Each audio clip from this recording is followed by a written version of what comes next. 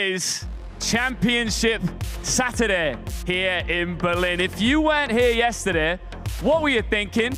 This is the biggest off-season Valorant event of the year, and yesterday was truly special. We had one quarterfinal, one semi-final, and it all comes to a head here today.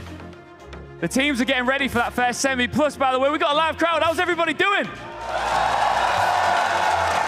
Wait, sorry, I just need to milk it a little bit. How's everybody doing? They're doing good. And our players are doing well too, because Red Bull Homeground 2024 will end by the end of today, and we will crown our 5th ever champion. 3 unbelievable teams have their chance to make a piece of history here today. Now this is our desk. We've got Pavlos kicking things off with us to start the show alongside Ash. These guys are brilliant. There's only one thing. Thank you very much. Let's get this party started.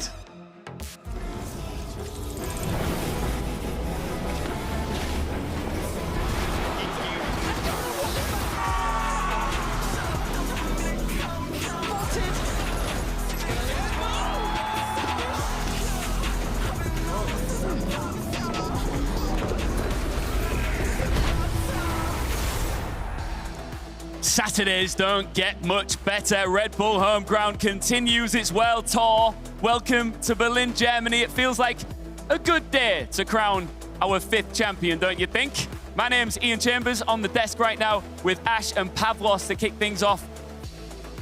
Valorant's biggest off-season event. I keep going on about it, but it just gets better and better, and it ends today. Ash, you feeling excited? I'm stoked. I mean, full international representational, regional-wise, in today's semifinal and final.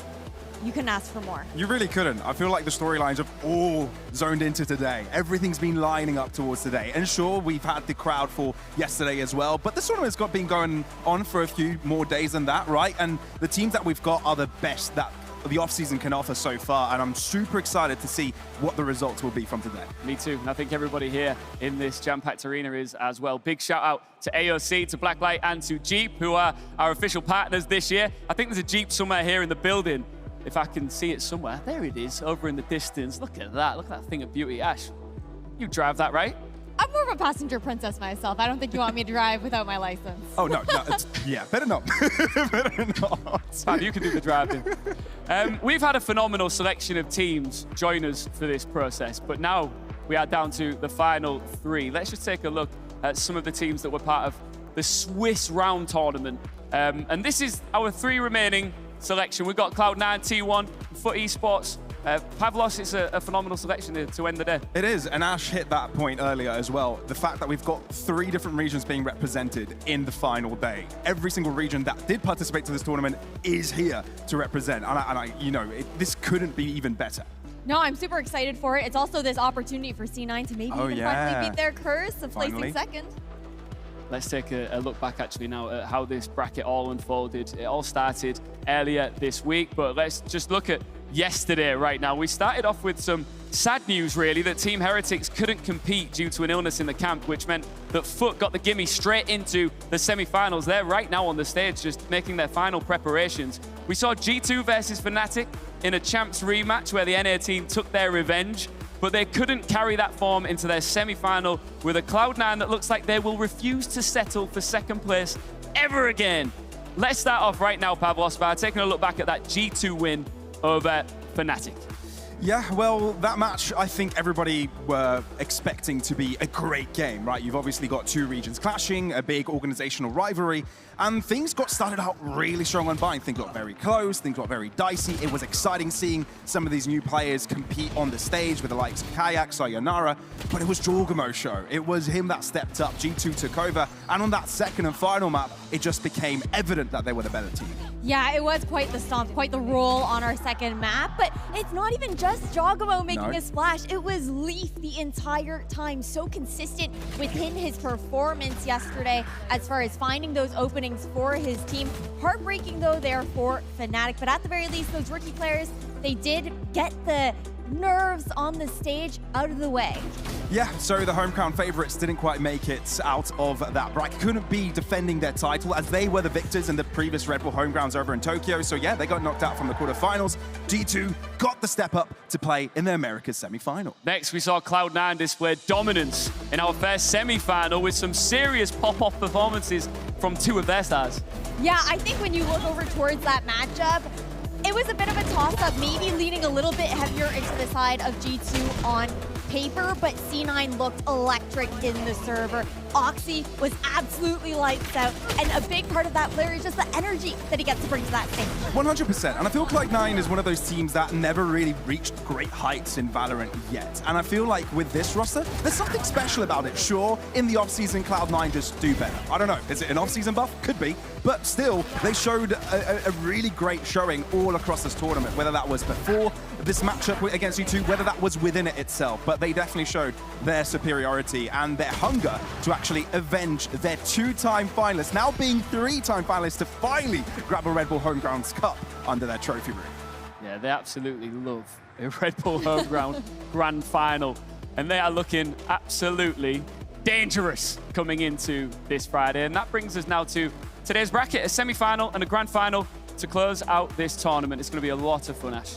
It definitely is. I'm really excited for this T1 versus Foot head-to-head, especially with Foot. They've got a new player coming into the fray, and for T1, I mean, roster mania, am I right? You are right. I mean, neither of these teams got to play in front of a crowd yet, right? So this is their first time doing it here at Red Bull Home Ground, and I'm super excited to see it, you know. Obviously, Foot is playing in front of a home crowd. They are the EMEA representatives, and I'm sure everybody is probably looking at them to represent them in the finals against Cloud9, against another EMEA versus American matchup. But obviously, the fact that T1 is in their way, looking in the form that they're currently looking in, this is not going to be an easy showing. Semi-final, grand final, champions crowned. But that's not all. We do have a little break in between as well. We've got a fun show match featuring creators and streamers, well-known faces. And Ash, they're always fun. A bit wild, a show match, right? Yeah, I think that's the big thing, is just the fun, the memes that you're going to see, maybe even the dynamics between these creators who are familiar with each other within that scene. I'm looking forward to seeing the chemistry that we're going to see on stage between them, and also introducing them to the English fans. Also, good news for you watching at home. Look, if you couldn't make it to the arena, don't worry. Twitch drops are active. All you got to do is just put in the old exclamation mark and drops. Have you got yours yet, guys? I actually haven't logged in, well, because I'm actually working this event, but I probably should go after this break to, get that on an account. Because I need those drops. They look pretty cool. Yeah, you do. Yeah, Get it sorted. Tell you what else is going to be really cool. Semi-final. Should we get into it? Let's do this. It's semi-final time. T1 versus Foot Esports.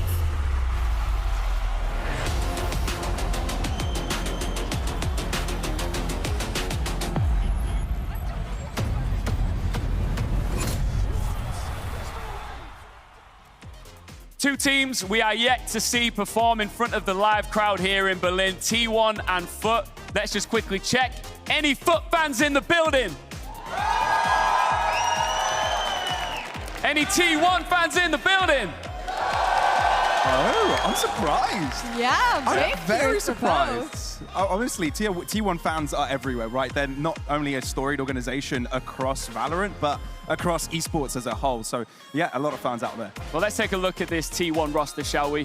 It is something to be analysed and excited about, of course, because undefeated, flew into the semi-finals, and they have Pavlos pulled off the heist of the century with these signings. I love the way you said that, because truly, they've come in and made a super team. Obviously, T1, like we said, a storied organization, they're looking to create a dynasty here, and they can only do that with the best of talent. And, you know, they brought players that have got international trophies under their belts with the likes of Meteor, and they've also got some pairings in there that have experience with themselves. This truly feels like it's a combination of brilliance. It definitely does. I'm really looking forward to seeing how they look to gel together. I think that you can argue that it is a little bit of a double-edged sword at times, but with the fact that it is, you know, Meteor and Sylvan being reunited from that 2022 roster, I believe, of Gen G, and then or 2023, my bad. And then you also have the fact that you've got that DRX core, that duo within Stacks and Buzz coming into the fray with Izu, who's been on T1, rounding everything out. I think they've just hit the sweet spot. Well, you never really truly know until, the proof is in the pudding, right, Pavlos? And I think you can argue there's always a bit of a risk when you put together a super team. We don't see it in esports. We see it in traditional sports. You put them all together, but can the egos mesh? There's a couple of players, like we've said, that have played together before, but there's risk sometimes that can come with the reward. Yeah, there really is. And that's the thing, right? When you put a roster like this together, where you've got a lot of strong voices across all the sides of the table, right? That's when things get a little bit tough because maybe decisions take a while to be taken, whether that's behind the scenes or in the game itself. Things get a little bit tough and you need to work through that early. And I feel like here in Red Bull Homegrounds, we'll get to witness whether they can, weather the storm. And I think so far from what they've shown, they truly seem to be in line with each other, which is the most exciting thing we could potentially witness from this roster. I think that that's the big thing, right? It's the fact that you do have those two dynamic duos that you get to fall back on, that it becomes a little bit less of a worry in that sense. All right, let's move on now to their opponents in FUT Esports. Another team that we haven't seen on the main stage. Even though we were supposed to yesterday, they made it through to the semis, through the play-ins originally, and then they were supposed to compete in a quarter-final, but they got a little bit of fortune on the way, didn't they?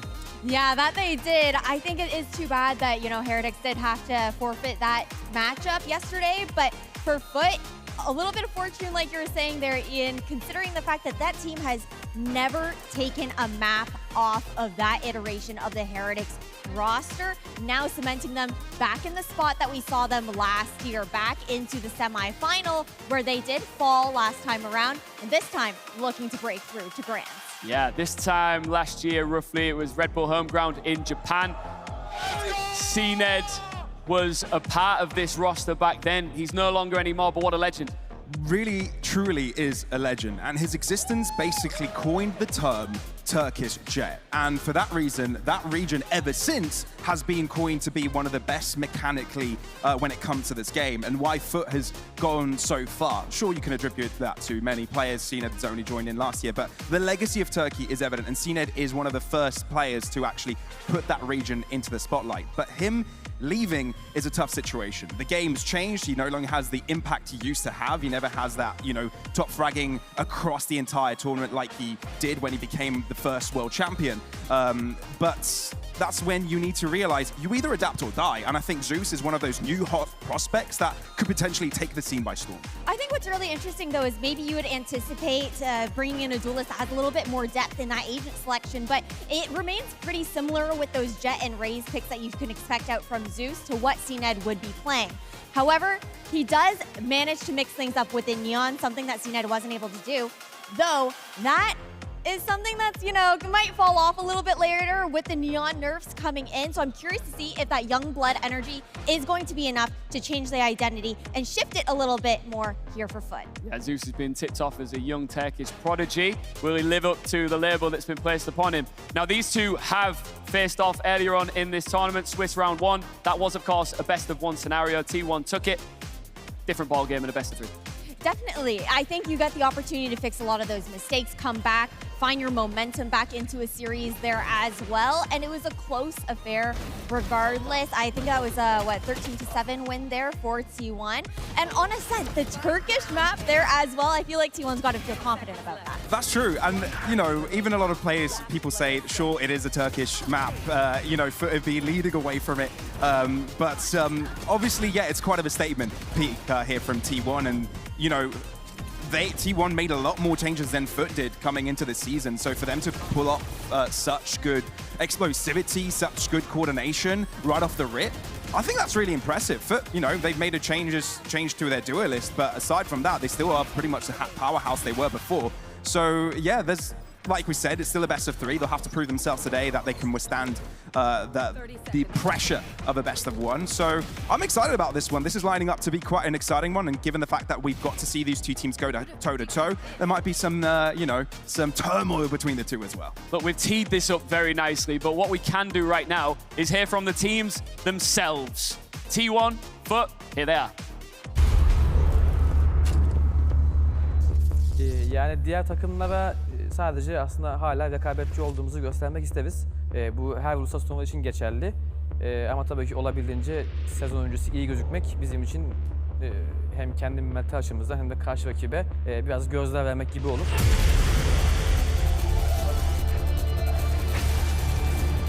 충분히 세계적인 팀들 상대로도 충분히 경쟁력이 있다고 생각하고 있고 저희도 자신감이 굉장히 있는 상태여가지고 이번 레드불 홈그라운드를 기회로 저희가 조금 더 성장을 더 할 수 있는 발판이라 생각하고 있고. I guess expect everything from us because everyone is a star in this team. Sometimes we can be like a lot of aggressive, but sometimes we can be more passive. We don't even know, so it's just every time changing. 그래서 이제 저희들은 뭐 누가 뭐라고 하든 저희들만의 게임을 할 것이고 그리고 이제 증명만 해야죠.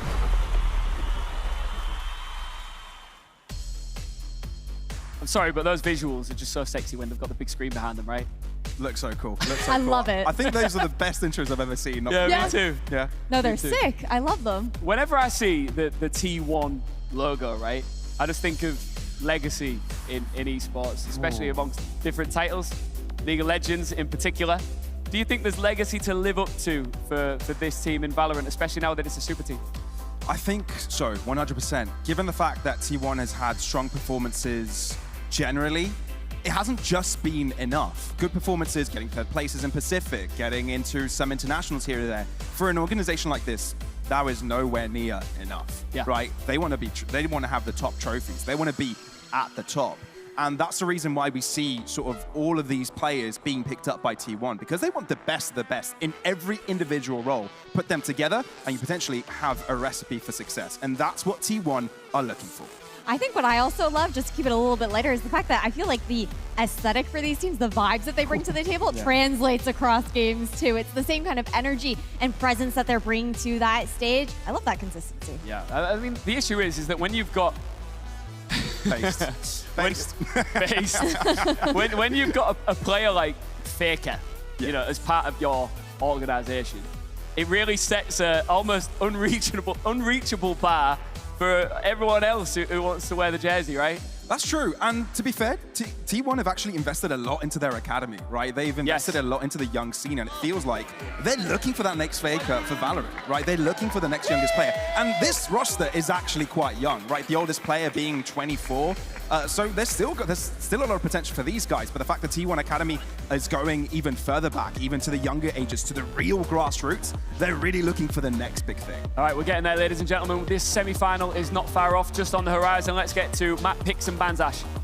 Okay, I'm really excited about this because for this first map with Bind, I wasn't expecting Foot to actually pick into this map. All things considered, when you look at that T1 comp that they've been running, they've been pulling out that Vice. Teams have been struggling to play against it. I'm a little bit surprised. I mean, look, maybe Foot have been able to look through the VODs, find an exploitation. Maybe that's what they're going for, really. And, you know, with Vice being brought in, that's super, super exciting. Pearl, we'll get to see Pearl no matter what. Ash, I'm sure you're pretty happy about that, given that's a second map and not a third one. And we'll be going to it either way. T1 will be walking into that one. Obviously, they've had more experience during this offseason. They've showed more, right? Sure, Foot have gotten, you know, had to go through the play-ins as well, so they had a lot to be shown. But Ascent is the final map where these two teams have already played on. So that's the rematch potential. And yeah, it's hard to say where that one will go, given it was so close. I mean, it would be poetic, right, to get all the way to that third map. But I am excited to see how this is going to turn out. You made a good point about the fact that for the side of T1, they have shown their hand on nearly every single map in the pool thus far, aside from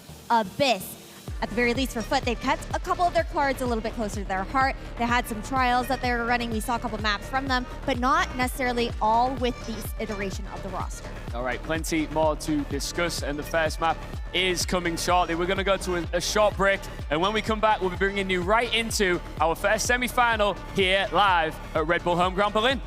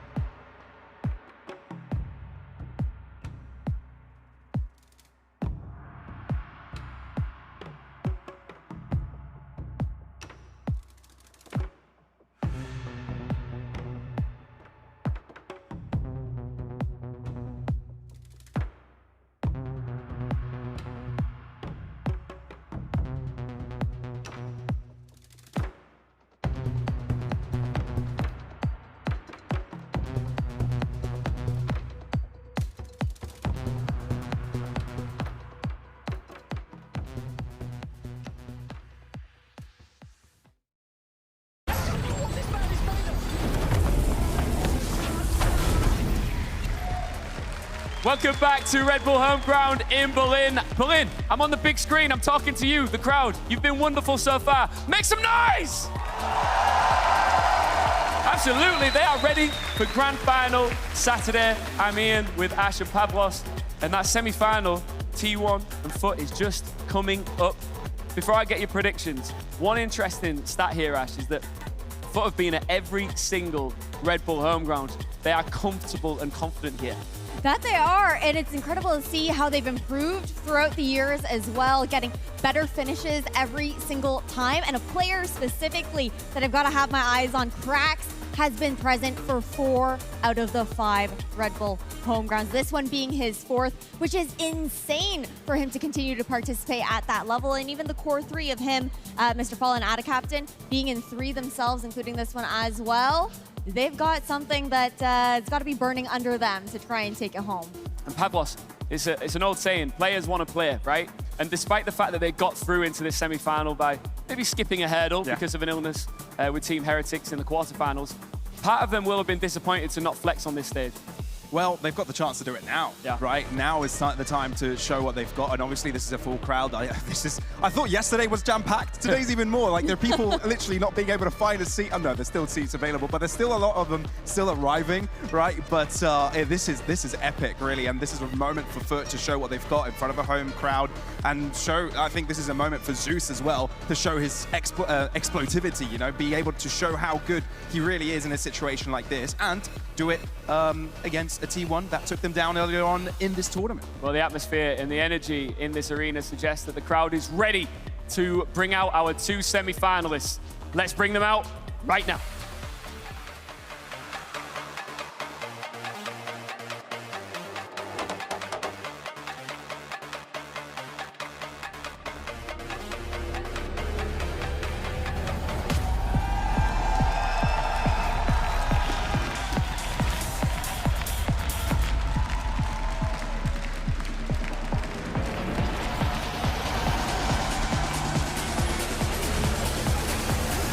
T1.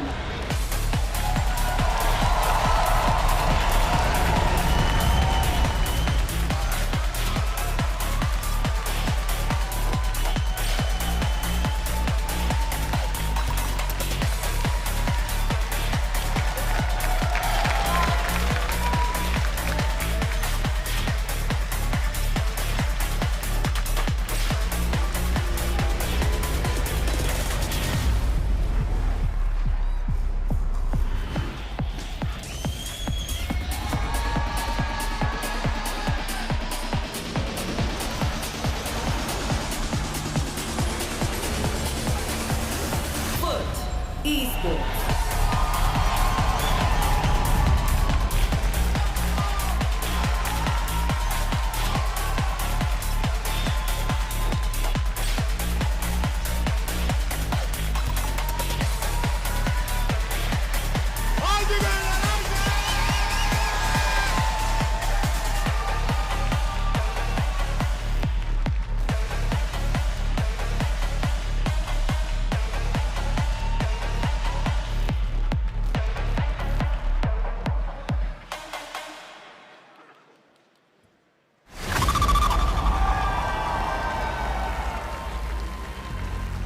The octopus is back, guys. It really is. I mean, we love to see it. It's always, you know, teams have got their own little mascots. They've got their own little plushies that give them, you know, those good luck charms. I think the octopus is probably my favorite, to be fair. It's so cute. And yeah, maybe it will be the saving grace for Foot today. Oh, I love how happy they are. They're so excited. They're pumped. Yeah. Why is the octopus so cold? He's got a beanie hat on. It's chilly right now in Berlin. Give him a break. It is. It's true. Not in its natural climate. But look, the huddle didn't last long for Foot. They are just ready, itching and waiting to get into the server. T1 taking a little bit longer here, Ash, to just have their final words before they get going. I don't think it's too much of a surprise when you look at the juxtaposition between these two teams, the energy that Foot brings to the table, and the cold, calm precision of T1. Yeah, but we saw in those little video packages before the teams made that epic walkout. By the way, these walkouts are class. The fist bump gives me chills every single time, but it was T1 that were moonwalking in their video. Right? They look pretty slick to me. Those dance moves, man, and as well with the portal behind and everything, it is so epic to have everyone here again at Rebel Homegrounds. This is getting exciting. But yeah, like we said, it was quite surprising to have so many T1 fans out there, but this is a storied org. And yeah, there are fans out here to represent both sides, which I'm all here for. Yeah. Yeah, I'm super excited for that. Just hearing the crowd cheer, and then even the fact that, you know, you look towards Foot, the yelling that's going to occur on this stage. I'm curious to see if T1 will look to match. The thing is, that's what makes a LAN, right? That's really what I come for. I want the trash talk. Obviously, the glitz, the glamour of the game, and all the wonder plays that we see, but I want to see some beef, bro. You know what? CNED was always someone that just shouts when something good happens, right? Yeah. Will completely get out of his seat and just shout towards his opponents and maybe towards the crowd as well. He's not here anymore, right? So I wonder who will be doing that here for Yeah, I do love the trash talk, but I feel like when you look towards Foot, it's less going to be about talking and more just a warrior cry coming out from Yedajay. I cannot wait to see it again. He always hyped up the arena for VCT EMEA. Let's see him do it for an international crowd. Yeah, I mean, that is what the fans love, isn't it? There's one thing, you communicating your energy to the fans, but when it's reciprocated and you're a player standing up and giving it back to them, that's how you get them truly on your side. And in environments like this, that can be a deciding factor when you've got the energy of the crowd behind you. Absolutely. The momentum is everything in a game like Valorant. It really is. I mean, you start getting rounds one after the other, the blood is boiling, the adrenaline is running. That's when things get most exciting, and we will be beginning this series on Bind. And I think this is going to be a really exciting one, right? Some really interesting compositions. Yeah, I'm looking forward to seeing how Foot look to deal with that Vice composition coming out from T1 that we are expecting to see again. I don't think that there should be any changes in the agent selection here for either side. Well, we're waiting just to see how those compositions do stack up. And that gives me... Oh, I was about to get predictions, guys. Do we have to do it now? I was about to push Ash for a prediction. I'm kidding. Agent select. Skip predictions. Skip them. Okay, so at least on the side of Foot, I know that we're seeing that there are some changes, but it actually realistically isn't, despite those little highlights. It is going to be the same thing across the board for both of these teams. I'm really curious to see how T1 is going to work with that Vice comp. I didn't really manage to catch any of those matches previously when they were bringing that out.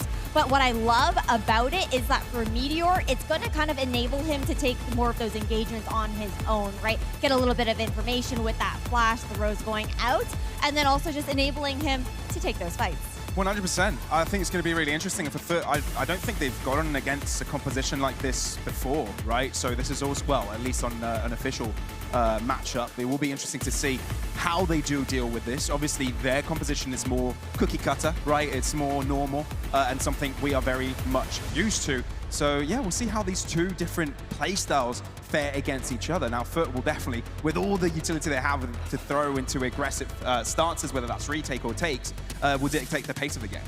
Oh, it definitely will. I think that's what I'm most excited about too, is that we're going to see a clash of two very distinct playstyles between the side of T1 and then the Turkish explosivity of Foot there as well. Meanwhile, for at least the APAC scene, they're very well known for that high gear play, right? That chaos that they can cause in the server.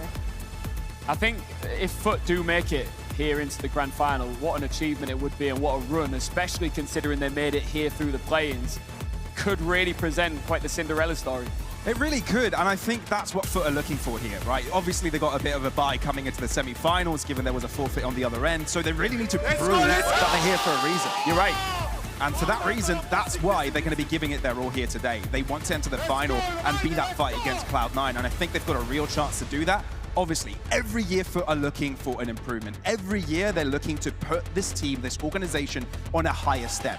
I'd say so far they've achieved that. They were the first Turkish team to reach the heights it did, a full Turkish roster rather. And I think with this new addition of Zeus, the freshness he provides, this is a step in the right direction that if it begins from today, it lines them up perfectly for the next year. Also it with really Foot. Does. Sorry, continue.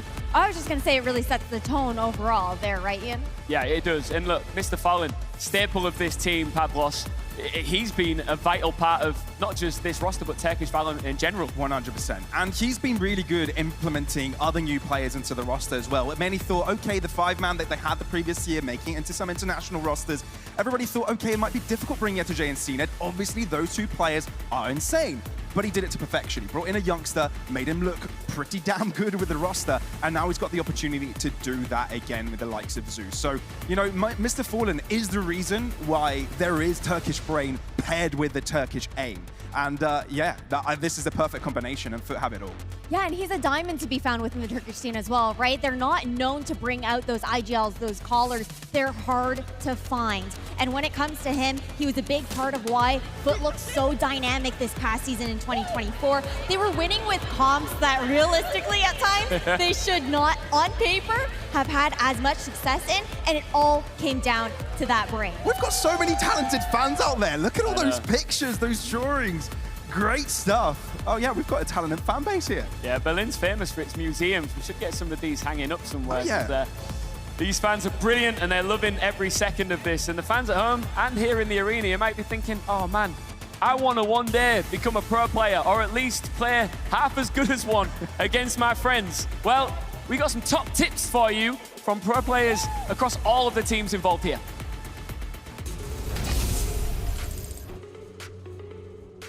Well, you guys are the newbies in here, so what inspired you? Playing 15 hours a day. You gotta Play live right. for the grind. And never change your settings. That's the most important one. I would say just play the game a lot. This is how you can improve the most. Just play a lot. Grind the game and watch G2 Gozen. Spam Q a lot, but play a lot of deathmatch. Like, try to win all of your deathmatches, or like just use different guns too, Guardians, Deagle, stuff like that. Just try to be insane, then play competitive, a lot of competitive. Aim at the head, click mouse one. Okay, if you want to rank up, insta-lock Neon. Insta-lock Neon and play deathmatch. Try to take it seriously. Play consciously.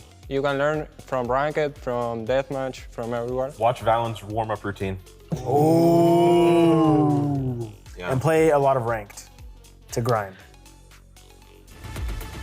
Yeah, the key takeaway is just grind. Make sure you're in ranked and you are grinding. We just, before getting into this, we were chatting about Foot. Let's just shine another spotlight on T1. We highlighted it earlier on, but this superstar studded roster, players from all over the place, but there's a lot of heat and pressure on them to really perform as a together unit. Yeah, I think there is, and my eyes do have to be drawn over towards Stax and Buzz here as well, like specifically, especially they're the two returning players to Red Bull home ground on the side of T1, the only two who have been present for this event historically. Yeah. And it's going to be really interesting to see how the calling, I think, comes together with this entire team coming out from Stax there. And even the fact that I believe that with Pearl coming in later, we even get to see Izu back on to the duelist role, playing that secondary role as that Yoru, back on what he used to play previously. I'm looking forward to it. There's a lot of flexibility there, not only in the server when it comes to roles and a lot of things that could be played out, but also out of it. Sure, you've got two different eras of Korean Valorant. You've got, of course, Meteor being a world champion in Shanghai, but you've also got the longest Korean, it's not quite a dynasty, but being at the top of play for the longest time with the RX, Buzz and Stax, and Vision Strikers, I'd add, right? So this is a lot of finding the strengths of what Korean can provide. This is literally the best of the best from every single corner of Korean Valorant. And yeah, like we said, flexibility in-game, but out of game as well. Well, the time is now. Who will book that grand final spot? Berlin, will it be T1? Or will it be Foot Esports?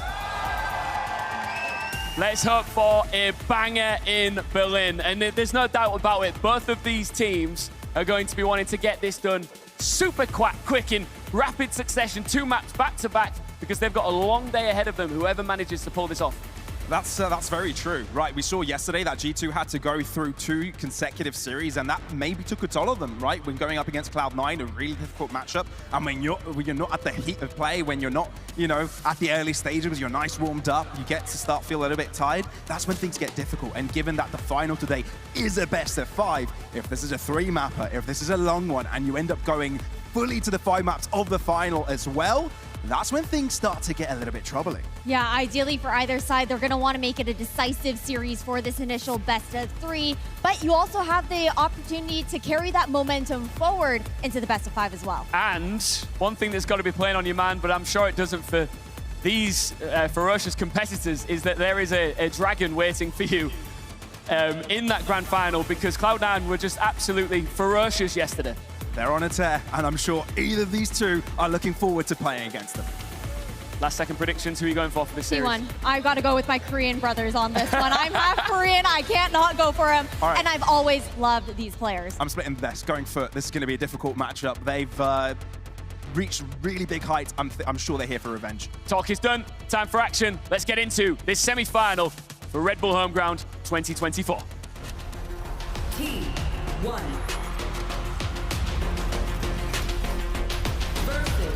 Foot Esports.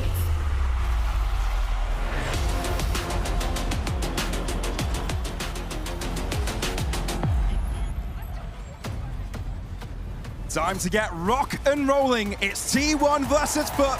Berlin, make some noise! Excitement already energizing the crowd right now as we get started with this pistol round. Foot on the attacking side here, already creeped up. Alongside that, Viper's toxic screen towards U-Haul. And look at this positioning for Yedajay. Oh, it's brilliant. Meteor only good for the 1 in the first exchange as Foot got themselves the better end of that bargain. Izu, though, holding on, disallowing the plant. Saw Cracks might have the answer here, but being in showers is quite difficult. Yeah, split up from Sylvan at that, who's wrapping over towards short. Just needs to survive, maybe get a pick if possible. It's not going to be the case this time around. A 1v3 here for T1. I love that he was patient early, but it's Sylvan's turn to show how it's done. The Korean way, Sylvan, that's already a double. Can he make it into a triple and the clutch against Mr. Fallen? The captain of Foot. Smoke out, giving him some space, but the stun has provided Mr. Fallen with an extra escape, and off angle perhaps. Sylvan looking for the early shot. Oh! That got close. Things are getting spicy from round number 1. Too close for comfort there on the side of Foot. T1 nearly stealing the first round away, but a pistol in pocket here for the Turkish team. That's a great start. Foot able to recover this one, not too shabby. We'll be getting some extra firepower in this early.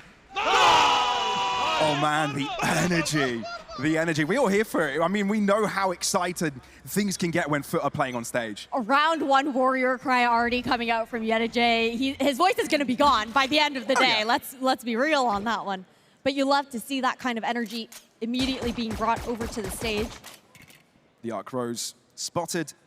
So that won't pay any impact so far early. Nice little pickup from Ada Captain, making things a little bit simpler as you walk into this one. Yeah, simple stuff. Part of the 3-man core that has kept Foot at the top of play. That's the thing. So you lack a little bit of information with this composition on the side of T1 as well, with Meteor going down early on.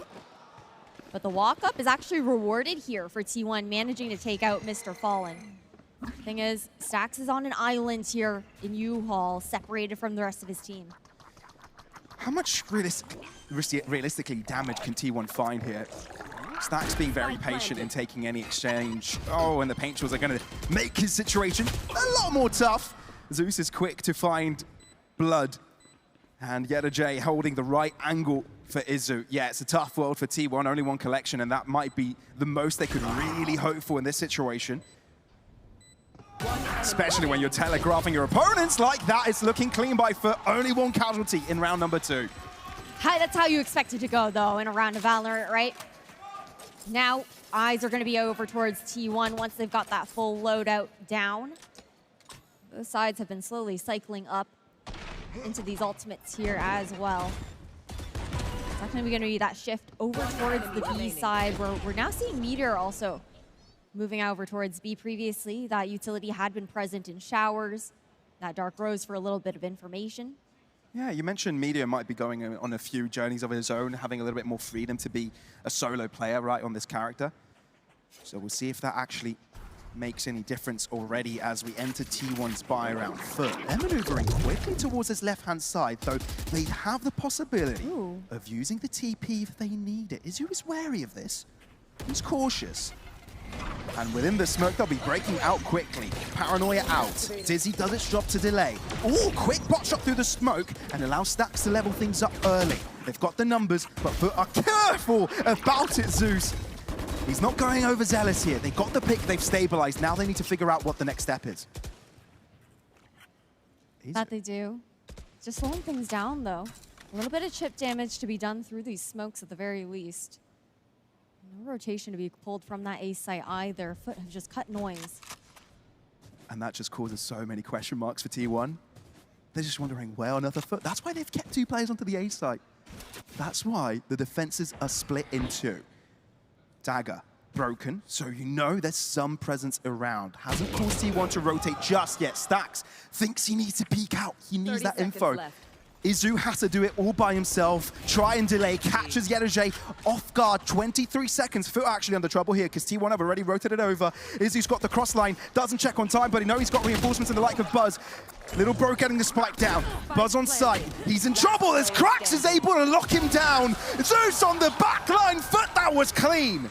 A massive third round to garner here for the side of Foot. An early lead, stealing away with their bonus. It's difficult. They played it well. That pause outside of B, forcing T1 to do a little bit more searching for some of that information with how quiet it's been on both sides of the map. Now, gotta look towards how T1 are gonna look to adapt here. I think some of their setups are kind of involved with some of those trap plays alongside that Vice utility. The Foot, they're dealing with it really well so far. Yeah, getting things started off confidently like this for Foot is major. I'm sure they'll want to continue things. A little walk, a little excursion by Izu. As he finds himself some information, but left with 5 HP, he's basically bleeding all over the place. Not a simple world.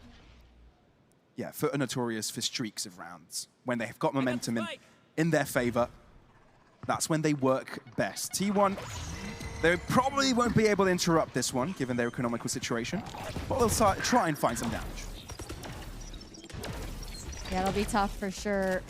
Izu just down to 5 HP here as well. But the plant denied so far at the very least, thanks to that incendiary coming out from Sylvan. Launching thorns. And again, Foot, they're not afraid to take that pause on site, keep the space that they have so far, force T1 to use a little bit more of that utility, drawing it out. Yeah, it's important. The Razor Vine is no longer there. That could have caused a lot of pressure with the spike going down. Foot are patient. I love this methodical play. It's so cautious, but you don't want to be over-cautious. That's when trouble starts to seek in, but Foot are ready for every single exchange. Haven't dropped a beat, but I do see that Amitia appears out of nowhere. Truly, there's not much you can do, especially with a spike down. Foot very much respect it and have control of everywhere they need to have control of. That they do. Now it's just about seeing if they can maybe get an exit frag or 2. One enemy remaining. Not going to be the case, and for Izu. Oh, it's clean.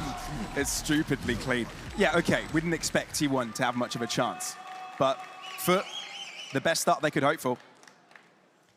That's the thing. They're starting out really strong right now, and an uncharacteristic slow start here for these T1 players. The adjustments are difficult. I think typically when you see that solo controller, solo sentinel composition here on Bind, you're granted a Senti that's going to give you a little bit more information. Most typically that Cypher is what we usually see being played. But instead, they've got to go for a little bit more of that map control, that ebb and flow. And Foot take advantage of that, knowing that if they cut noise, they don't give that information over. But it's a set play here towards A. Yeah, it's a double ultimate set play. Buzz has got himself a higher angle, but the Steel Garden has actually dropped through. Buzz dropping by. It is Buzz to double up somehow within the exit of lockdown. It's Foot to end up being on top. T1 rather, getting most of the exchanges, but Krax isn't giving up just yet. Krax! That's a triple, but Meteor is able to put a stop to his domain still. Rotation over from Krax towards the B site, but Izu is hiding there. And he is waiting. T1 eventually have a say on their defense. Finally on the board, but it was a different look in that round, and I think that was a big difference maker here for T1. They weren't forced that slow bleed of utility being drawn out by Foot's quiet presence, that contact style, when they were looking to cut that noise. Instead, it was an explosive start, and it gave T1 that opportunity to thrive a little bit more in the chaos. 100%. Look, Foot are also good on the chaos, but up until this point, they played their own style of being controlled, playing it safe. And T1 were ready for that. You're right. So what's the next step for Foot? How do you make sure that T1 don't get too much of a grasp of this game? I think they're going back to a similar look of how they've played previously. A bit more of a split default leaning towards A this time around, but overall just trying to draw out as much of that util as possible from T1. Again, the walk back up towards short here. Sylvan, off angle, not quite quick to the trigger like Mr. Fallen is. Smoke allowing some space to be used. Rolling Thunder will allow the cross through, but Buzz mid-air catches Zeus off the skies, clips his wings. And down to 4 versus 4, but need to be cautious, Buzz. He's doing so much. There's 2 right after him, but there's a crossfire set up. They need to be quick about this. But Buzz comes alive! Electric here for Buzz on the side of T1, earning that second round on the board. They're coming back into this first map. It was just great micro play all around that utility. Perfect coming out from the Rays. For Foot, it's been an expensive last 2 rounds. A couple ultimates having been expended. The Rolling Thunder from them in that last one. And for T1, I mean, you look at the ults that they've got, they're quite comfortable right now. Yeah, the fact that they got the past 2 rounds without having to expend too much of themselves. Yeah. This is awesome for T1 right now. They can ride the wave, and that's the confidence builder as well, getting those motor kills, getting 2 rounds back-to-back, now in front of the crowd, having them cheer for them. They're starting to warm into things. And we're bound to have a banger of a series. Now, Foot have turned their attention to the center of the map. A little bit closer towards this B site, but that's where also Vice is hiding. You've also got Yedajay still on that lurk position towards A, though, right? The thing is, with the T1 defense, we've seen a very consistent anchor on either site, knowing that there is a weakness if they do look to over-rotate because they don't have that same kind of information, passive utility. But Foot are clear about this. Here's Zeus, able to rock through. Still Meteor hiding within his own safety of the B box. Not too much issue at all in combination with the stun. And Foot are lost. What do they even do with this? They're going to have to run towards this A site. They're able to obscure some of their movement, but they've lost most of their players. T1 have every single one of them alive. Yeah, but look at where Buzz is positioned here as well. Full control of that attacker side spawn. Yedajay is actually pushed towards spawn, but T1 are ready for it. Look how smart they are, bunching all together. Yedajay gets away with one. Huh? Buying a little bit of time, trying to re-clear. You've got that Thrash coming in as well. Thrash is really important here, but it is caught off by Yedajay. Mr. Fallen not accounting for Buzz on that angle. Super crucial in that moment. Yedajay won't be the protege this time around.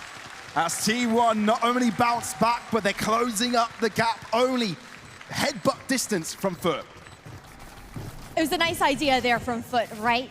Things go awry on that B site. You have Yedajay positioned for the lurk up towards A short, and the rotation comes through. But Buzz had perfect positioning there, having that showers control. And then you've got the rest of the cavalry coming back in from CT. They're not afraid to invest that Thrash either, because they know that it's important for them to get these swing rounds. It's the difference maker between putting Foot on this back foot where if they lose this round, their economy isn't looking the greatest. They'll be pushed on to some sort of half-buy eco situation. So in a swing round, possibly. Foot spread around this time. Looking to find an opening. T1 solid. No one's breathing heavy. simple stuff. You can see T1 have switched up positions so many times. They've had different setups. Foot, isn't it really hard for them to read and get a gauge on what this setup looks like? Buzz with the off angle reads a situation like a boss. And now Foot already on the back foot as they try to make their way onto the B site. Fault line is ready, but you need to account for that lower angle. It's going to be a tough one, but Krax throws in the thrash. Can it find anything? Zeus finds the opener, and he's got himself onto site. Double ups before he gets shut down, but it also reveals Izu's position. He doubles up himself and down to a 2v2 as a spike goes down. Initiated here as well, and then you've got that Vice ultimate coming out, denying that ability to use those primary weapons. It's going to call for the rotation here. Captain manages to get out. Mr. Fallen just buying him a little bit of time. It's huge to react with a Shrouded Step there. 30 seconds left. But you're also entering a site where Vice has got all of her utility. And Buzz is already here. 23 seconds. Foot. How do you even deal with this? T1 having chosen to split up in this 2v2 situation. And Buzz holding lamps is the perfect hold. One enemy And he will be in the right position as well. Mr. Fallen now left on the 1v1. 7 seconds to recover the spike and get it down on the ground, but he won't be able to do that on time. Won't even get away with a final kill. Full equilibrium secured by T1. Perfectly played. A great call as well for Meteor to use the Dark Rose in that situation, guaranteeing that pick down on Captain. I thought that there was a world at first that Foot were actually going to double back to be used, that from the shadows to actually TP back over. There's just a mistake to be made. And T1, they've been so dynamic with their defensive setups. Meteor has been shifting from that B site to that A site. We saw a little bit of like almost like a microwave setup there over towards A short, keeping Foot guessing. 100%. Always on the move. And Foot could do nothing about it. And like we said, the previous round was a swing round. And this has possibly put T1 in the lead, in the advantage seat. With hands on the wheel. Foot struggling for control. Zeus spotted early. And again, we talked about how big the shoes Zeus has to fill here. CNED, potentially the most famous Valorant player to come out from Turkey. Right there. And the only crowned one as well. That's not true, actually. Alpha, yeah, is in that. But the first to be crowned. Meteor. Look, this is a strong setup from T1. They've got the clear read. Somehow they're always in the know. And the wall drops up, and Foot are like, yeah, better get out of here. This is not looking safe. Yeah, but the thing is, sure, they shift back over towards that A site. From the shadows here from Captain to clear up towards Heaven here as well, but he's only got a Stinger to play with. It's going to be difficult to contest those long angles. My eyes have to be on Buzz here towards Showers. Left. He's holding the perfect angle. Captain, surely the position must be read here by Stax. Close angle could do a lot for this thing. He needs to find the optimal moment to push through, but Stax holds his line. That's unlike Buzz here to miss a shot, but he's got the showstopper as the guarantee. 14 seconds, and surely Mr. Fallen can't really do anything here in this position. At least he takes a few players down with him and upgrades to a Phantom. Likely to be saving that, maybe wants to cause more trouble, but T1 aren't taking the fights here. Know that they've secured the round and want to guarantee the rifles into the next. That's the thing. Decent damage done at the very least, but this was a 4-0 start here from Foot. Now it's 5 rounds in a row that T1 have managed to put under their belt. A huge shift. And that's going to call for a Foot timeout. 100%. And I think we talked about how important it is for Foot to have momentum, right? The fact that they're so energetic on stage. Could that also be a double-edged sword here? Because when you don't have that energy, when you start to have doubts in your mind, that's where maybe you start to underperform. And I think that's where I have to draw my eyes over towards Yedajay. I feel like that's a conversation that we've had previously on the post plant with the Foot squad. You know, the fact that this young blood is able to kind of inject that energy back into the team when they need it the most. But is he going to be able to step up today and do that for them? It's a lot of pressure on the line for sure, but for T1, I mean, this is also a chance for them to continue to chat. 100%. And both of these teams have their eyes on that grand final. And I think a parallel between the two teams is the fact that they've been strong within their regions, but they've gone uncrowned. They've never been the show. They've never been the highlight. They've always been amidst the conversation, but never been the team of their region. And I think that's what they're really looking for here, and a way to win Red Bull home grounds. The 5th iteration of this tournament is a way to start putting their names at the top. Yeah, looking to set the tone, finding an identity with a little bit more glory into the 2025 season as we start back into this next round here. Okay, I think that shows intent for Buzz. Oh yeah. Never to back down from a fight. Timing. Oh, I knew he was gonna go for the shot there, but it was a question of if it would land or not. There's always a world that a shot connects, always. Still a very loud presence here from Foot. You can see the intentful rotations being called from T1. Huh. And that's going to draw everyone from T1. No one holding out the A site. Sure, Meteor's nearby, but you can tell T1 no. This is mad. Sure, Spike is close to the TP zone. But it's hard to say that Foot have any intent of rotating away. They want to make the site their own, especially when the showstopper is available by Zeus, looking for a shot underneath the balcony, but won't be finding anyone. Sylvan hiding in his usual spot and won't be figured out. A pixel play by Sylvan to be explosive, but Yenajay is bringing his team right back into it. Swing in the nick of time. He's got the quadrant. This could be the full-on ace. Buzz walking through, looking to interrupt the plan. Cannot do it. Fighting damage. Yenajay with the penta. An ace on the board here for Foot to get their 5th round.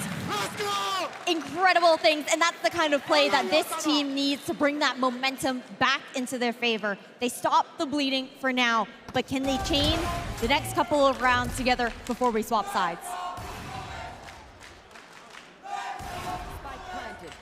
It just shows the timeout did its job. Oh yeah. It's put Foot in the right mentality to take this on. 1 round remaining on the half, well 2 rather. But the energy is back, and that's the important part. Still a close affair there as well, right? How that round was playing out, but we've got to continue to look forward. Faking a little bit of presence over towards Showers, actually pushes Buzz to hold a little bit of a shallower line closer towards site. But with the ability to stall over towards A short, they actually have that rotation with 3 players now over at B. Top flash out, going for the swing. T1 looking to make a play. No. It is traded by Ada Captain, even though he's completely blind. Yenajay, though, gets out quickly. Zeus is now the one that has to step up for the team. The new addition. Looking to bring the storm, but he won't be able to do that this time around. And it's a 2v2 featuring the old guard of Foot. Meteor and Buzz. Can they take this on together? Meteor with the open, and he's got his teammate right behind him, having his back. But he doesn't really need him. It's a one-man show, and it's Meteor's day. And it's a big question of how on earth did Gen.G let this guy go. But looking great, slotting in here alongside T1. Sure, Foot were able to put a little bit of a band-aid on the rounds that T1 were chaining together there, but unable to continue forward. Still not over. Still something to invest into this round, but not much, right? It's shaky, that buy, to say the least. A couple of players without a rifle. And, yeah. Okay, 2-1. They're getting back into things. You love to hear from the players a little bit. Thing is with Foot, the Sheriff's in the hands of Krax and Yenajay. You still can't necessarily count them out. The operator back into the hands of Buzz here as well. A nice stun to push him off the angle. Zeus first start. Oh my God, Zeus is doing it by himself. I think he's online. Someone said to Zeus, Zeus, go kill! And he's hitting everyone with thunder stacks on the back end. Will be able to convert it right back in his own favor. Together with a fragment and his lead of his gun. He's doing quite a lot, so T1 are able to stabilize the Endeavor. Not only that, put themselves on top, so Mr. Fallen is asked to do it by himself. We've seen him in clutch situations before. If there's a player that you want in a 1v2, you want the brilliance of the IGL. But when the Thrash is running right after you, there's not so much you can do. It will clear out the entirety of Lamps and will clear out some of the positioning as well. I think spotted. He is safe from that info. But Does by it the reach? process of elimination, he There's could no be way. in this spot. The Dizzy misses. Or put a strike towards short. Oh my, what? He's escaped everything apart from the bullets of Sylvan. Just so aware there for Sylvan, and a big part of that round was even Stax managing to get 3 over towards U-Haul, giving them a chance to break back into this round. And T1, they started down 0-4. They go into this next half 7-5. Yeah, crazy stuff. And I don't know how they can feel about this. Obviously, they had a little bit of a timeout earlier, which gave them some rejuvenation back into things. But the fact that they're able to convert those mid-rounds, right, lose a couple of players, and then come out with moments of brilliance, whether that's strategical, whether that's individual, they've got it all. T1 know of this, and this has put Foot under a lot of pressure. Oh, it definitely has.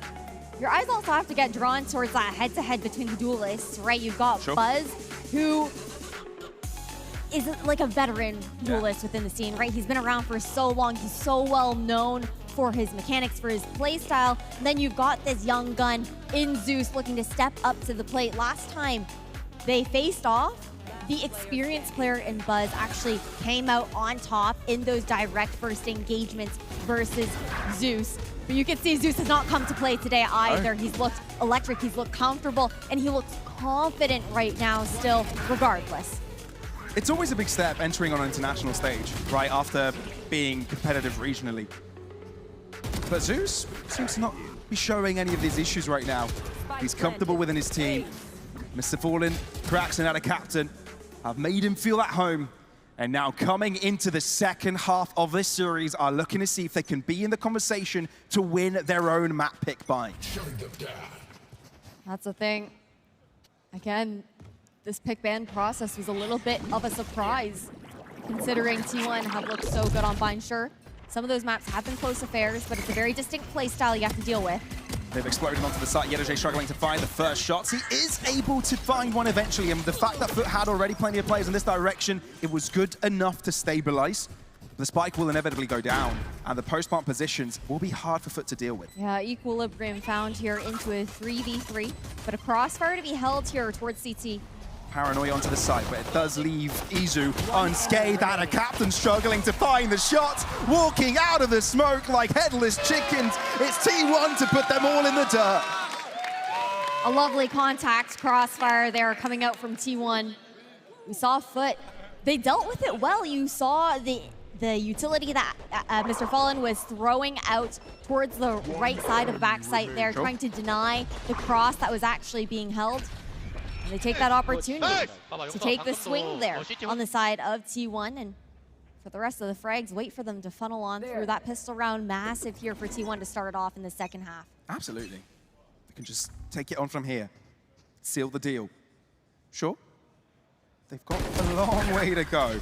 But if you're able to come up against 4 different players, get one and get away with your life, that is damn impressive, no matter what guns they are holding. Yeah, Foot just say, let's get this round over with. Let's get it done and dusted with. They know they're not favorites, and just try and do as much damage as possible. But to safely say, that's not a lot. No, you like the idea of the death ball approach, though. Sure. Mr. Fallen, he does manage to connect that fault line with, I believe it was 2 players actually towards B Long. But overall, now this is where things get a little bit more interesting. It's quite a strong bonus on the side of T1 to head into this next round, making it very doable to convert. You also have Izu very quickly cycling into that Thrash, which is something that you love to see coming out from a Gecko player, trying to get that ultimate online as frequently as possible, whether it's with those plants, but he's also just been firing super well. He really has. It's good to pay attention to that. But for T1 for now, it's about being able to staple the lead. Foot need to break through. This is such a must-win round. You have no idea how important it is for them in this series. Zeus starts it off swell. First early pick, but they need to read what T1 are going for, and their stack towards this B site looks dangerous. Now with the paint trolls coming through, Buzz will be the first one to enter. Yedoje to deal with him, but no, he tries to hide within the smoke, but can't find much cover there. Cracks though will take the fight, albeit having Mr. Fallen next to him. They can't really find any exchanges here, and the delivery onto 2 is not even possible. T1 with the upper hand. It's such a nice shift. The way that they were looking to be high octane and explosive on that execution. An immediate Thrash to go out to find the information in CT. Oh, a little bait and switch to secure that detain. That is so sneaky. That microplay is buying so much time.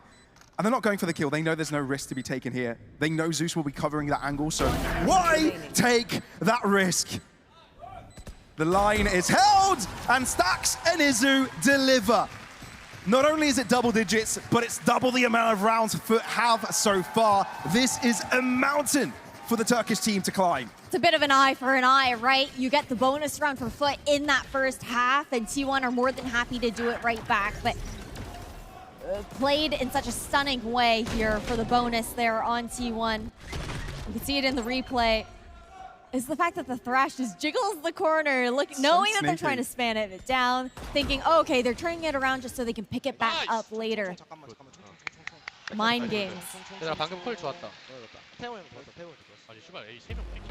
Safe to say that T1 is in Foot's head. If Foot had one head, I guess. Mr. Fallen's head, perhaps. But yeah, you've got to be cautious in a moment like this. You've got to be able to maintain your composure. Sure, it is a best of 3, and it is your own map pick. But you can't, you know, look at this and say, sure, if we lose Vine, this is it. You've got to look at this at a round-to-round basis. Likely T1 will end up on 11 here. We know that economically, Foot won't be doing too well. But like they were able to gain a streak of rounds at the start of their own half previously, they are very much capable of doing that again. But T1 right now are toying with them, and they're loving the crowd experience. Yeah, they are. You got a little thumbs up coming out here as well. The hand warmers, ensuring that those hands don't get chilly up on stage while we wait through. Have you ever used a hand warmer? I have used a hand warmer. Yeah? I've never actually used one. I've gone to so many events. They've been around. I've never actually tried to see what that's all about. That's fair. You also live somewhere very warm That's and toasty, and I live in Canada. That is very true. Cyprus and Canada have a very big difference of temperature. But yes, it seems to be one connection issue going on, so the admin team and on stage is trying to figure this one out quickly. It's one of those things that, you know, you hope that gets solved soon enough. But yeah, everyone's on the case. The spirits are high for T1, the smiles. That's what we were looking at when they were entering the stage, right? Surefoot had a lot of explosivity. They were there shouting early on. And when T1 entered the stage, they were a little bit calm, composed. But in the huddle, we heard some oomph, right? We heard some more screams. And I think they've been able to carry that energy into their game. It's just a very different vibe, right? It's just even culturally a very different vibe there as well. I'm going to be very curious to see how this continues forward. We've seen some of the yelling head inside of Foot. I want to see a little bit more. I want to see them getting a little bit more amped up, trying to shift that momentum back into their favor, because right now, when you look at the last, like, I don't even, 10 rounds? Sure. Nearly? That's nearly been all T1 aside from one coming out from Foot, right? And that's a lot of momentum here, and that's a huge factor in Valorant. Once you get that going, it's hard to slow that roll down.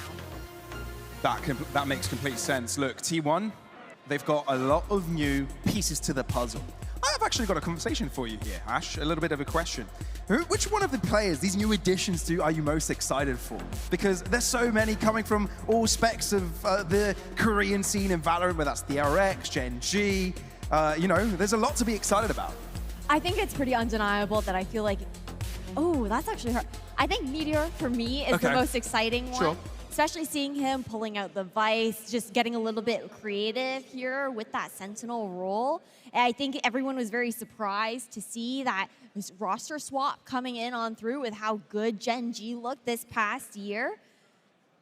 But at the same time, I don't know, I love my DRX boys. Like, I've been a DRX fan, Vision Strikers from the very start. Buzz and Stax definitely also have my heart. You've got to love the entirety of T1, but you've got to love that we're back into the game, everybody, as we get things going. And T1 don't slow down. A double kill off the rip. That's for trying to play catch-up. Yeah, that's the thing. You would think, okay, maybe there's a world where it slows their roll a little bit, you know, shifts that momentum away, gets them a little bit cold, but it's not going to be the case here for T1, at least not in this round. Oh, nice timing here. Ooh, but the utility reply from T1 is superb.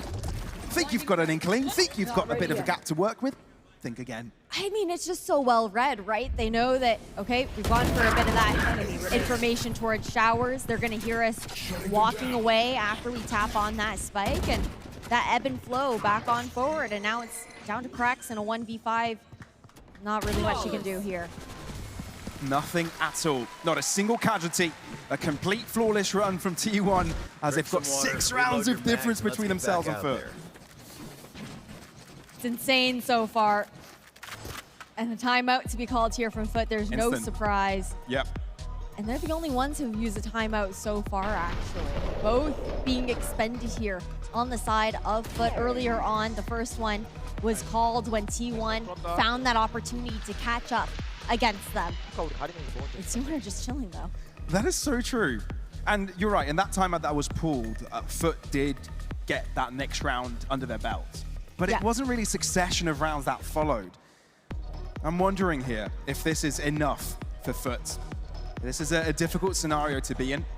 They've got a long way to go. 6 rounds is no small order, and T1 being just a couple of away from winning this first map. Their opponent's map pick is super important, but I do want to add, this is very similar to the first half. 4 rounds in a row happened for Foot. Now it's 4 rounds in a row for T1 on this attacking side. If Foot can pull off what T1 did earlier on, we really have a game on our hands in map number 1. That's the thing. It's a big question to try and answer, though. Oh, yeah. Right? Even just looking to shift that momentum, I feel like what's difficult here as well is for T1, they're very much so now in control of the pacing of this matchup now that they are on that attacking side. And Foot have kind of struggled to find an answer to it as well. I think the re-clears have been really nice from T1. They look to take a little bit of space. They'll give it back up, almost baiting Foot to take it back. And then they go for that re-engagement. Rip and tear. Thorns activate. When you've got Meteor poking and prodding there, Foot need to be cautious. And they're desperate for information on 2 different fronts, both B and Shore. They'll be pushing through a smoke and not finding anyone. Instead, though, Yerajay could come across a lot. Look at this read, though. They're aware of the fact that they poke over towards showers. You expect to walk up short. No one's looked just yet. But I wonder who gets the better end of this fight. Buzz does clear. You can see the frustration on the Yerajay's cam. That is not what he wanted. They didn't want to be a player down already. And Mr. Fallen's on the back line of things. And I don't think he'll be able to do much. Oh, man. He's right in the razor vine. He can't move. They'll hear the creep if he does. He just has to hope that the smoke lasts just enough time, and it's not going to. He's able to get away. Look, what did Foot do here? This A-side is near impenetrable. Izu as well on the back line. Corheen's kind of baiting Foot to walk in front of his crosshairs. Adakata is looking at the right direction. They're able to spot him quickly. That's super important. And now they need to amp up the pressure to get onto the site. That's cracked to the double. Sylvan able to reply. So the back line is still covered under T1. But Foot's got themselves next to the spike. The question is, can they start to defuse it? Wingman on the case. The showstopper is here to end the show as he doubles up with the kills and deals with a Wingman as well. Match point here for T1 off the back of Buzz. It looked like Foot had that chance to break back into this map. And now, buying up with all the scraps that they have left into this potential last round here for map number 1 on their map pick.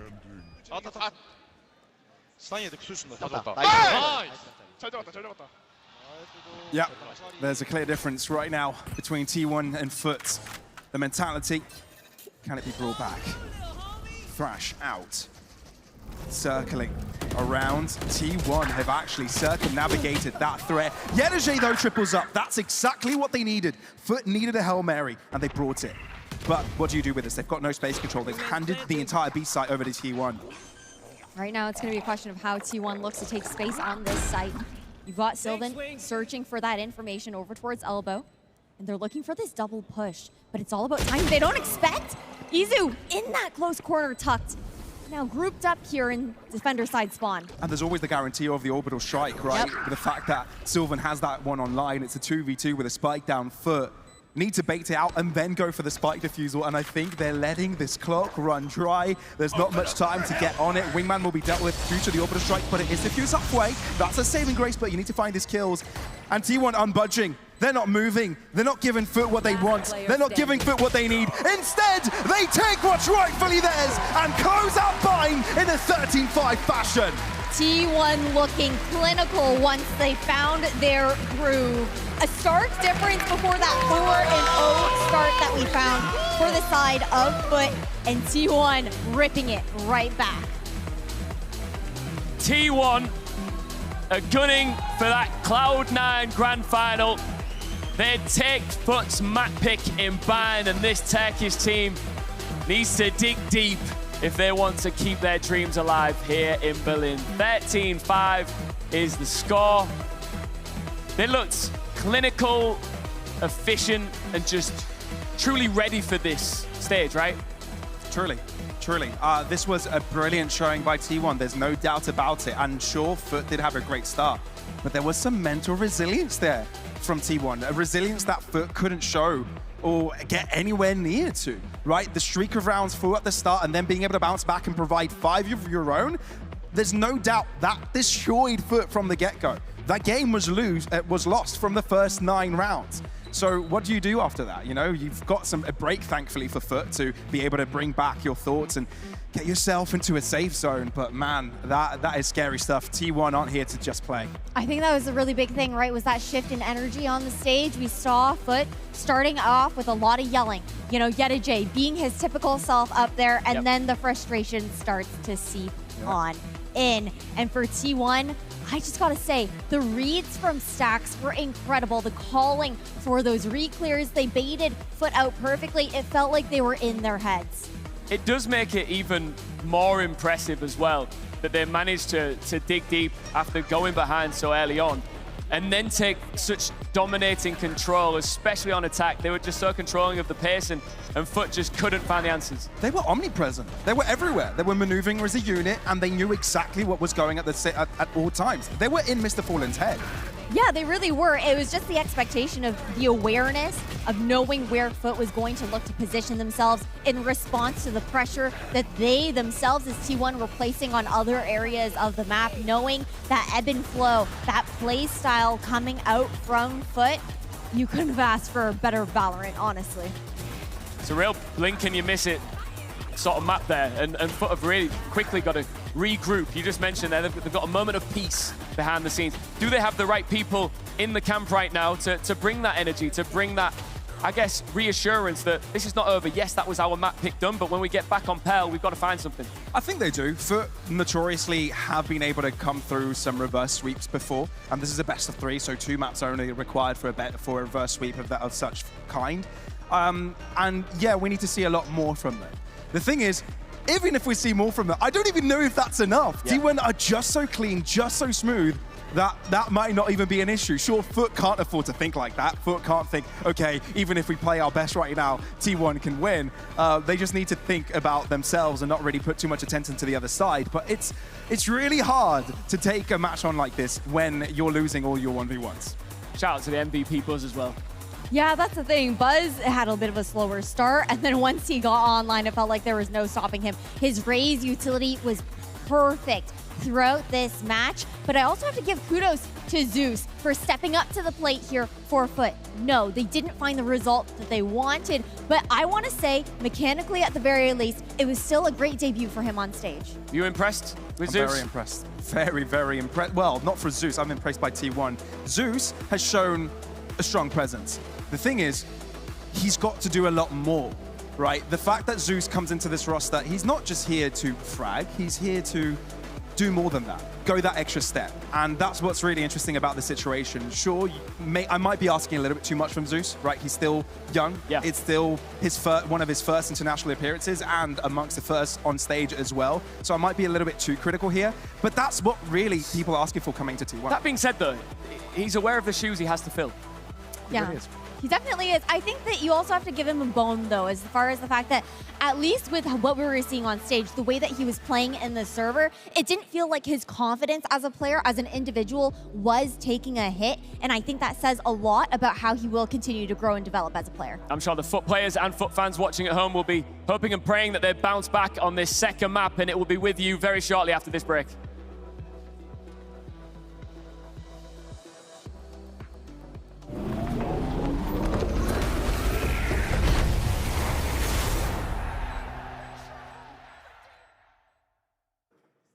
it's not every day that you get to stand toe-to-toe with one of your idols. And Tom is very much one. Yeah, right, yeah, right. For me, I saw that coming. I'm quite catching with Tom right here, obviously ahead of what's to come. We've got a semi-final going behind us right now between FUT and T1. First and foremost, with FUT, T1, who do you think is going to be the victor of this match, going to face Cloud9 in that grand final of home ground later on? Who's winning? Oh, it's almost level. I'd lean it to T1. I've been really impressed with their team. I think Meteor recently, well, I say recently, over the last year has been unbelievable. So I think he's going to help carry them through. And I'm a massive Buzz and Stacks fan, so there you go. Okay. I'm going with them. When you get to actually casting, because you're going to cast the final with Mitch for a short while too. When those moments happen for you, what's it like casting a grand final? I'm sure loads of people at home, aspiring casters, analysts on games like this, will be kind of wanting to understand the mindset of you when you go into those kind of games. I think there's a lot of pressure. Like, you firstly start thinking like, I've got to do this justice. I think that's always what's going on in my head. So I try and make sure I've prepped everything about the storylines and the teams and like what could happen, what it would mean for them and going forward. But I feel like these events are always so much fun that I kind of just think, I'm going to enjoy this, I'm going to have fun, and hopefully everybody at home has fun with me. Well, everyone in the crowd is having a great time. Everyone, you can hear like the elation. Everyone's going nuts all the time here. That's been great to see as well. Home ground, obviously, the last few years, we've seen Manchester, we've seen Tokyo together, Tom, and now obviously here in Berlin, Germany too. What's it been like for you being here in Germany the last few days? Have you enjoyed yourself? I live in Germany, so I do like being in Berlin, but I've been here for 9 months now. But yeah, I'd never been in this arena before. The fact that there's so many people here already and the finals still to come, maybe later in the day it might even go up, which is nuts. But no, it's been a really enjoyable event. I will say Tokyo might edge it slightly because I've never been to Japan before, and Japan was unbelievable. It really was. Although 9 months here in Berlin, never invited me to stay. Not once. Never. Come stay tomorrow. I will do that. I'll just tell my family. They won't mind. I want to ask you as well, obviously a grand final, T1 of FUT versus Cloud9. How did Cloud9 fare in this competition too? Do you think, obviously the last 2 years, runner-ups twice, could it be third time lucky for them? Well, I'd say they surprised me this event. Like, I came in with like teams like Fnatic and G2. Heretics had an insane year. Obviously, it ended in kind of sad fashion, but I did not expect them to be in the grand final. They've done it again. I think the fact that they qualified, they went all the way through all the Americas teams. They've now gone through some very strong opposition again. I don't know, maybe they are the favorites this time. I think Rossi convinced me, like the interviews he did yesterday, so charismatic, confident, and maybe they'll just take it. He's got charm too. I was envious of his charisma. I really was. For a 21-year-old. I mean, amazing, amazing. Thanks so much for chatting to us, mate, and best of luck with the final. And I am definitely taking up on the offer. Do I need a sleeping bag? Is that a thing that I need, or is there a bed? Oh, we go with spare bed. Spare bed. We're good. We're gonna make it happen. You won't feel it. You're too long. Thanks, but mate. Other than that, it'll be fine. Thank you. Can't wait.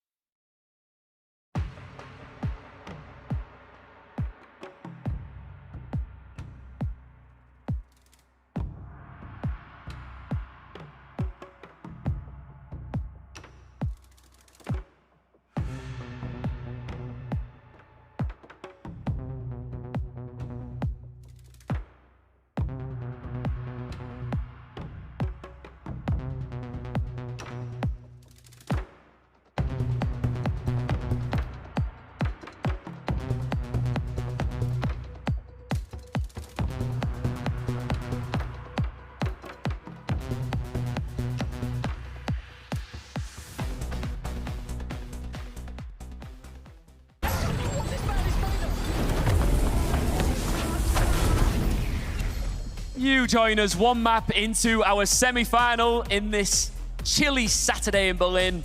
And T1 are just showing ice in their veins with a convicting and convincing victory on Bind over Foot.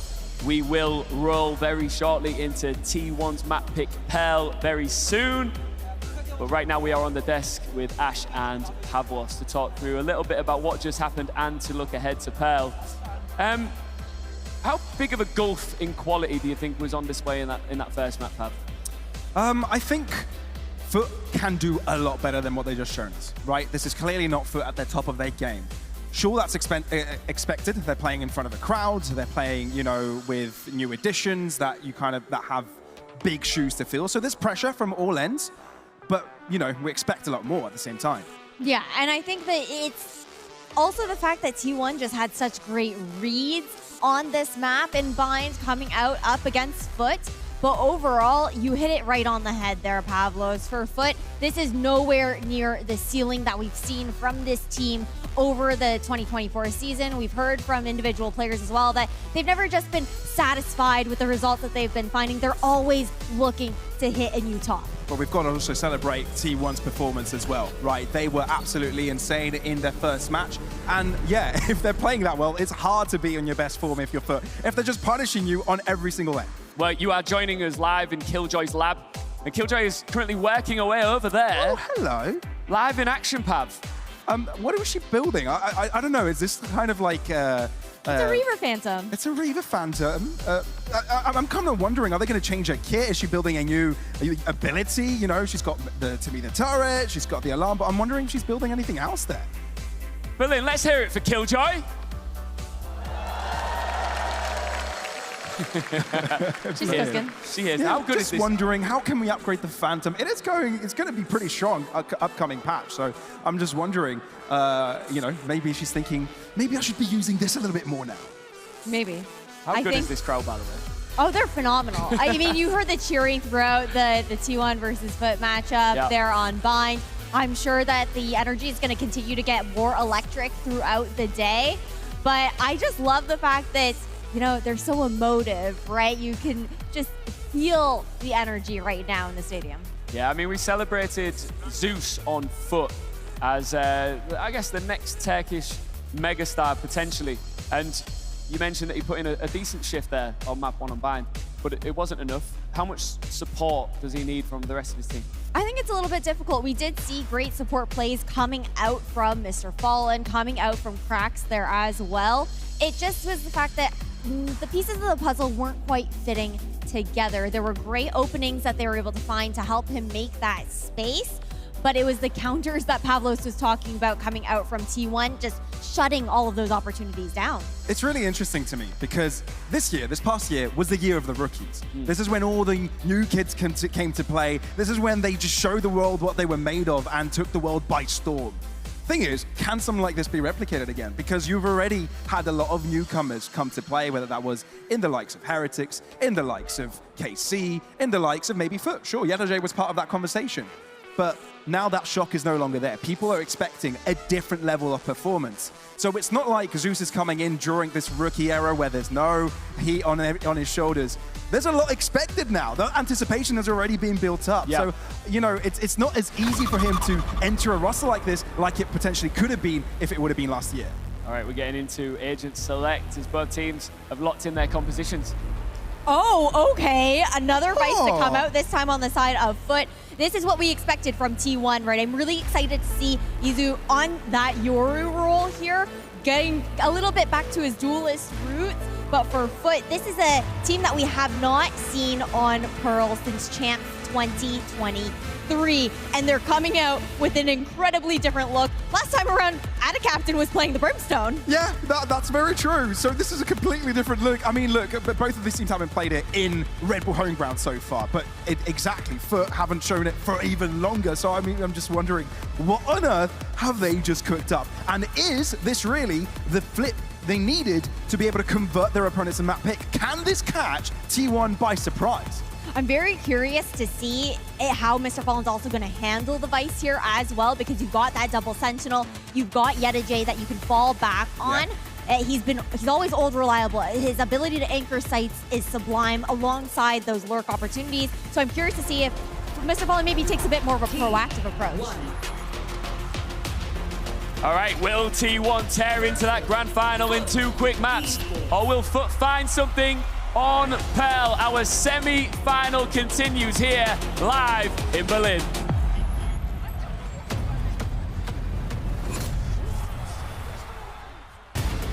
There's no doubt in my mind this is going to be an epic matchup. Foot required of a reverse sweep to make their way into the grand finals and potentially compete against Cloud9. For T1, it's just a hop, skip, and a jump away. Just one step if they can secure Pearl. And they've got insane momentum to ride off of there as well from Bind, right? Thing is, for Foot, they managed to secure that first pistol round here on Bind. Can they replicate that here on Pearl? A little bit of a trap setup over towards Art here on the side of Foot. So if we see more of that, I think we're in for a treat. Doesn't really need much support. Can just does it by himself, walking in, doubles up, maybe the triple, and it's the best start this young star could hope for. Stax might be able to reply, but I feel the damage has already been done as this A site is fully under Foot's control. Well, that's the thing. Stax just gonna hightail it out of there. But you're talking about the hot start, right? And for a team like Foot, where that momentum is so important, that finding that energy early on, this is what I wanted to see out of this roster going into our second map, just trying to take that momentum in pocket right off the gate. 30 seconds left. Look, Stax at least is taking the right side to push through.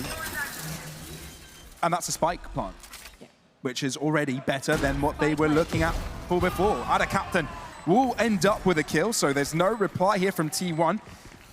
And yeah, perfect start. They needed that confidence booster, and it comes through their young star. So a brilliant beginning by this Turkish roster. Really nicely done. Now it's about continuing to convert that forward, right? Hey, we talked about it a little bit, wanting to see that confidence out from this young blood on the side of Foot, and really being able to start things off on the right gear here in our second map. That's ridiculous, those shots connected. I mean, it was given a few chances. I think that the pressure that was inflicted as well from the other angle was just enough to give Zeus his space. That's a great start. He'll be playing the Outlaw this one, so could be some sneaky angles. And they also funneled in the orb, right? So it'll be even closer to the dimensional drift. They'll be playing around him a lot. I'm really curious to see how those trap plays are going to continue forward here for Foot, especially once T1 gets that opportunity to get a read. It really only took those 4 rounds in that first map for Stax to get a grasp of how Foot were managing that map control.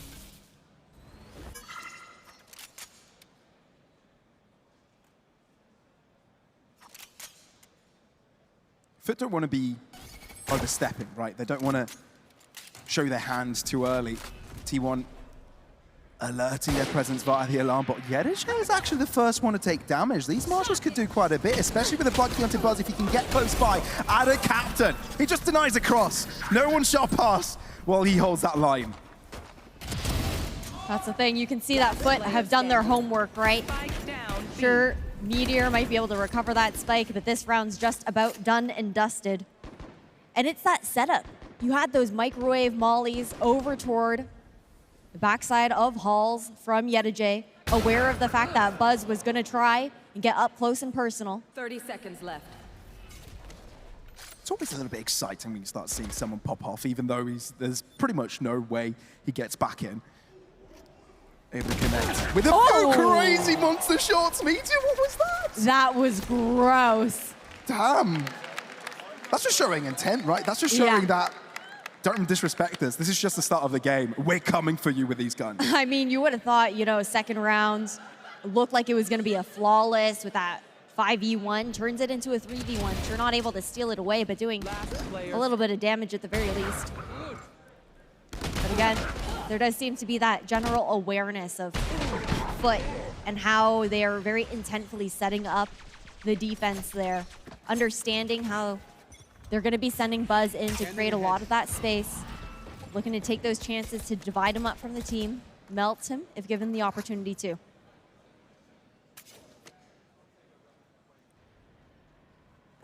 What can T1 do here now? Obviously, they'll try and get back into the action as quickly as possible, if Zeus permits it. The almighty god, but with an X.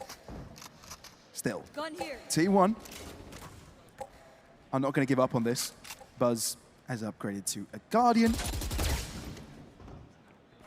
This is scary. Like, the utility available for Fur is so treacherous for T1 to walk through, and when your players are low from the get-go, it gets even more damaging for you. Well, you can see that even in this third round, now there's that kind of additional awareness when it comes down to those setups, right? Taking a much more measured approach to try and take down that U-tilt a little earlier.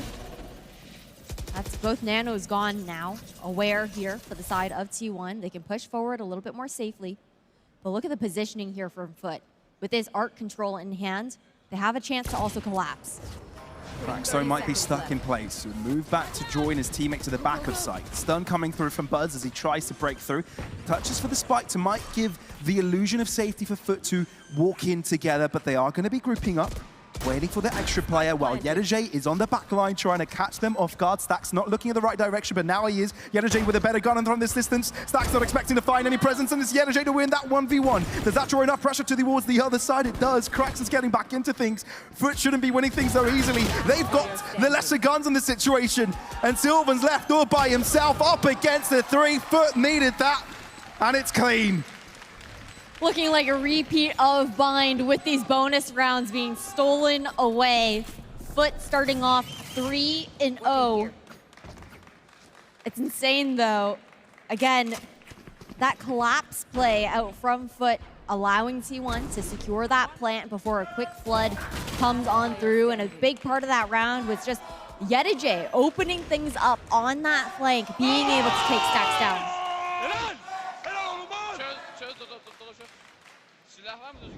Safe to say the energy is back. So Foot getting it. And look, we saw that Zeus popped off early. Dimensional Drift already available for them. Not too bad. And on a map like Pearl, it's brilliant. You can clear out so many positions, especially on post plants or when you're trying to rotate over quickly. There's a lot. There really is. Yeah, that information is so key. 3 players triangulated over towards B-Link here. And Meteor didn't even stand a sliver of a chance.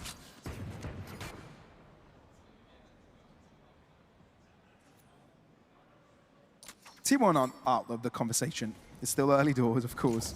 Hey, we saw that come back there on Bind. It's undeniable, right? Absolutely.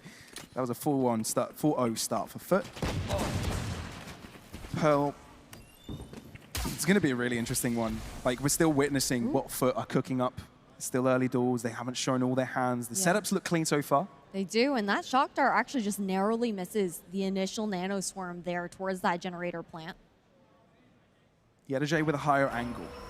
Waiting for Adacaptan to potentially help out. Stun goes towards Yedaje, so Adacaptan might be clear to shoot his gun, but the timing could be everything. Buzz lingering around. You don't want to overstep here. They know where Adacaptan could be. The spike will be going down. Adacaptan is shut down upon Buzz. Excuse me, if they end up with another kill, this is very much doable for T1. They're closing up, both in back, all in back alley. Sure, Izu able to TB back. That's going to be the Dimensional Drift providing the information, reeling it over for Foot. But this is where the kills need to come in, and that's exactly what's happened. Izu, can he really make it work with the Sheriff? He hasn't quite found the headshots first. He's running out of bullets, running out of chances. 3 remaining in the chamber, and against the 3 players up against them, it doesn't look possible. Really nicely played there by Foot. They were so aware of the post-plant positioning coming out from T1, and perfect investment of that Dimensional Drift that you had mentioned at the very beginning of this round. And this 4-0 start looking quite familiar, but for Foot, they want to change the storyline from what we saw on Bind. They want to be able to take it the distance, potentially take it to that 3rd map. At the end of the day, though, we've got work to be done. And T1 previously only needed these 4 rounds lost to actually get a read. That's true. That's true. And now a timeout is taken out. The previous game where they had some issues early on, they didn't really need a timeout to get back into the thing, into the nick of things. But now they do their due diligence. they do take that extra step. They do enter their thinking chambers to try and see how they can break through this early streak of success. If they're able to break it early, Foot might just be left with this amount of rounds. And that's what they're really looking at here. Look, Foot on the defense are always going to look scary, especially with this composition, right? Double Sentinel, it's always going to be treacherous. T1 are always going to be looking for how they're going to be opening things up, where the gaps are. And when you leave things to the final vestiges of each round, that's where things get troubling. I wonder here if they're going to have a change of approach. Will they try and explode a little bit more? I think it's a little bit difficult because we saw kind of that explosive action on the pistol round, and that's when they ran into the very first trap setup that Foot had laid down for them. And so the adjustment has been to play a little bit slower, default, especially towards mid, trying to take down that utility early. But the adjustments, again, with Double Sentinel, are so dynamic here for Foot.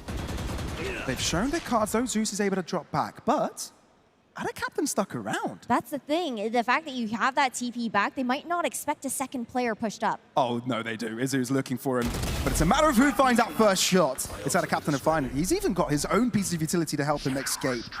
Dark cover used, thinking that he might push by, run away. He stuck by, though. No, never mind. Okay, dropping back. For a moment there, I thought he was going to be double trouble. Look at the positioning right now. Mr. Fallen's pushed all the way out towards A main. You've got an early information setup here from Foot over towards Art here as well, providing a bit of that delay. And look at the searching that Foot have now done. They've taken control of B. The read is easy here, fully aware that T1 are entering A through Art. This is so treacherous. This has caused a lockdown to chop through as well. Stax will try and break it with the Hunter's Fury, and he will be able to do so. Buzz. Now this is where T1 need to put their chips in for. This is where the damage needs to happen. Buzz needs to distract them so Sylvan can come in from mid. But look where Yenergy is looking. He's ready for it. Scratch that. No, he's not. At least there's a trade there. But T1 need this pickup. Do you expect Buzz to be so far forwards on the off-angle cracks? He's doing his due diligence to take his time to clear that angle. But now they figured it out. The only unknown is Meteor now. And the paranoia hits him to perfection. Ada Captain plays it well. And that's Foot to not falter yet on their defensive side. Off the back of a T1 timeout at that as well. Foot playing that ebb and flow of the map perfectly. Finding that defuse. T1, they did have the idea. They knew that, you know, with the lack of information that they had, the ease of getting the plant down on that A site after, you know, they destroyed that lockdown, they had to push one of those lanes, try to find a pick early on. It just didn't quite go in their favor, especially with the fact that Foot had control of every single exit on that site. And that's the energy we know. The energy is there. So purposeful, leaving those gaps open. T1 walked right into the trap. Just the awareness, right? Very similar to almost how we saw T1 reading into Foot on Bind later on in that map. Revenge does taste sweet, but it is still early days. This is a little bit quicker paced. But Foot also have got 3 players ready to defend this. Razorvine drop, so it makes it harder to break through and break in. Izu might get sprayed down upon here. Mr. Fallen has to get onto the reload. The clone doesn't distract him for too long. Nightfall drops. This is perfect because now the senses of T1 are hindered. They can't hear all too well, so there might be a case of chaos going around. At least the spike is dropping, but in the meantime, Foot are winning on all of their fights, not dropping much. Instead, they're doing all the shooting, and Foot seem to be unstoppable on this defense. They look incredible right now. The Razorvines buying so much time for the rotation from the remaining Foot players. That's one of the big things on Pearl, right? Is actually getting the timing right on that with how long those rotates are through spawn. Even through mid, there really are no shortcuts on Pearl. And the Vines also don't really give T1 that chance to even back out if they've already taken site itself. They're stuck, forced to sit in them unless they want to take that additional damage. And then you're looking at T1, right, and you're trying to figure out, okay, what is missing? What do they need extra? Who do you rely on? If that's someone they can rely on, because it's a team effort by Foot. It's the strats that are getting them these dubs. Meteor showed some moments of excellence early, but it doesn't seem like they're getting these fair gunfights. Foot are always playing with an advantage. Well, that's the thing. Right now we see some protocoling to try and draw out some of that utility a little bit earlier towards A, but Foot, they don't even bite on that, right? Until that wall gets triggered, the Vines typically stick around. Mr. Fallen just very aware of the fact that they were trying to pull that Vice utility out early on. Now just regrouping as 5 towards A main. There's still so much available. Yeah. It's not going to be funny for T1 as they break through, especially when Yedeje is online. Play it to the back line. Overdrive was used! The overdrive was wasted! You think you've got a Hail Mary, you may have a chance, but that simply isn't the case. Insult to injury, shorty to the back, and Yedeje gets himself the quadra to put 7 in Foot's hands. A flawless round there for Foot. Sure, it was an eco on the side of T1, but I'm surprised to actually see them group to hit towards that A site. They've seen how deadly this site has been the last few rounds with that Vice setup coming out from Mr. Fallen. They continue to activate the trap card over and over again. And now that's where the change comes through, right? The conditioning has been done by Foot over at A, and so that trap's gonna be laid down on B. Bit of a switch up, right? And T1 think that they want to go for a bit of a switch up. Split their attention to maybe that B side a little bit earlier. But there's more layers to this for Foot, you can tell. A potential push now with Art. They're two of the most aggressive agents in their selection. Walking through into mid. Now, they will find Timmy the turret, so that's some pressure for T1 to pay attention to into mid, so they are expending that extra player to look. But that's the thing, you know, you push up a little bit towards mid, a bit towards A as well. They're trying to shift the attention of T1 over towards that B site, where things are comfortable, bunkered down there for Foot. It doesn't quite work with T1 looking to actually re-clear this space, though. They don't really know where Vice actually is. Oh, Zeus might have been looking at the mini-map in that moment because he does get caught off guard. And a captain is able to get 1. So, trading equally so far. I think this is the best case scenario for T1 that they found themselves so far. That is for sure. You still do have cracks keeping that A main space. Right now for T1, I'm looking for them to push a lane together. They choose to move towards Secret. First players, all very split apart, all on different missions, all but looking to line up their shots together. Mr. Fallen is in a really tough base, but he's able to get himself out of that cookie still. A 2v2, and T1 need to avert their attention towards the A site. They've dealt with one of the players. There's 2 more to find. Foot are running out of time though, and you know there's a sense of desperation with the gravity well, the nano swarms, everything in that position. This is going to be a difficult one for Foot, that's for sure. And there's a bit of a crossfire here for T1, only just showing themselves. Meteor with the triple all together. Finally, T1 are able to put their stamp on this attacking side. Finally on the board there, sweat off their back at the very least, but still a tough road to climb. Foot know at the very least that they're guaranteed to go into the next half at an advantage. And every round from here on in is just a bit of a bonus for them. And Yedeje's really woken up, I think, into this map. He's looking great right now, 12-4, 1 away from getting that second lockdown online. With how T1 have struggled a little bit more. They haven't quite had that same ultimate economy to rely on. Sure. I think last round might have been the only round that T1 might have an ultimate advantage. But now they've definitely lost that. Foot right back in the driver's seat in regards to util available.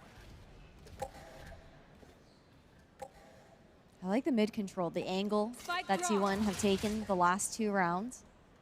Just clearing out that utility, but a different setup here from Foot. Again, splitting up the Sentinels, ensuring that Yedeje has a grasp over on mid. And they've gone through a bit of both so far, right? Splitting them, putting them together. It's always different. And T1 need to figure out what that setup looks like every single time. But this time, they are taking it pedal to the metal into the A site. They figured out there's a lot of pressure out in main, so how do you even take that fight? Stax is so patient that he's able to deal with it. Still, Yedeje, he's accurate with it today. The dink, but he got phantomed. Oh no. If the collection was there, Foot would very much be in here for the play, but they are on the back foot. Paranoia coming in, but it only affects one of the players, but it's enough to deal with both of them. Oh no! 2 remaining. Hunter's Fury available for Stax, which is why he's playing it so far back. That's an extra guarantee. Steel Garden, in addition here, it allows them to move in. Not even defused halfway. That is massive by Stax. Patient for the other throw. He's able to touch it again, and it doesn't affect Ada Captain, but there isn't much time. He'll try and defuse it halfway, try to create a gap between himself and an opponent given the smoke, but it's just not enough. T1 with 2 back-to-back. And thankfully, they did have the Hunter's Fury there. If not, it's a completely different round there for T1. But a perfect read coming out from Stax. They're aware of the fact that Foot does that conditioning, right? They expect the potential push over towards A main. That early Owl drone coming out from Stax gave them all the information that they needed, and it was a beautiful crunch to punish both of those players. And the adjustments are now coming through. The question is, can T1 continue to read into Foot? And how will Foot switch things up further? Very true. How much more depth is there to this? I'm excited to find out. Thing is, there's still the attack to figure out, right? That's still something I want to see how Foot are able to work around it. Because sure, you've got 2 Sentinels, but you've got also some explosive pieces in there. So a bit of both worlds.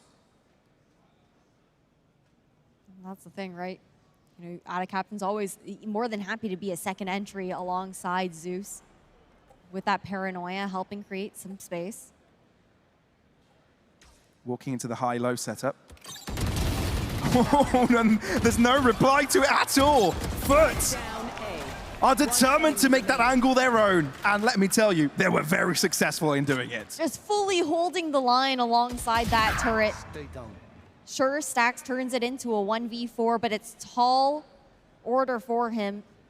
And only 30 seconds on the clock. This round's just about done. 30 seconds left. It's out of reach. Too far away. And the fact that Foot are creating even a big distance between themselves and Stax right now, it's just a testament that there's no risk to be taken here. They know that they lost a big gap earlier. They know they got a little bit too greedy in buying, perhaps losing their early advantage. Not again, not this time. And as much as Stax is clever, as much as Stax is smart and can read into the play, Foot are comfortable. And Zeus is here to parley. Quick response here from Foot. 2 more rounds left into this half as well. These next 2 are pivotal here for T1. You don't want to give Foot the opportunity to enter that second half at an 8-round advantage. So this bye from T1 is pivotal as far as a swing round goes. Could be the difference maker of ending the half with only 2 rounds on the board, because you'll be forced to have a bit of a rough bye into the next one otherwise. Yeah, fair assessment. Team 1 might have to go for something a little bit more explosive, though Foot have plenty in store, not falling for the bait. So Zeus for now hasn't revealed this angle, but T1 are still poking and prodding, right? Yeah, I like the information that they find here, though. It's all about kind of sniffing out where Mr. Fallen's been playing, trying to avoid that Vice utility that has been the thorn in their side consistently at the beginning of this first half. And when they've been able to avoid it at the very least, that's where we've seen T1 find a little bit of that success. A lot available for Foot. Hard to imagine this round could fall from their grasp, but T1 waiting for the right moment to pounce. Calculated. It looks like they'll be moving in right now. Buzz front-lining Zeus. Never troubled. There's no getting him out of his control spot. Stax is all that remains, and I feel like it's deja vu for him already. He would be getting the spike down, but is that really what you want at this stage of the game? I don't think so. You're looking for way more than that. And I think it's only damage he may achieve as Foot are putting all their chips into one basket. Taking all players bold grouping angle up together. here too. It's a one and done here for Stax. Unless Foot make a mistake, right? Unless they overstep, but they're doing their due diligence, throwing the Prowler in first, they're running out of time. Stax is able to find the first one, but it simply isn't good enough when the info is there for Foot to deliver. This truly has been an insane defensive side for Foot, and there's still 1 round remaining. That's the thing. On a broken bye here from T1, coming in for the last round of this half as well. Foot looking clinical with their defensive setup. T1 struggling to find an answer to this unconventional composition that you see coming in here. Lights out plays. We're also struggling to see that value out of Buzz and Izu with the trap setups that Foot have set for them, making it so daunting for them to even take that space on site. It's really difficult because Izu has always been thrown in there and he instantly gets traded, instantly gets killed. Sure, he's thrown in as a sacrificial lamb to maybe help his team to walk in with them, pull them in. But it just hasn't happened. The utility for Foot has been able to split the team into always that step ahead. Yeah, so much awareness. But the read is good, at least here from T1, with Mr. Falling having shifted over towards that A site. It's what they've looked to kind of avoid pretty consistently. YetterJay's got that operator in hand. We haven't seen too much of this. Nope. But now we might get a chance. Ada Captain walking up here as well. Great outdrone, great tag. Ada Captain, ooh, overstays is welcome. YetterJay is also being spotted, and he switches to a Phantom, throwing down a lockdown. This could be greedy, because if he loses his life here, this will be troubling. Doesn't expect Buzz to move through. He does lose his life to the Nanoswarm. The Hunter's Fury is expended. There's so much chaos, and there's only one left to do it for Foot. At least the spike is not down yet. But what is really the potential of getting pickups here? Smoke dissipates, Izu collects, and at least T1 close the half on a high note. Rescuing this half here for T1 at the very least, but this pistol round is pivotal for them. They managed to take the one in the second half. They're on bind, but it's a much different scoreline that time around as well. Foot, they have insane momentum backing them so far. But this is also where things get a little bit interesting, right? We saw the success there for retakes in this first half from Foot. T1, they themselves have a great retake composition with the space that Buzz and Izu should theoretically be able to make for T1. Meanwhile, Foot, I'm very curious to see what kind of role Mr. Fallen is going to be playing on this attacking half on that Vice. Expecting a little bit slower, maybe more controlled play out of Foot just due to their composition. There's a lot to figure out. This first half, though, was truly insane by Foot. And it all started by some brilliance coming out from their newest addition, Zeus, together with YetterJay, the two youngest players at 19 and 20-year-old apiece. They've been insane, 15 and 6, 14 and 6. They've been holding on nicely. Whether that's responding prior to even the fights happening, or when that happens due to the retakes. A brilliant beginning, something that was very necessary, losing their own map pick, right? This was absolutely what they required. Now the question is, do they have what it takes on this attacking side with whatever they've got to bring to this composition to cross that finish line? Question of the hour. Seeing how things are gonna move forward here for Foot and what their approach is gonna be here. It's gonna be that immediate search towards middle. Let's get a bit more of that information here in courtyard. Oh man, this could get explosive. Yeah, they want to fight right now on T1. They're so close to the action though, and doesn't quite know, you don't quite know how this one will go. Still the explosiveness out of mid as T1 want to push through another direction. Foot need to figure this one out, and they do have more numbers at play here. That was insane. A 5v5 engagements on two different fronts, but Foot are the ones to prevail. A beautiful adjustment coming out from them. T1, they thought they had the upper hand as far as being able to find that crunch on the players who are looking for space over at B-Link from Foot. Instead, they've got still one player over towards top mid, guaranteeing a crossfire. They look to re-clear together as well. Great calling there from Mr. Fallen. And look, T1 needed that round. They needed to start breaking through and creating momentum for themselves, but they do miss out on the pistol. That's potentially the first couple of rounds gone. And Foot gets ever closer to that finishing score. Meteor, at least he's got the best gun available for him on this long angle. I wonder if he gets to play with it. He was damn accurate on the previous half. YetterJay, though, says, I'll one-up you, man. I've got an outlaw. He was tagged up by those bullets as well, not even getting the chance to tuck back into the corner. Buzz wants to pick that Marshall right back up. Smoke giving him the opportunity. Being recalled there as well. You've got 3 players posted up towards this B site. With Spike nowhere close. Gonna get picked up. Foot are actually gonna shift all the way back over at A, where it's Sylvan alone. So smart. Having a gist of the play, and the energy just keeps him busy. But the fact that he overstayed might have given it away. And look how quickly they can get onto the A site for the defense. Yeah, that's the thing. They didn't see anybody else there, right? The smoke already up here for Sylvan, trying to buy a little bit of time. There's already 3 defenders. What do you even do with this? Foot might actually be in trouble, even though they've got better weapons. And the utility's already being used up. The paranoia gone. What else can you use to explode into this? There's no flashes available. And there's 25 seconds on the clock. Foot on the site. Smoke fades. Buzz revealing himself. Marshall doing some chip damage. Is it really enough to find the pick? Foot are taking their time. Due diligence. Want to make sure that they're not going to lose against pistols. So far, it works out well, and I think they've been able to cross. It doesn't get easier than this now, having to deal with 1 player. Sure, Izu is causing some issues, and it has put Foot on the edge of their seats. You can't feel all that comfortable, but they also know there's no reason to take that fight. Throw everything Killjoy has got in that position and just hold back. Got the Vice wall here as well. The Izu's gonna have to look to trigger. A little bit of space to tuck back in, but not able to win out in that fight. Despite the clock being against them, their Foot managed to find that 11th round, 1 away from match point, 2 away from closing out this second map. Oh yeah, this is a completely different pace from Biden, isn't it, Ash? This is actually Foot going all in and showing us what Pearl is really about. I'm so excited about this. These new compositions, these new agents, the new ideas put into play, and Pearl coming back. I'm loving it. I'm loving it.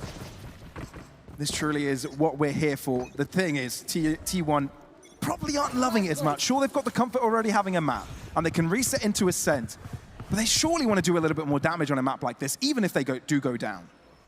That's the thing. You know, having the momentum from map 1 and not being able to find even a sliver of that here in the second one. A lot of damage to be taken there by Izo as well. Fall fully back. Yeah, both skipping with 1 foot away from that engagement. Both left with 10 points of health. I mean, T1 have got the right idea, the right gist of things, but the fact that Foot have gone silent for the past 10 seconds has created a lot of question marks towards the rest of them up, so you can't be confident keeping all players in a single direction.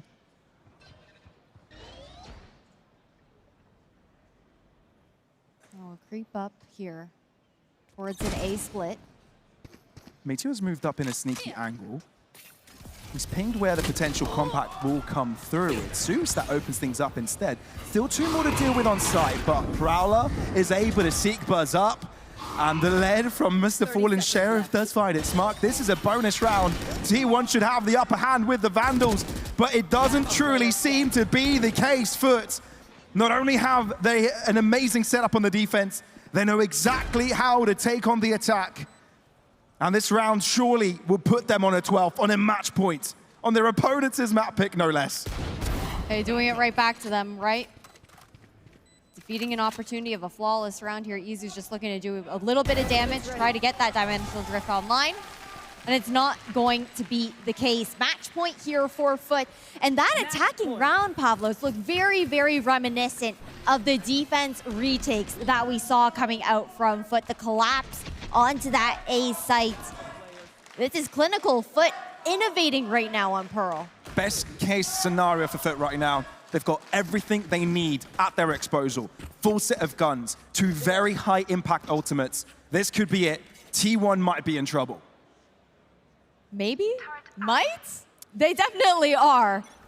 It's a tall mountain to climb. Dimensional Drift, they don't linger using that too early. Gets out in the nick of time there for Izu. And he finds himself to the back of the site as well. You find so much impact by an ultimate like that. There's still a clone thrown in, so that's going to confuse you. Zeus is able to deal with his opposing Yoru, but is that even enough? They've taken over the site, they've got the control. Zeus wants to go even further. He's hungry for this and wants to show who's boss in Berlin. Still, 3v4 and T1 need to calm down here, but they don't have much. Maybe waiting for the recon to pop up. give them a little extra of information to work around with. But Foot aren't giving them a hint. They're not giving them anything, as they allow T1 to walk into the meat grinder and to be turned into mincemeat. Foot, an incredible comeback. After a weak bind, they show that they're here to play, and Pearl becomes their own. Utter dominance on map number 2 of this best-of-3 series. That takes us all the way to Ascent. A poetic end here for this semifinal, considering the fact that last time they faced off, it was on that map. Now it's time for revenge. After a dominant first map from T1, the shoe is quite literally on the other foot now. We have our first 3-map series on the main stage. We've seen teams come and conquer in 2 prior to this, but not this time. We're going all the way to Ascent. And this is what we want, isn't it? We've been wanting a semi-final just like this, competitive, all the way. I'd love to attribute this completely to the composition and the way that Foot played, but at the same time, we criticized Zeus so hard on the previous map. I criticized him so freaking hard that you've got to give him kudos. He popped off this game. He was insane. No, it felt like this map was his playground. He was able to run amok, find so much impact. I think ending things off with like an ACS of 374. I'm sure we'll get the stats online for you guys in just a moment, but it is crazy the night and day difference that we've seen between these 2 maps. It was a completely different team that came out here, Pavlos. Completely. Those last 10 minutes, well spent. I don't know what was said behind the scenes. I don't know what kind of, huddle they had at that moment. But it was great. We'd like to hear about that later on, I'm sure. That's the thing. We also had a chat earlier on the desk about, okay, this didn't quite look like the Foot that we expected to see there on Bind. We talked about their highs, the ceilings that they could hit, and I think it's incredible to be doing that alongside Zeus right now in this series. We've seen them now clawing back to the form that we saw them in during 2024. All of the momentum that T1 had off the back of Bind just disintegrated before our eyes, didn't it, the moment we got into this map? And it all began from that first half, right? The fact that this composition caught T1 off guard. I have no idea how T1 could come back after that one, because wherever they went, it felt like they needed to solve another puzzle. And by the time they may have potentially solved that puzzle, they just ran out of time. It was really dynamic, the defense there from Foot, right? The fact that we saw different iterations, different combinations of how those setups were coming through, both from YetaJ, from Mr. Fallen, then the map control that the other 3 players in Zeus, Captain, and Krax would be looking for when we saw those Sentinels bunkered down on sites. It felt like there were no openings for T1 to find, and the protocoling for the retakes were beautiful there as well. Foot able to buy so much time. Smoothly defined. And look, the fact that we haven't seen it from them so long, it seems like this was just ammunition held back, never showing, so they can use it at the best moment. I want a moment to use it when you're, nearly eliminated in Red Bull home ground. They want that fight into the grand final, and they show us how exactly they're going to get there, and that's by putting Zeus on top. Yeah, you've already said it, but look at this guy. He came out here and put up numbers, and that is what we teed him up to do, and he's delivered.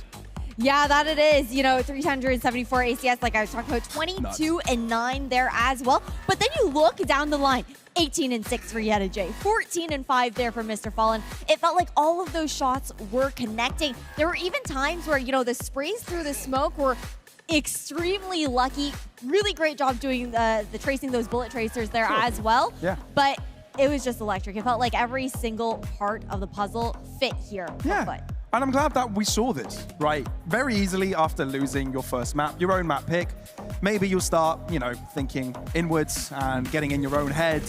That didn't happen. Foot just popped off. They were able to reset. And they've done this before, right? There's a reason why they're so well known in the scene, why they've made so many international events, why they've been at the top of competition. They can do things like this, and they've just shown why. It's why best of 3 series are just so entertaining. You can be having a conversation one moment thinking that T1 have all of the momentum, all of the energy behind them, but now Foot well and truly in control with a dominant victory there on map 2. There'll be 2 very different types of conversation going on behind the scenes right now. The result of that plays out on Ascent next.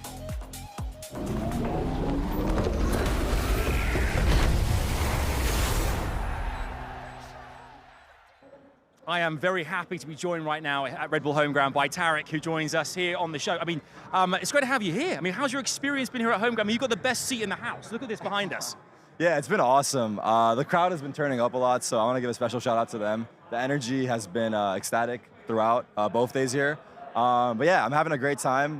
We're here in the final day, so we're getting close to that point. Yeah, we really are. I mean, we're currently kind of sat right now. T1's just taken the first map, and but I mean, they are desperate to get back into this. But I mean, do you think they can do this? I mean, dare I ask, who are you championing as well? Yeah, that was kind of an anticlimactic first map, I'm not going to lie, because Foot was up like 4-0, and then T1 just started making some hero plays, 4-4, and then I think Foot, they have like struggles with their like mental game a little bit. Like they shut down a little bit, it seems like. I don't know what it is. There's something going on there. I'm still cheering for Foot, so I'm hoping for a map 3.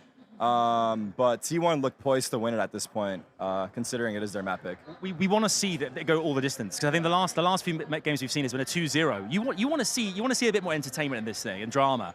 For the fans as well, you guys are streaming here as well at the same time here. We're kind of in your streaming setup. What's for the reaction been like from the community? How have they enjoyed your time being here as well? Oh, it's been awesome. The vibes have been great. We've had a bunch of guests on here, and the chat has been enjoying it as well, as far as I know.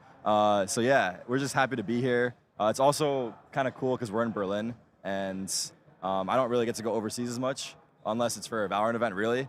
So it's cool to like meet all the fans here and see everyone that I normally wouldn't get to. Yeah. Enjoying this lilac merch you're wearing as well. I've got to get one of these hoodies. I see them everywhere. Yeah. They look really good. I think this is my color. I'm not gonna lie. I think I gotta start wearing purple. It's a good look. Yeah. And there's like yellow beanie hats as well. Yeah. They look great too. Yeah. Let me ask you at the final as well. It's coming thick and fast here. What do you see happening? I mean, Cloud9 are waiting there. I was saying this earlier on. 2 years of no glory in the finals. Back-to-back kind of runners-up. They're waiting there. Do you think they could do this, or do you think one of these two teams here, be it Foot or T1, could go the distance and beat them out? Yeah, I mean, I don't want to put too much pressure on the kid, but like, if Oxy does Oxy things, then Cloud9, I think, have a really good chance in the finals. So that's kind of my like point man for that team. But yeah, I'm cheering for Cloud9 though. It'd be great to see them win here. But there you heard it right there. Tarek, thanks for chatting to us. Enjoy the rest of your time here, and a big shout out to the community as well for and these hoodies. God, I got to get one of these things.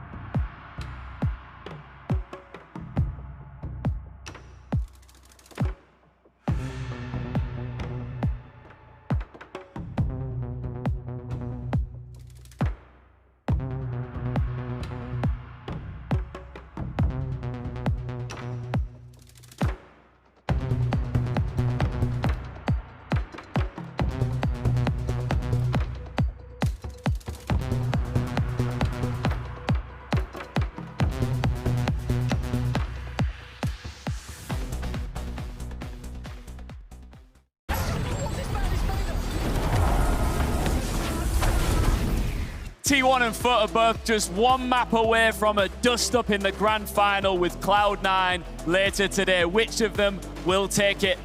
We'll find out very shortly on Ascent. It is next to close out this semi-final here live at Red Bull Homeground in Berlin. How's the crowd doing right now? I'm Ian, we got Pav and Ash here on the desk to preview this pivotal final map. And Pav, it's a tough one to call. It really is. I mean, we've had two back-to-back very one-sided maps, whether that's Bind straight, you know, the both of them trading their own map picks, right? Bind was Foot's pick, didn't go their way. Pearl being T1's pick, didn't go their way. How on earth is Ascent gonna go? How the hell am I supposed to know after that? I think that's what's scary, right? Is that in that best of one, that was T1 taking that map 13-7. But at the same time, when you look at a team like Foot that has clearly been cooking, they're not going to take those losses lying down. It gives them that opportunity to try and fix some of the mistakes that they made. And I know a lot of people love that kind of revenge arc, that storyline of being able to take it right back. Do you know what else we love? We don't want to see a dominant map this time around like we did for the first two, Pav. We want to see a back and forth, toe-to-toe, head-to-head barn burner. Of course we do. And I think Ascent is the perfect map for that to actually happen, that toe-to-toe action. We already seen these teams play on Ascent earlier, and that was a close affair. T1 won, but, you know, that could very much change after today, especially after it being Foot that turned the tides around, being able to come back, battle their own demons, and do an amazing job over on Pearl. Yeah, I think what's really exciting too is that when you look at Ascent, the expectation is that it should be a mirror composition there as well. So it is going to be that true litmus test of that head-to-head. I'm curious to see if there will be any changes. Look, and I feel like we said, this is going to be a close one. I wonder if there will be changes. I doubt it in a stage like this, right? You're in playoffs, so you don't really want that many risks. But it being mirrored composition, being on a map like Ascent, we got more duels. We could potentially see potentially Zeus against Buzz battling out together. You know, that duel is head-to-head. We might see, you know, a lot of more action head-to-head instead of it being just brawly fight that happened with a ton of utility. There's a lot more potential for this one. Lots of questions about compositions. We're about to get all of the answers you need for the final time going into this semi-final. Oh, and the thing that I've got to take my eyes towards is the fact that Zeus is going to be ripping out the Yoru here on Ascent, the staple jet map. This is do or die. And when it comes down to this Yoru pick, Pavlos, that's spicy. I wonder if this was pre-planned or this was Zeus just saying, guys, I was on fire on Yoru earlier. Are we going to pick that again? I want to pick that again. Please let me do that. I wonder if that's actually happened, but if that's really the case, he was really on fire previously. And if he can harness that and use that comfort, playing it on Ascent, that could be everything. Even just throwing a boon, keep catching T1 off guard with this Yoru pick where they were comfortable. They knew how to play up against Foot with this, the classic composition here on this map. But it also makes me wonder, how long have they cooked with this Yoru? What is going to be the depth as far as the setups that we're going to see from Foot?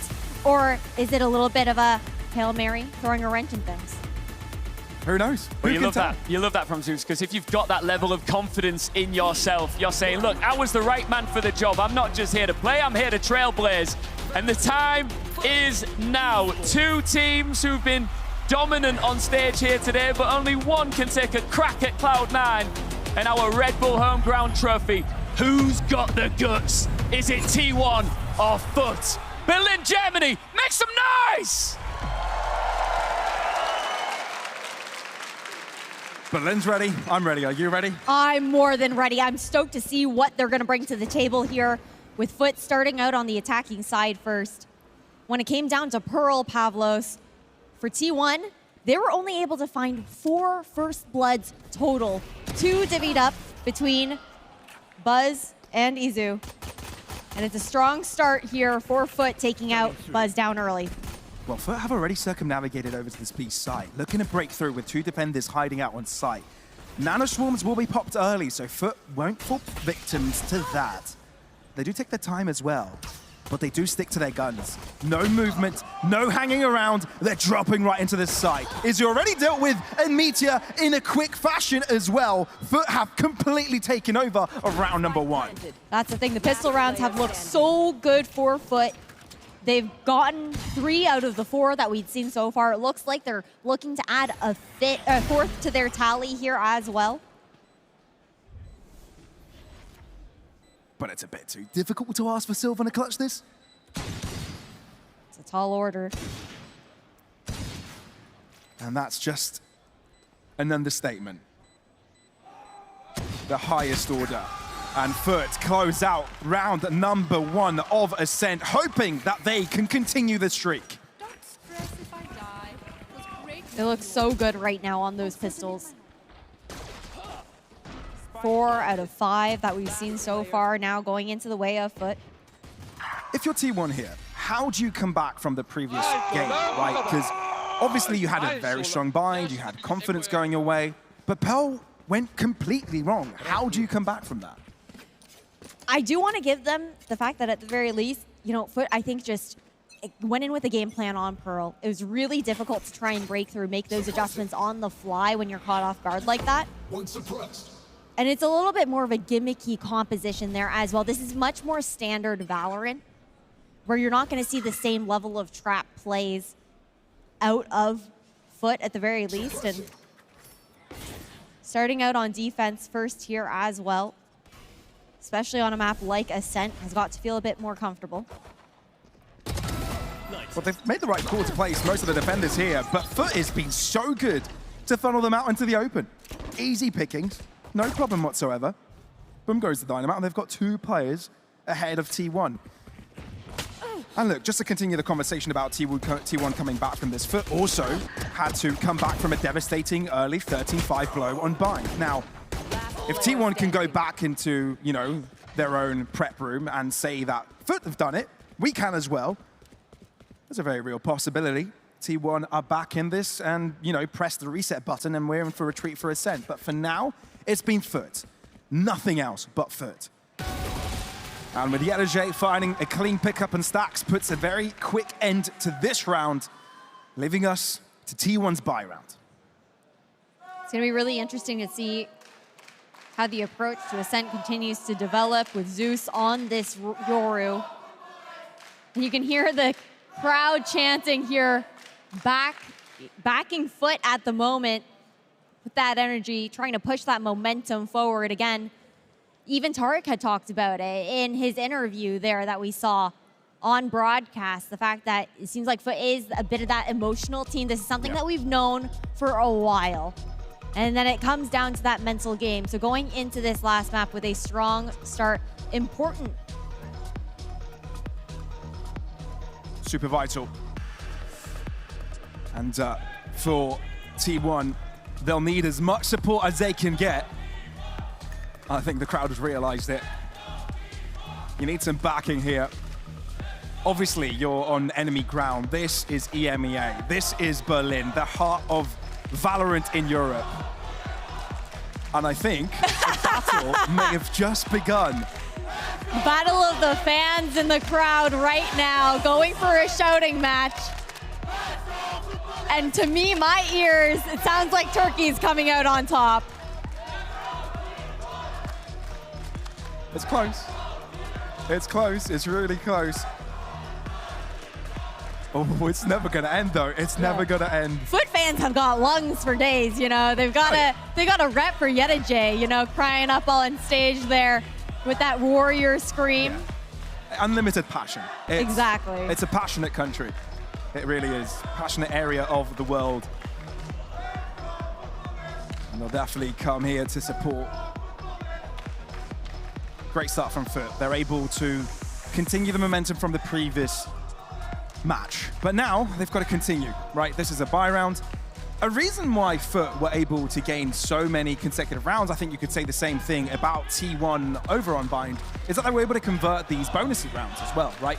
Give as much impact as possible and don't allow your opponent to gain a hold, a grasp of things. That's the thing. Those bonus rounds have been key for both sides. I feel like, wasn't it no matter who won the pistol round, essentially ended up winning out their bonus round, and it's looked really good.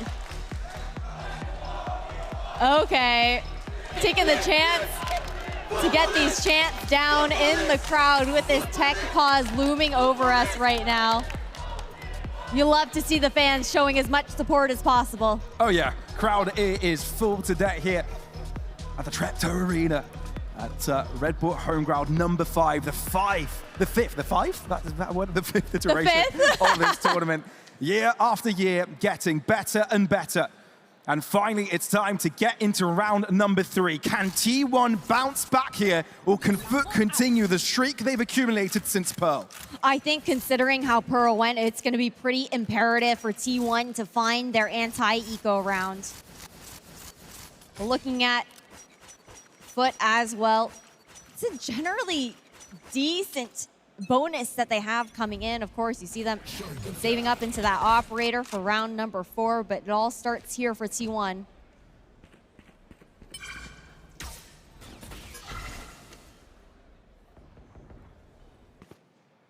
Foot don't need to invest into this any more than they have. Couple of Phantoms, dangerous. Sheriffs, Mr. Fallen, Yellow Jay, they can also be pretty damn strong on those as well, so T1 need to be cautious. Some would lie still, wait for your opponents to come towards you. Instead, they're going to take precedence and take the fight to their opponents. It's worked for Izu, even down to 10 points of health. He was good for the 2, but Zeus wants to reply in kind! Zeus! Throwing lightning from the sky! Throwing everyone on the ground! And it's Sylvan by himself to fend off 3. You can hear the crowd chanting for the ace here for Zeus as well.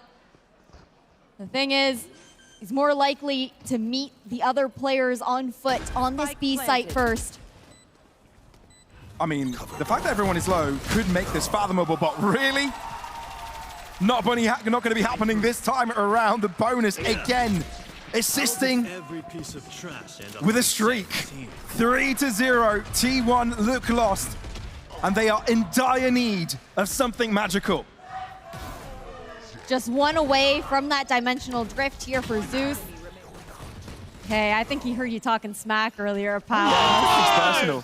It's been electric since then. What a way to recover that round. The idea was there for T1. They were getting those picks in mid, and all it took was one player to turn the tide for Foot. Here. Yeah, he spoiled the party. T1 were having way too much fun, and Zeus is having none of it. What a player to bring in, right?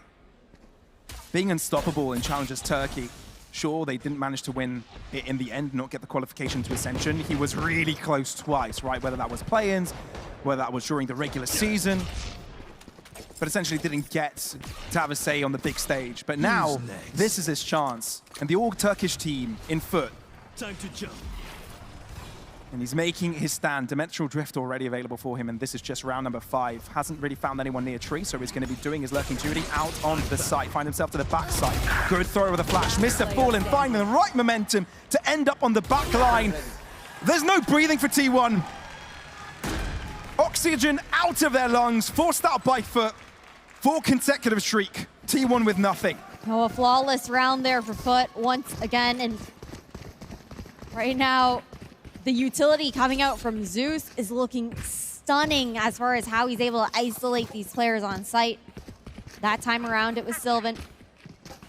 Meteor and Buzz on the side of T1 haven't even had a chance to really get started into this map so far. Looking to see them warm back up into this, bounce back in our last map of this best of 3. There's no didn't play. Oh. Hunter Shuri straight away, trying to find that early shot. Buzz did have an aggressive angle, and he does find the first shot. That's an important step, but Ada Captain pushes without doing his due diligence, holding up the angle, but Foot are able to trade back. How does that even happen? T1 had the perfect start, but it's all disintegrated in a matter of seconds.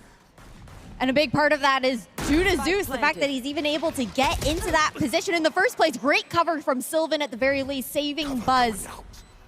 Taking it down to a 2v2. That's a statement from Sylvan that it's not over till it's over. They're not going to let things go as easily as Pearl did. Taking their shots. Buzz not able to reply to Yedashay in time. But the reposition has come through, and he's got a nice little angle. But Krax needs to be careful here. The timing on the swing is everything. With the pressure inflicted on one end, Sylvan tries to move through, but he's not able to do so. Buzz all by himself, but Krax is able to shoot him at the back of the skull, continuing this marvelous form. Incredible reposition coming out there from Yedajay as well in that post plant, a hop, skip, and a jump. And you shift over towards stairs, then all of a sudden you've got a crossfire on Buzz in backside. But really, it was Zeus that opens up this round. Things went awry when Adacaptan lost to Spike early on. And Zeus just somehow able to equalize, having that ability to do so consistently and drawing out a timeout here from T1 as well. They forced their way in there, right? They barged themselves into the site, not taking no for an answer. Brilliant to see, confidence, bags of it. As T1 have taken their time to think about this. Take a second to breathe. Foot on a roll are unstoppable. They need to find an answer. They need to set up a blockade, and now we're figuring out how they're going to do that. And on Pearl, now on Ascent, I think this is where we're really starting to get a taste of the difference between Zeus and CNED's playstyles there as well, right? Zeus a little bit more scrappy at times with how he goes for some of those engagements. Very brazen as a player. We've seen obviously a hyper-aggressive CNED at times as well, but it's very much so shifting kind of the identity of Foot. It almost feels like it energizes the rest of the players to play just as aggro. One suppressed. Revenge could be sweet for Foot. If they're able to beat T1 on the map where T1 managed to qualify into the semis.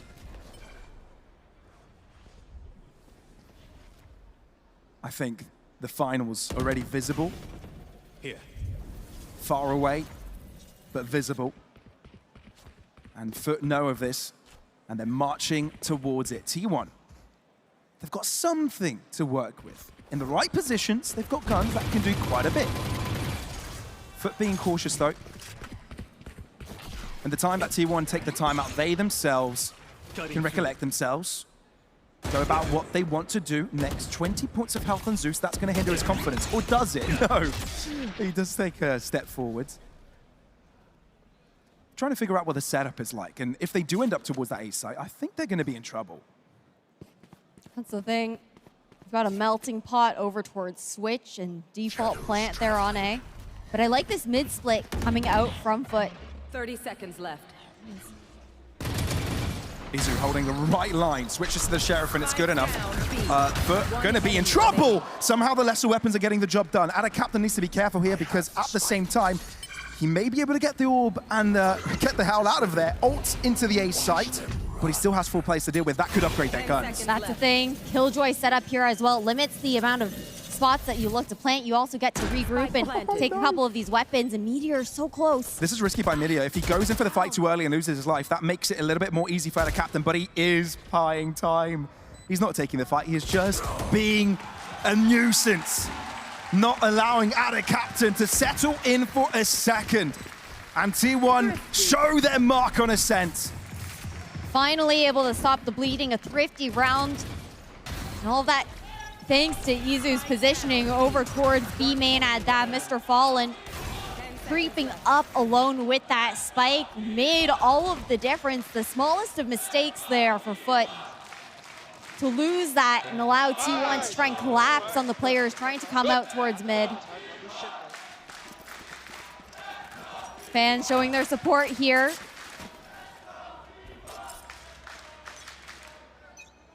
It's a close one. Both teams with the capabilities of making it to the finals. And boy, what a showing would this be for the offseason. How hungry they are for a trophy. The beginning of something greater, perhaps. But each other stand in their way. And the only way to make it to the finals is by taking their opponent down. Buzz, good for the opener. But they need to be careful here. T1 have the potential to collapse onto short, but they just throw the paranoia to keep Foot at bay. Reposition here now. Foot look to pivot away. Mr. Fallen maintains the A main space at the very least. And trying to draw some of that attention, keep these T1 players on the right side of the map. Heads up play to close that door here from Stax, revealing a bit of that info, and Buzz has the cross. Oh man, he does. Covering the right angle at the right moment. Buzz is everywhere. Now Foot need to find an answer. They're already 2 players down. They're running out of time. They're running out of pieces that can help them to cross into sights, and T1 have got every single angle covered. Krax can't win his fight. Spike exposed. Yeah, and this already starts to look over for Foot as they'll try and mitigate the damage by doing some of their own. Mr. Fallen has gone unchecked. Yedache finds a pick. If Mr. Fallen cleared out the site there, maybe there's something. But, you know, the B site is still available. Sylvan there to do some damage of his own as T1 want to make sure they are also in the fight. Nice heads-up play from Yedache to throw that operator off the map, though, at the very least, forcing a reinvestment out of T1. But really nice adjustments here from the APAC qualifiers. Overall, seems like they're finally looking to get that response. Got great ultimate economy cycling up here for T1 as well. You've got 4 online. Notably, most so, the Hunter's Fury, that null command, the lockdown. There's a lot. Great tools for those retakes here. There's so much, there really is. And a timeout has been taken out to make sure that things don't get out of hand here for Foot. The composure is there for T1, you can tell. They're back in this. This is no longer Pearl territory where they were completely out of touch and out of reach of what Foot had to do. It's a little bit more simple, and the sooner you get into the nick of things, it all starts to work out. Just happy to be here. Love that. Love that. We're here for Valorant. Who's here for Valorant? Doesn't matter who you support, who you love, who you're here for. We're here for the game that we love and enjoy and play every single day. You love the passion from the community. And this game is not disappointing. Right here. Oh, definitely not. A closer affair that we wanted. Sure, it was a little bit dicey with those first few rounds from Foot. It really has just been fully momentum-based. All 3 maps so far. Oh, this paranoia is actually pretty damn good. Allows Buzz to move in, gets one, deals with the clone as well. Izu comes in with a Hunter's Fury. The reply is instant from T1, and it disables Foot completely. Really nicely done. Yedache able to actually get a pick on the other side of the map, that lurking presence from him. Foot actually give up on this A site. Got the Killjoy setup that has not been cleared out whatsoever by Foot either. Drone out mid will be heard here by Buzz as well. Knowing that mid is weak, they opt to close the door. Feels like Foot need that a little bit extra. And they don't quite have it just yet. It's always going to be tough having 2 defenders per side. Doesn't matter that you've split the forces. Always a tough world. And the potential for a lockdown retake by Meteor, always looming. But you've got to take things step by step. 30 and the seconds 30-second mark, they're starting to inch inwards. Izu in and out of battle with such prowess, such elegance. At least Foot to scratch their heads and wonder what on earth they do from here. Because yes, they've gained 5 consecutive, but T1 for the past few have been unstoppable. They put in a great big wall of Foot. 10 seconds left. And they shall not let them pass. And Yedache just trying to save his gun at this point, but he will not be given the delicacy of doing so. No, T1 want to take every opportunity to try and damage the economy that Foot had amassed in those first 5 rounds. That was a great contact play there from T1 on that cross. Had them ready for the swing from stairs off the contact of the lane player. Composed. T1 completely composed. Focused. There's a task at hand. Such different vibes from both of those teams, right? Yeah. Odin comes back in play this time around, but Mr. Fallen has one of his own to spam right back if he wants to. The Mental Drift has used it to live. Foot wants to change up the pace just a little bit, breaking into the site already, causing havoc on Izu's position. Izu, is it trying to spray in his direction, but Buzz is there to help out a little bit, dealing with him on the back line, and the focus in the front line. That's so much done. Mr. Fallen left, scratching his head again. Where on earth did his team go? Buzz has found their delete buttons and pressed them all. Down to 31 HP here for Mr. Fallen. Seeing if he can draw anything else out. You can't defeat the spray of bullets. T1, arms reach from Foot. There's just nothing you can do there. Heroics. We also have to give kudos to, I know we've shouted out Stacks for his calling, his IGLing on the side of T1, but his utility usage has also been gorgeous. These fragments have found so much value, getting those picks for him, isolating these players. And again, Foot an emotional team. You could already see that frustration mounting a little bit there on stage. You really can. And this is the less than optimal round for them. They somehow need to rebuild that confidence. Get momentum swinging their way again. And they've grouped up towards short. Tree's open, by the way. Just spotted! But already committed to repositioning there from Buzz. They're aware that the operator was positioned over towards middle.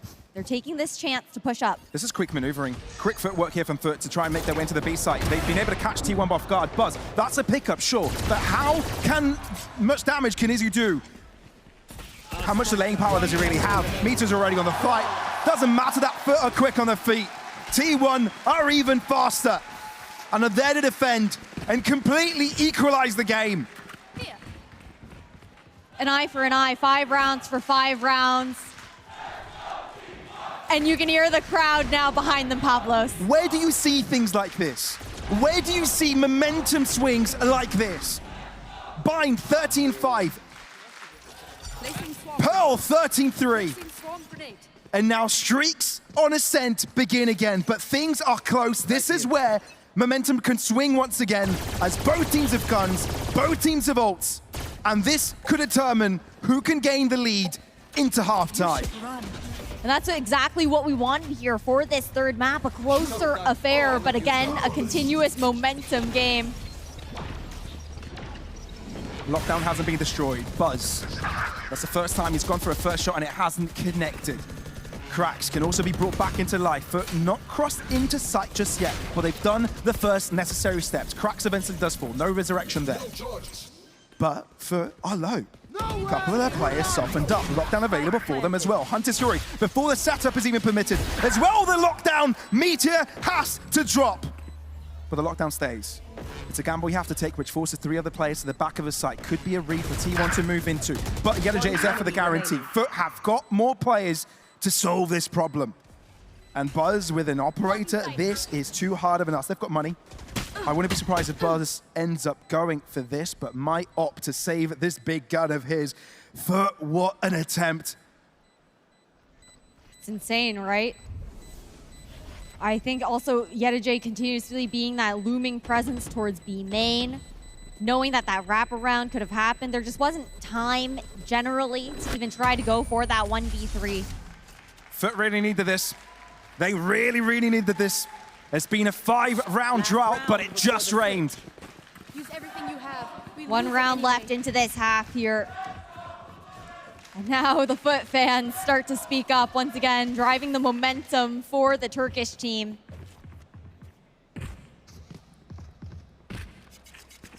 Like I said, this one's for the lead. This one's for the power into the second half. Foot have just broken through, but can they chain it together? Where it started to go wrong for Bind is when they didn't square up with a second round after breaking the tempo. It's a big question of if they can accomplish that. Forward angle to be held here by Sylvan. 2 players playing to the back of the site. Foot trying to break through with Zeus. Zeus dealt with already, and now Foot don't have a way in unless they get a pick. But where's that pick going to come from? That's a big question. How are they going to get this pick? Oh, so much damage also done here on Foot. Yedaje and Mr. Fallen both extremely low. Sylvan read into that TP from Zeus so well.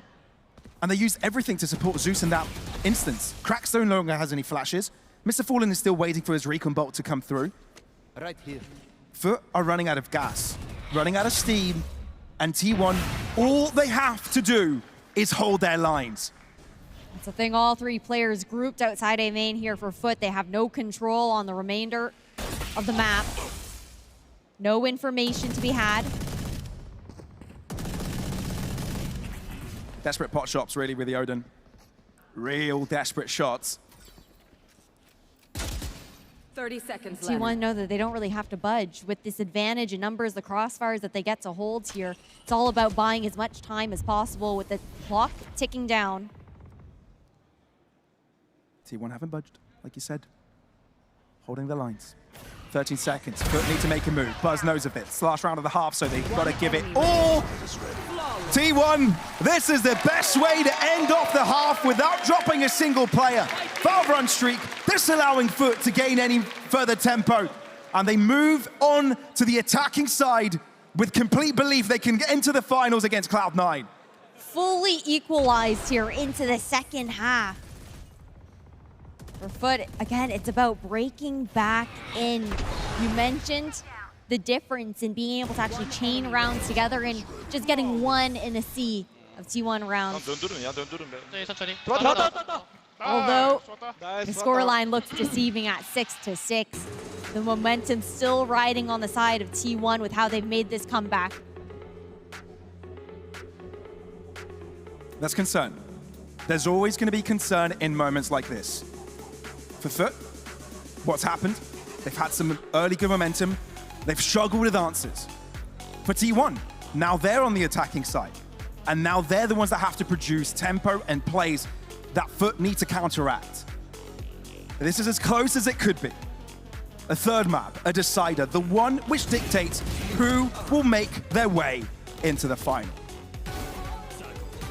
I think what I'm really looking towards here is my expectation with how Zeus has been playing, what we saw from him on Pearl, on that Yoru as well, is going to be going for a couple of those early engagements with the fact that you do have the opportunity to use the gate crash to get out and TP away. Try and do some of that poking, prodding, get as much information as possible, get that first blood if given the opportunity there as well. But then he also will shine on those rotations, the ability to quickly pivot around the map thanks to those TPs as well. Starting things off for the pistol. He's already walking up. Buster opened things up cleanly. 3 to 4 detected. So instantly, T1 are going to be second-guessing themselves if they want to push through, given the information is relayed over to Foot, but they need something quickly. Mr. Fallen has a shot that in hand, but might not be able to get his pistol out on time. Frenzy, it's good for a spray, but he's also been revealed. He's whacking moles right now. But Foot, still back in it. Izu, how do you have the confidence to just stick to that angle? Look at this position for Meteor. There's no way you read this! Oh, how the captain does, but Meteor is nuts!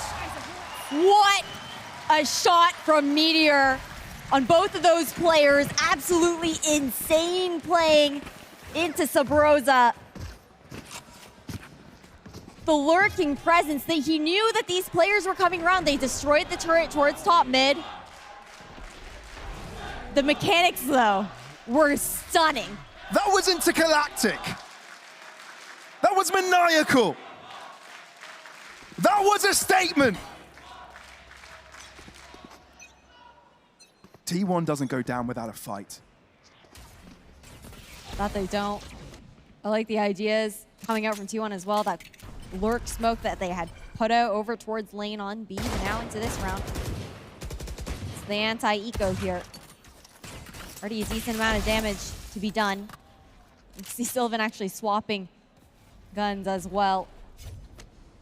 Trying to send that Guardian over to someone who has that full health still to work with. It's been a double push up towards B main. I like this play though. They play contact off of the Killjoy turret, but there isn't going to be any presence there. You see T1 shifting back over to take that spike back over towards the A site. And now Meteor also has the liberty with this setup to walk up in mid. No one's watching. They are aware of it now, though. Oh, we taking here a lot of movement. Yep. Calling for the rotations. What does T1 do with this, though? They're going to allow Meteor to do his Oh! thing. He returns around 180 degrees to find the energy. He's playing with his food. It's not even fair. On a different level. Yeah, okay. Look, we already knew this was going to be a tough one by Foot, but this is T1 holding a big denied sign in front of their face, waving it, taunting them. 8-6. Izu with the 3K there as well. The fact that they're just, it feels like you see them just doing 180s. Closing out these rounds. And the crowd, again, trying to energize these Foot players. Since T1 has taken that momentum, Foot have struggled to break back through. If there's any moment to crack through, it's now. Revealing area. Even though this is technically a bonus for T1, this looks like a full buy. Oh yeah, it is. It really is. At the end of the day, it's just a full buy. You know, they had, it was like an FPX buy that they had going for them with 3 rifles. One of them being a Guardian, but then you got those pistol players, and they just want to continue with this momentum. It's still a close affair, right? But looking to take any advantage that they can possibly seize early on into the second half. Buzz looking to take matters to his own hands. Are able to read it, but there's only one isolated on side. Ada Captain is going to ask for reinforcements, but the smoke between them. Mr. Fallen, he's dropped. These are pot shots through smokes. These are still mere pot shots through smokes, and Foot have got no reply. T1. All they had to do was have luck on their side. Sure, okay, it was a brilliant setup and having the intuition to spray at that moment, but this must be terrifying for Foot when they're not even replied to answer back. It's a question now for Foot of, do we go for this? Do we look to save these weapons that could be the difference maker into the next round? The turret goes out there for Yedajay. They don't find anything early, and the thing is, with this advantage, T1 look to play together, right? Guaranteed that they can, well, I mean, they know that all 4 players are on site. It's clear. With that knife. Yeah. But they're playing those Terrifying. numbers. They don't want to give anything away for free to Foot, and I like the call for the save here. I mean, you have to go for the save, for sure. But for Foot, this round should have been where they start to find presence. Instead, it's T1 increasing the lead, creating a bit of a difference, a gap that Foot need to chain together, mitigate as soon as possible. They're investing. Ash, they're investing. Hey, buying up alongside. We've seen what the Stingers can do for the side of Foot. We've seen them start to shift the momentum of a round. It's a question of how they look to be used here. What's the setup going to look like? I think T1 have done a really great job of picking that apart. Meteor has been great on these lurks, finding that the gaps in the defense there of Foot. 2 suppressed. 2 players detected over towards A lobby. A little lineup to land and take down that alarm bot in mid as well. Oh. Actually misses though. Yeah, the alarm bot is just a step forwards. So the proximity doesn't reach it. Oh, this is interesting. Timing. But Sylvan has got the better timing of things. The paranoia is thrown, but do you really check up the upper angle? I don't think you do. So Cracks Down A. is only good for the 1, as Sylvan is able to mitigate the damage. That's the thing. It's also the Vandal that goes down. They're unable to be recovered by Ada Captain. Ada Captain does stick by, because he knows the difference is in the distance. Oh no, the Algon is scary. Revealed his location there as well. That shock that actually allowed Ada Captain to survive, because if that wasn't thrown, maybe T1 would have gone for the bounce. Yeah, perhaps a swing to come in, but you've got 3 players leaning towards the safe site now. Recon. Shut down. You know, where those bullets came from. Ada Captain trying to hide, but that leaves 1 alone by himself. Ada Captain trying to move out of the smoke. He does end up with 1, but it doesn't mean he survives for much longer. Zeus tries to be relevant. Oh my, he is. Meteor all by himself. Suddenly Foot have found themselves on top. Dimensional drift going all the way around, trying to figure out what the setup looks like. But eventually groups up with his teammate. Playing together. Clone drops. Spike underneath, so you know there's only 1 spot Meteor could be in. The question is, which is the corner? To me, the turret will be there to help out. Meteor reveals himself. Switches position yet again. This could be it. Spray onto 1, but the power of numbers and the power of friendship prevails this time around. Zeus has been so consistent being this difference maker for Foot, having the power to actually completely shift. Do you think Mitch made that sign actually? You put him in the crowd? Probably. Probably, yeah. But that's the round that Foot needed to break Yeah. things up. But again, it's that question of, are they going to be able to chain a round off the back of that, or is it going to be just one lost in the sea of momentum there for T1? Yeah, that is completely valid to think about. Here we go again, into the breach. Once more. Got to give him credit, though, at the very least there for Zeus. For Foot, that could be the difference maker to find that emotional, that mental momentum back onto the side of Foot where it gets them a little bit more hyped up for it. We wanted these back and forths. Oh, we did. We wanted these exchanges. And I think finally we've gotten them. T1. And they break through on time.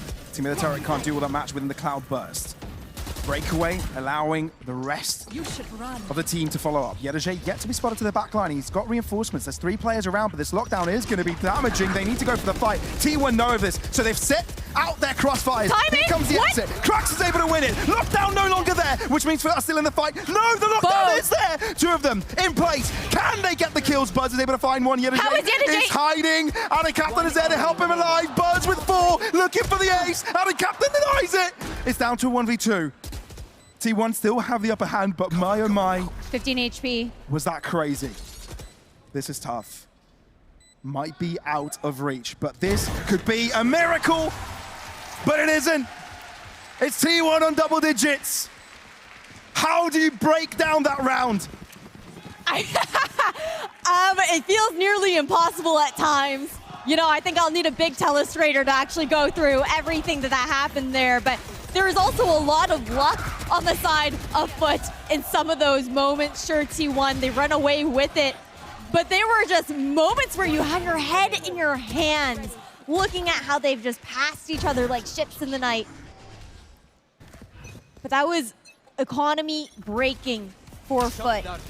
A hero rifle here for Zeus at the very least, but otherwise, they don't have nearly as much to work with. Mr. Fallen, he's all by himself. You can't help but feel he's a dead man walking. And a captain oversteps his welcome as well. Oh dear. Yeah, this round's going to be handed over to T1, and then Foot have a lot of way to go. A long way. Really like that nano swarm that Meteor throws up towards the tree door, anticipating the fact that Ada Captain likes to play that close angle, then fall back into it, reading into it so well, looking to melt him while he backs up.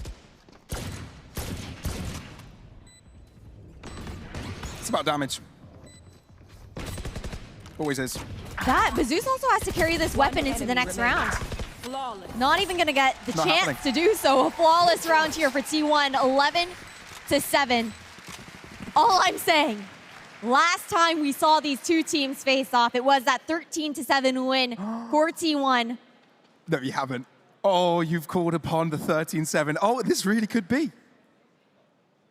This really could be. But what I know for sure, this is no longer what we saw in Bind. This is no longer what we saw in Pearl. Even the rounds that T1 have been winning for the past few, they've been close. Yeah. They've been very close. And any small change in how the trades went could have drastically changed the outcome of where we are right now. I agree with you on that.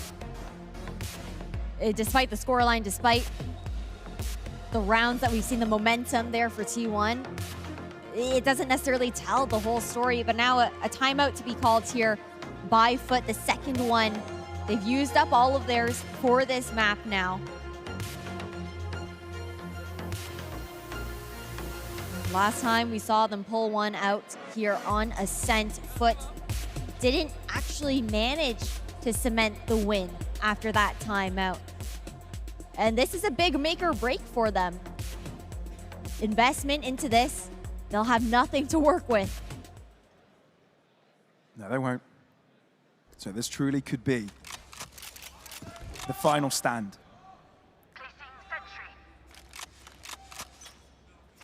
T1, so close they can smell it. Grand finals, so near. A Foot got the answer. Zeus exterminated in an instant.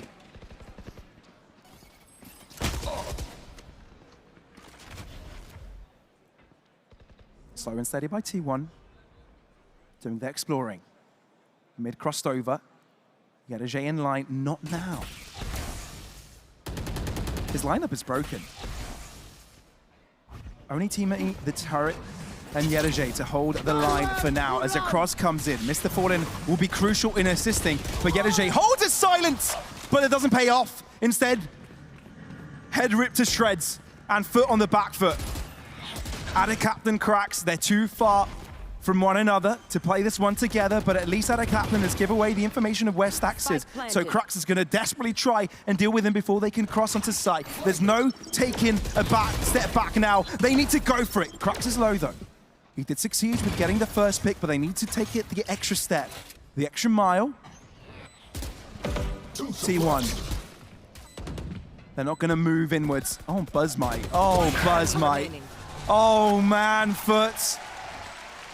You thought this was their turn to get back into the thing, back into the game. T1 instead answer back and now are on match points. Foot scrambling for cash. It's a rough buy coming in. Light shields along some half-eco rifles to come through with those Guardians, those Bulldogs. They do have the null command to work with. One away from that dimensional drift here from Zeus. Right now, what's difficult is we're also struggling to see that impact from Yedajay that we saw on Pearl. Not really being able to find as much value so far on Ascent. Having a bit of a tougher game.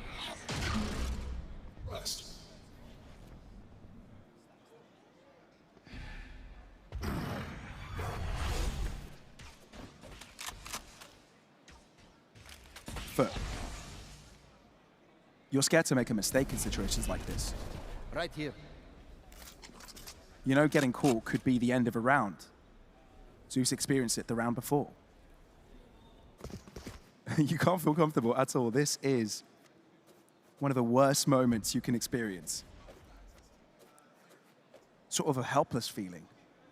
But you know you still have a chance. And that's in your head, and they have to deal with it right now. T1 moving into the A site, information is there. Foot are unsure if they want to dedicate all of their players here. They managed to draw out that null command at the very least, but time's starting to tick. Got 30 seconds left. Cracks can still buy a bit more time. Oh, they definitely know something up here. Hunter Shuri coming out, trying to see if they can get the finishing blows. Mr. Fallen, that's impressive. No damage with the third shot though. Meteor will be trying to assist Buzz in walking in. Cracks can't break through, he only have full health on him, but this just might be enough. Foot remain. Foot remain. They did a great job installing out that choke over towards A main, buying enough time, running down the clock on T1, who tried to hold steady on that front, weren't really willing to shift their plan elsewhere on the map. And it's great investment from Foot to keep themselves in this best of three, in this final map of the semifinals. Again, whoever wins this game cements their spot in Grands up against C9. That they do. That's what they came here to do. This is what the fight's been for. Zeus. Open angle. Won't be challenged. Instead, Timmy the turret will be exchanged.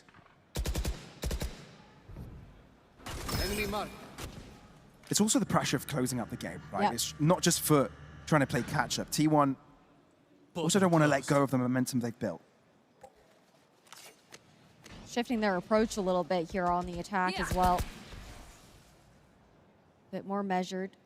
Mid-control on the side of T1. See the pings going out towards bottom mid as well.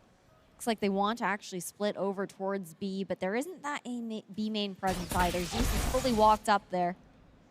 Instead, it's going to be the creep up towards Cat.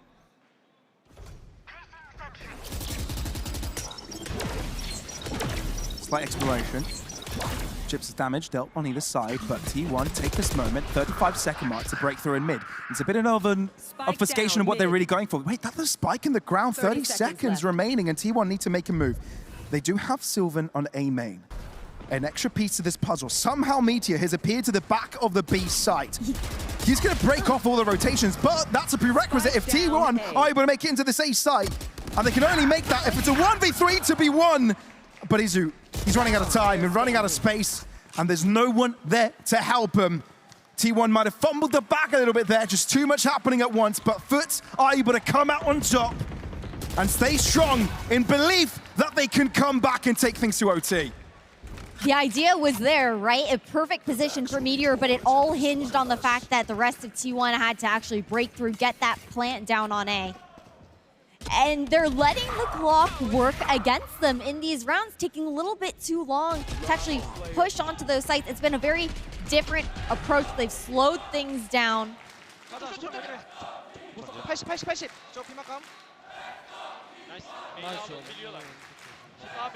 Final timeout to be called here, Pavlos.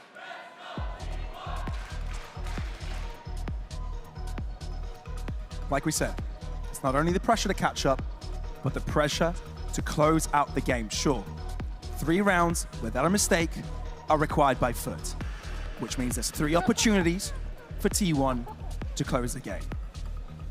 But the sooner you do it, the quicker, the better you feel. Yeah. The longer you let it go and have the idea that Foot are coming back, the sooner overtime comes in your head. That's when mistakes start to happen more often and more often. You've just got to think about it one round at a time, right? That's the big thing that all these players end up saying, right? The coaches as well. Check up on that fan. There's a help sign there. Is everything all right? Hope you guys are having a lovely time. I mean, with a game like this to end off semifinals, yeah, you can't not be. My eyes have to be drawn towards Foot in this round, though, because Zeus does have that dimensional drift up, and it feels like he's always had insane impact for Foot every time that ultimate comes to fruition.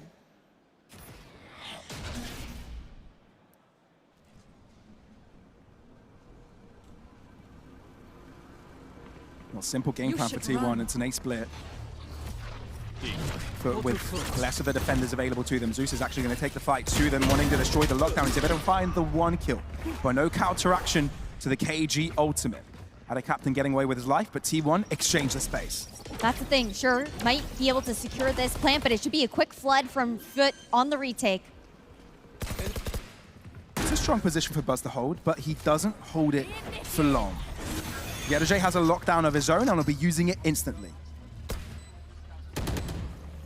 Sylvan waiting for his time, wanting to deny the setup. Perhaps a lockdown as well, but T1 have only got a limited set of positions they can move into. I think their saving grace could be easy though on the defuse already. As Foot are taking the fight out in main. Izu is a little bit late to the party, and Foot win on every single end. It's a great response from them. An awkward plant spot there as well. I love the idea from Foot. Sure, they take the space back with the lockdown coming out from Yedajay, but then to continue forward, knowing that they're trying to deny that ability to even spam that defuse, taking full control of the choke point. 2 rounds now separating these teams from overtime, and 1 round for T1 to close out this best of 3. It's getting closer and closer. Riskier and riskier. Let's get us all on the edge of our seats. Zeus overstepped his welcome just a little bit. It's going to pull a rotation from Foot over towards A, add a little bit more support here from ADA captain, Mr. Fallen. We'll shift over towards Treat to group up with him. All 5 players of T1 hovering outside A lobby. Owl drone does come out. Knife shuts it down though. It's a Fallen spotted here. Yeah. And you can expect where ADA captain is going to be playing. He's been playing there all day. The expectation is there. Like we said, 1 slip up and T1 can close things out right here, right now. 2 remaining. Cracks. One of the old guard, Yedajay. Last year's edition. It's the 2 of them, the pair of them against the entirety of T1. The A side in front of them. Crosshair galore. Everyone looking upon their positions. Yedajay with a final fight. It's only good for the 1, but history repeats itself. T1 take down Foot on ascent. their ticket to the semi-finals as well as the qualification to the grand finals right now. Incredibly done here by T1. It was a close affair on Ascent, exactly what we wanted to see. Unfortunate for Foot, they're not able to find that higher finish that they were hoping for. But man, was this a fun series. The super team shows their superpowers in this semi-final, cementing their place in our Red Bull Homeground 2024 Grand Final. What a series it was that gave us the answer we needed. Sadly for Foot, their trip to Berlin ends here. But Ash, they did not go down without a fight. No, they didn't. And the thing is, Zeus looked so electric as the series went on. His impact on that Yoru, it was so fun to see the set plays that Foot had on that attacking side. But once T1 ripped the momentum away, it was so hard for Foot to come back in. Foot take a bow. Absolutely. What a show. Look, there was perseverance shown in this series. And it does take a lot from a team to do that, especially in front of a crowd, especially after losing your own map pick, especially when you're playing with new additions in environments they've never experienced before. So Foot played a great game of Valorant, a great series. But for them to play good, someone else had to play even greater to win. And that was T1. Leveled up, they persevered as well, if not even more. And they come away with a victory, playing against Cloud9 after this. Let's not forget, like you just said, the perseverance was there. They had to dust themselves off after map 2. They had to find something new. They had to find a different type of energy. And it is a different kind of energy when you clutch up a semi-final. There's one thing winning map 2, but then when you lock in that position in the grand final, that's a new level of perseverance, isn't it? It definitely is, and it was just crazy to see how momentum-based all 3 maps were in this Best of 3 series. Typically you think, okay, a 13-10, maybe there was a little bit more of that back and forth, but it was just those seas of rounds being swept away by either side. And I've got to also give a huge shout out to Buzz and Stax for this, because last time when we saw them in Tokyo last year, they ended their journey in semifinals, that 0-2 up against a Fnatic that won the entire thing. And this time, it's their turn to find a spot in Grand. And this time, they want it all, Pavlos. They absolutely do. And Cloud9 will want it all, but it's not going to be an easy journey. It's the 3rd time Cloud9 are in the grand finals, and a very dangerous T1 has just rolled up to try and take that away from them. This has been an extremely exciting first series of the day, but semi-final. Yeah. I cannot wait what is in store for us in a best-of-5 grand final. I think what's great as well is that we were very lucky coming into this with the knowledge that no matter what, we were going to end up with a solid grand final. This one is tantalizing. And you mentioned Buzz and Stax, tantalizing. Don't know where that word came from. But listen, you mentioned Buzz and Stax. Stax is standing by with a man who is stacked himself. Adam Savage, how are you doing? Thank you very much, my friend. Berlin, would you please put your hands together from T1? It's Stax! Oh, they love you. The Staxmeister. Congratulations. T1 are into the grand final at home ground. How do the team feel right now? It was quite struggle, honestly. They played really well for Esports, so yeah, we just focusing, don't give up. Yeah, I think my teammates doing really well. They helped me a lot, so that's why we can win today. We saw as well in the opening videos, you mentioned about confidence in the team. It felt like, you know, with a victory like that, a 2-1, it really pushed you to the distance. It seemed like a very confident performance as well. Yeah, our confidence is really good right now. So also our communication is really strong also, because Iju really want to play with the Korean. So he really happy about that. So nowadays, this day, so yeah, we're quite confident right now. Now we know on the team as well, the roster is kind of a new roster. You've got familiar faces like Buzz in there, you know from before. For the newer players that are in the team, who's really impressed you so far? For me, of course, the Meteor. Of course, yes. He's so aggressive guy. He play always calm. I learn a lot from him. So yeah, I think the Meteor is the best player, I guess. Now looking ahead as well, the grand final against Cloud9. We chatted to Rossi yesterday, and you guys know each other. You had a brief time playing together. Is there anything from that time with Rossi that you learned that could help you in this grand final? Yeah. Well, personally, I love Rossi, but when he in the T1, he was a T1 dog. So now trying to beat him. Okay, I'm going to ask you this. Stacks, are T1 going to win Red Bull home ground? Of course, guys! Of course they are! One more time, would you please put your hands together from T1? It's Stacks! Let's go, T1! I love it. I absolutely love it. Ian, T1 in the grand final against Cloud9. Let's go, baby. Let's go indeed. Thank you very much, Adam. I can't believe you called him the Stacks Meister, but I'm here for it. I mean, he's here for it, that's for sure. Stacks bigging up himself there at the very end, backing his team to go all the way. But before we even contemplate that grand final best of 5 with Cloud9, let's just take a look at what just happened on that final map there on Ascent. Pavlos, we wanted it to be tight, and it was tight. It really was. There's no other way of explaining it. Sure, there were moments, there was sprees, there were situations where one of the teams took over, they started to create kind of a streak of success, but it was always a close game. Each team always had a leash on each other. It's just that T1 towards the end were able to just escape it and run away. I think it was really the map control that we saw coming out from T1 as well. The way they were positioning themselves on defense looked great up against Foot. Sure, things were a bit of a struggle at the beginning. Foot starting things off extremely hot. They kind of had to take a second to get used to how Zeus was trying to make that space on site. But once they got those reads, the adjustments were sublime. Well, Stacks believes that himself and his roster can go all the way to the finish line. I mean, shouted it to the crowd. Of course, guys, we can. Do you believe that T1 has what it takes to beat Cloud9?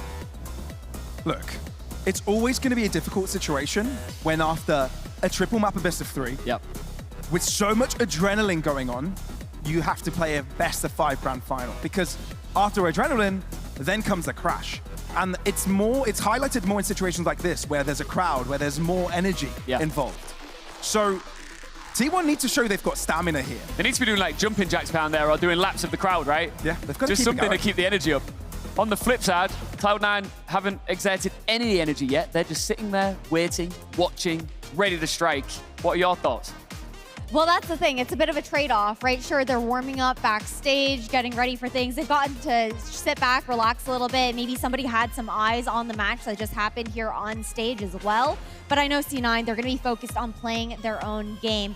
And I think it's a double-edged sword. Again, you talk about the stamina there, but at the same time, T1 had insane momentum. It was a momentum-based series the entire way through in this matchup against Foot. If they continue forward with the confidence that Stacks is brimming with there in the interview, I think it's definitely possible. Yeah, he's loving life. I think yesterday we did reflect on G2 and what were our learnings from that roster after they dropped out in the semi-finals. Just briefly, Pavlos, what do you think we can learn from Foot from this experience? That no matter what, there's always a way to come back, right? And that's what they showed. They've been great at doing it throughout the history of this org's existence, which is why they've been so good at making it far in tournaments. Sure, they haven't made it as far as they would have liked in this tournament, but never give up. Never give. That's what you learn from for sure. T1, though, on the other hand, what you learn from them is that there's a new Korean powerhouse in play, and I cannot not be excited to see them come into play here, and I'm super excited to see how they progress throughout the year, but most importantly, in this next grand final. All right, Twitch drops are live right now. All you need to do is put !drops to get your hands on some of the amazing peripherals. Have you done it yet, guys? Me? Oh, yeah. Listen. You thought I was talking to the viewer. I thought you were talking to the crowd right now. I'm not going to lie. I actually sent a text over to my brothers to tell them to log on to my PC so I could get the drops down. Good. Solid. I are not necessarily the most reliable, so I'm going to find out later if I've actually got them down. But I'll tell you who is reliable. You two. You've been absolutely phenomenal this entire last couple of days. I hope you've loved your first time at home ground. Oh, absolutely. I'm going to ask you, just before I let you go, off into the sunset and enjoy the grand final. Who's taking it? T1. T1? Wait. Oh, you've done it now. It's too late. It's gone. T1. I'm going for T1. Cloud9 were Lock really me on in. form. I'm going to say Cloud9. I love both of them so much. Well, time will tell. But before we get there, we've got a show match coming your way as well. Plus, a very special announcement. Can't tell you much about that yet. But we'll be back with a best-of-5 grand final. Thank you again to you two. Don't go anywhere. Plenty more to come here live in Berlin.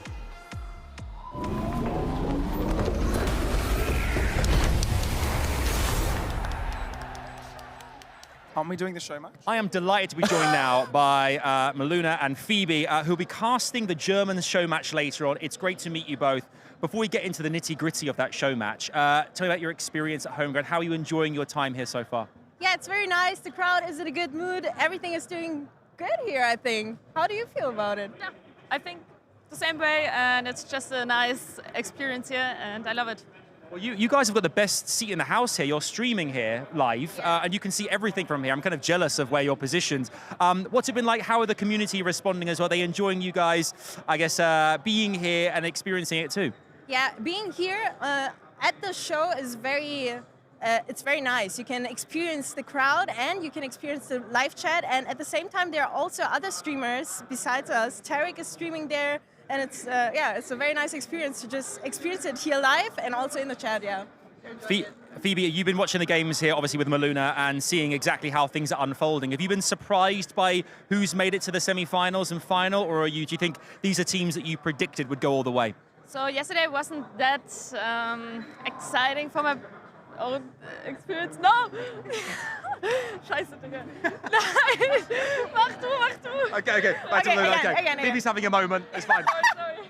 Yeah, I think T1 is very surprising. Yep. I think they're doing very, very well right now. And Cloud9 was amazing yesterday. They were so crazy. And it was very unfortunate. I'm a big fan of Fnatic, so I felt very heartbroken yesterday. But I feel like being here is a good opportunity for the teams to just, test their limits, see what they can do, and, check out what they can improve maybe for upcoming matches. So you should see it as an opportunity, and it's very entertaining to watch anyways, even if you lose. So therefore, I feel like T1 deserves it, Cloud9 deserves it, Foot deserves it, everybody who's going to play tonight will deserve it. You're just sat on the fence. Everyone's a winner, according to Maluna. But let's look ahead. Before that grand final later, we have a German show match. We've got some creators coming on stage. They're going to go head-to-head here. I'm going to meet them shortly. I'm not too familiar with them, as some of our audience might not be. What can you tell us about some of the players taking part here? Phoebe, what can you tell us? Any players we should look out for?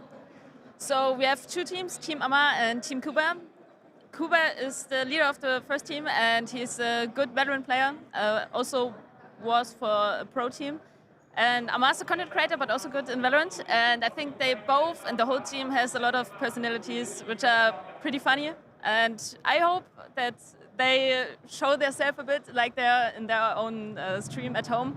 So I think this is obviously not a professional game there, but we see the whole time here. So I hope that they're just doing their stuff for fun and, entertain us. We want to see entertainment, of course. That's what we're all here for. And what about yourself, Maluna? Who are you kind of looking at thinking, we want the entertainment, but who do you think can deliver the goods in the game? Who do you think is going to win this thing, and who is a dominant player that everyone at home should also be looking out for? Well, she already talked about Kuba. He's also in the pro team Focus, who has already played, and yeah, he has a lot of experience, so I feel like their team has a big advantage, maybe, when it comes to in-game sense and IGLing, in the game. So I'd say they have a little bit of an advantage because of the experience. But actually, I mean, the cup is more or less for loosening up the tension, getting the crowd hyped up, especially the German crowd here. And I feel like we should all just enjoy and see who's going to get the Creator Cup trophy, Yeah. Fun fact, Kuba drank a lot yesterday, so maybe they're not performing so good today, so Amar's team has a better chance. Maybe. It's good intel. It's good intel. Thank you for sharing that with us. And thank you guys for chatting to us as well. Best of luck with the rest of the stream. Enjoy the rest of your time here. As Maluna and Phoebe said, it's a celebration of all things Valorant and the community as well here. And we're living our best lives here in Berlin, Germany. It's a great time. Yep.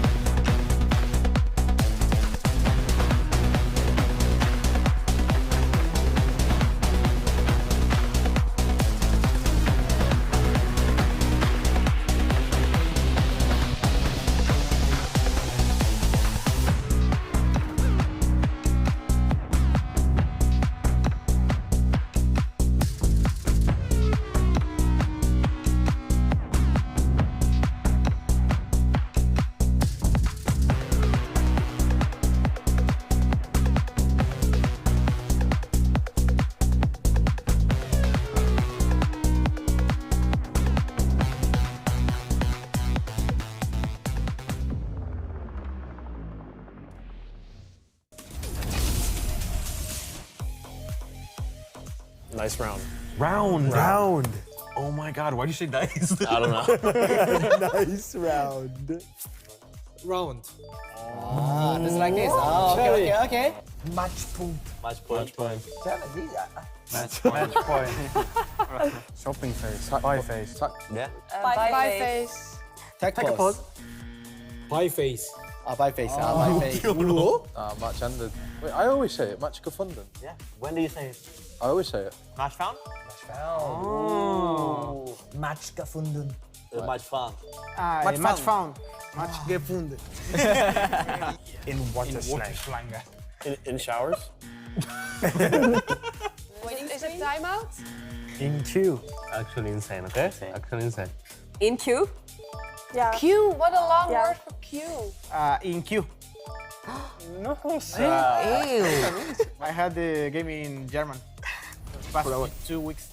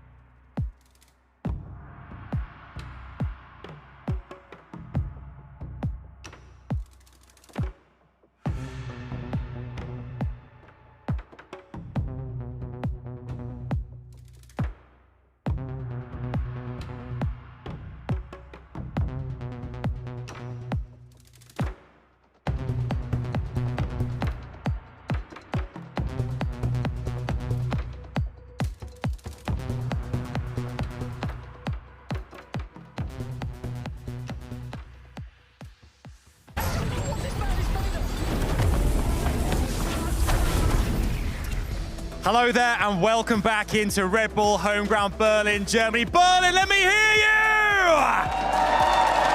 They're great, they're really good.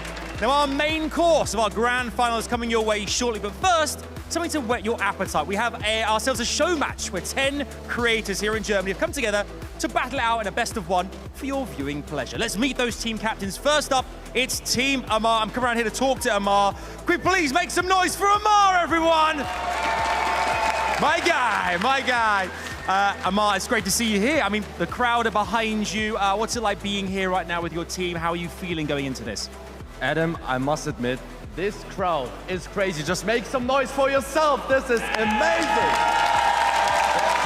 They're actually so hyped up. I think the finals will be crazy. Yeah, it's going to be insane. And I'm more than hyped up to be here with my team. And I think they've seen a lot of pro playing right now. So just lower your level of what you deserve to see with us. But I think it will be still fun because we're going hyped up and we want to win this. So we're saying lower the expectations, but enjoy whatever you see. I like that. That's good sentiments. The team itself as well. Talk us through some of the players here. Who do you think is going to be most dangerous out there on your team? Obviously, it's going to be our main pro player. He's going to carry the pistol. That's unfair. He's crazy. He's insane. He's outthreading every one of us. And I think we have a new agent over there who's coming into the team. It's Boss. He's going nuts, and also unfair with the smokes. It's going to be insane. And I think Fabo is going to be the perfect stage. Do you think, I mean, Team Kuba, we're going to chat to in a second there, but do you see anyone on the team there, you're apprehensive about anyone there that worries you because they equally are pretty dangerous out there? Actually, I'm not worried about them, to be honest. I like the fighting talk there. Not worried one bit. He's cool, guys. He's cool. Give it up again for Team Amar, everyone! All right, we've heard from Amar. Amar is feeling very good, very confident. What about Team Kuba? Let's come around this way and let's meet the captain himself here, right at the very end here. Kuba, it is great to meet you as well and chat to you. We've got a lot of fans out here. Now, you've brought everyone along with you. Everyone's here to enjoy Team Kuba. Talk us through the team here as well. How do you feel, first and foremost, about being here and competing against Team Amar? Well, I'm just a bit nervous, to be honest. I mean, like, I've played already on LAN and stuff, but so many people here, first time. But yeah, we're still confident. Yeah. Well, it feels as well that you've got a lot of people cheering you guys on. One more time, can we make some noise for Team Kuba, everyone? I mean, if there's ever a way to feel confident and some wind in your sails, it's these guys, right? I mean, the team, everyone is here behind you. That must really help you too. 100%, and we don't want to make them like sad about this, and we're trying to win, give our best, and yeah, as we did in the qualifier, we're gonna smash them. Even now in Swift play, it's like a fast win, and yeah, take the money home. Talk us through the team quickly as well here. We met some of the team on Team Amar. Your players here, who do you think is the ones to look out for everyone at home, everyone here in the arena? Who could really be a game changer or clutch it up right at the end? In my team here? I would say Tortillas. She's our duelist. She's like playing only Reyna, and yeah, sometimes she's just going crazy and just taking in one round like 4 kills. You think like, what the fuck? How did they came from? Like, I'm going to ask you: is this going to be easy? Do you think it's going to be a contest? Do you think this is going to be a Team Kuba victory? Come on, the audience want to hear this now. Is it going to be a Team Kuba victory? Yes. Yes, it is! Make some noise for Team Kuba as well. There you have it. We have ourselves an incredible matchup coming your way here. It's a best of one. Don't forget here as well, our show match. Who are you rooting for? We're excited to see how this is going to go down. But for now, we're going to head into our casting area with our fantastic team of Ian and Pav and Ash. Would you please make some noise for our casters, everyone? Absolutely crushing it. Over to you guys. Let's do this show match, baby. Here we go. Cheers, Adam. We didn't get the sort of response that Kuba got, but we'll take it. These guys are hyped up and ready for it. Look, it's a show match. We love to do this before a grand final just to bring down the levels of tension, bring the energy down a little bit. But these guys are taking it seriously, Papos. They absolutely are. I'm actually a little bit surprised that Kuba got a lot of the attention there. Sure, he's got a big following, but it's Amar that's got the biggest out of all of them, right? Yeah. So I made that a little bit comparison earlier, but yeah, no, Kuba has got a lot of Berliners that are rooting for him and his team. I'm really interested about this. It feels like both teams really want to win against the other. It feels like there's some, you know, bragging rights at play. Costa, is it? When do you get the chance to be on a stage in front of a massive crowd in Berlin ahead of a grand final? Not often. It's a really big opportunity for some of these players, these creators, and then also some players from the tier 2 scenes that are on these teams as well to be on this stage and show their stuff. Really exciting things, especially being almost that kind of preview heading into the grand final. The vibes in here are brilliant. We're going to Abyss for this show match. I just want to quickly check as well, because the crowd is starting to settle down, but I just want to check who they think is going to win this show match. Who's going to win? Is it Team Amar? No one. Wow. Oh, that's cold. Oh. Go on, Pav, I'm going to let you ask. Is it Team Kuba? Okay, listen. You were talking about how Amar has a bigger following and everything like that. However, Kuba, currently the sub for Focus, but was previously on the main roster within the DACH region. So it's no surprise that these esports fans are going to be backing an esports player. Absolutely. When it came to like the way they were talking before going in, I think Amar was just seriously loving life. Yeah. Absolutely, just soaking up every moment, lapping it up. But he said, guys, just lower your expectations. Lower your expectations here. But I think he might just come out and blow us all away. I think he might. I mean, look, I'd hope so. It's a swift play match, right? So there's only a limited amount of rounds that they can show that, but that makes it more exciting because it's, you know, a lot more in store for us in these particular small rounds. I hope they actually bring in the sneaky fight as well. I want to see some BM. I want to see some knife fights. Exactly. I don't want it to be just a simple head-to-head. I want it to be banter. Yeah, absolutely. Kuba, we heard there, he's got tons of fans in Berlin. Very handsome fella. Very nervous as well, though. He said, I've played on a LAN before, but very nervous. You can stream in front of millions. You can, you know, make a lot of content, a lot of eyes on you. But when you've got them in front of you, that's a completely different experience. I think also being one of the pros on the stage too, it's maybe that added expectation that maybe he's like putting on his own shoulders there as well. Absolutely. Maybe there's a bit more pressure on him to deliver here on the stage. Could be, and that might be a little bit scary. You want to make sure you perform. Look, obviously, low expectations. This is a show match. This is where all the fun happens. Here for a good time. And it's also an opportunity for us, you know, the international scene, to see what's up with these German creators, because there's a lot of following. People love these guys. Every single one of them have something to offer to the scene, and I just want to see what they're made of. Yeah, maybe add a little bit more to their fan base with an international crowd, and then also, I mean, sure, Amar said, lower your expectations a little bit. Man knows how to work a crowd. Absolutely, he really does. Oh, I love it. Let's get things started. You want to stick around for this? Should I stick around for the first round? Yeah, sure. Okay. Go on then. You don't want to start us off? Yeah, start us off, Ian. All right. We've got the knife out like we're in the kitchen. But we switched it back to the gun because it's a bit more traditional. Knife again, gun. Pattern, no. I'm loving it. Great attempt. You can leave now. Okay. Here's what I'm gonna do. I'm gonna do your ad libs. So whenever you say anything, I'm just gonna do like ad lib. Okay. All right. I hear that. I'll do that. Noisy gets the first blood. Ooh, the sneak in. But it seems that it's no issue for Noisy. Quadra for Noisy already. Hey, holding down the fort there. A flawless round right off the gate. But a lot of fun to be had already for both of these teams. Is that my round over? Yeah. That's round one over. I didn't even get to any ad libs. It's okay. Let's hit the replay. Yeah, so it is going to be Team Kuba getting the first round. Look, a lot of people made noise for Team Kuba, to be fair. Everybody thought. No one thought in the arena that Amar is going to be winning this in his team. I wonder why. Maybe we'll get to experience that right away. I wonder when the banter comes in. What do we think about these comps also, Ash? The comps? Yeah. The comps are kind of wild. Like, we're definitely having fun with this one. Oh, yeah. I'm really looking forward to seeing Salty's on that Reyna pick as well that was shouted out there by Kuba's on top of that, but... Sure. That's not ready. And you know what? I saw on Unfair's Twitter bio that he is literally the best Sova by far. That is literally his little quote in his bio. So I want to see him do well here. Average Jonas is going to have some words. He's not playing Sova though. Like he needs to play the Sova in the game itself. He's playing the Cypher here. I'm a little bit disappointed. You've got to back up the words with some play. You know what? It's a show match. He doesn't want to pull out all the stops here, right? Yeah. Sure. Oh, there we go. Not for long though.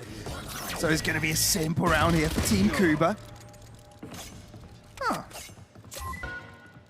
Well, the neural theft is keeping them everywhere. I see you laughing there, Ian. Is that an ad-lib? Was that purposeful? Enemy remaining. 30 seconds left. Spike down mid. It's actually pretty close. I got the spike. Who on earth is Test 01? Here we go. Salties is there to stop him. No extravaganza, no ecos being pulled off here. Team Kuba on a roll. Shutting things down. Nice start for him. See smiles across the board there as well. I got my eyes on the reaction cams as well, because you keep in mind that almost everyone up there is also a creator, so you're looking towards, okay, how did they work that camera? They know that's comfort for them, right? Sure. Being on stream here, but also a very different scenario where maybe they feel a little bit more locked in on that stage. I bet it's pretty cool for people that actually follow the streamers here, the creators, see them on the stage, get to compete in front of them. They're probably used to just Twitch chatting, and now they've got a chance to just scream for them as well. Here we go. Here's the entry. Medi wanting to make a name of themselves, but still, it's equally traded. It's a close affair. The A-site taken over here by Team Kuba. Masabi's also just using the default crosshair right now. Doesn't seem like they were able to get that personal crosshair down that maybe we typically see from him. Sure.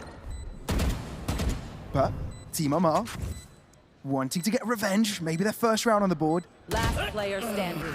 And it's Amar himself, the captain, to find a lovely little shot. Salty, we think she may be the most competitive out of all, but cannot hold on for long. So we've got Team Amar on the board. Last round in the half. Hey, you want to keep it a little bit competitive here, right? Swift play. These rounds, they pass by super quickly. They do. But you can actually see, like, it's so funny to see how focused they all are up on that stage. They really do want those bragging rights you were talking about. They do, because then next time they go on stream, they go to their co-stream and are like, yeah, we won, so they can shut them up. There's always that bragging right going on. But yeah, I can't believe it's nearly the end of the half already. One round remaining in it. I don't play Swift play, so I can't. It is quite swift. That's quite literally the name of it. So, brilliant out of you. Yeah. Who would have thought? Go figure. Okay. Oh, little chip damage there from JoJo. For clarity as well, test 1, I believe, is Croco Boss there. Yeah, probably. The thing is, they've seen a lot of pro play, they said, right? They've been co-streaming this event. We haven't seen any of this, though, the past couple of days. I'm sure we saw it in the main Swiss. I wonder if they were keeping tabs. In they go, though. Malsabi, good for a couple. Not too bad. And the recon might assist for even more. Malsabi popping off. Another spike is also No Man's Land, fully in defender's control. Team Kuba want this final round of the half. The Thrash does its thing. Oh, the jump across. That's nuts. Malsabi wants an ace. Oh, Kuba steals it away. What kind of a captain are you? Hey, still got cheers from the crowd, right? Brilliant stuff by Malsabi. He stuck the landing, too, on that hop skip over the side there, landing on the ledge. I love that we get the instant replay, the slow-mo. Yeah. One enemy remaining. They've definitely paid attention during Okay. We've got the vibes going now on stage. I love that. I love that. Sheer passion. More energy. More passion. You're not going to continue? No, sorry. Oh, okay. I put an end to Leave that. me hanging like that. That's crazy. I'm sorry. Okay, they switched halves now.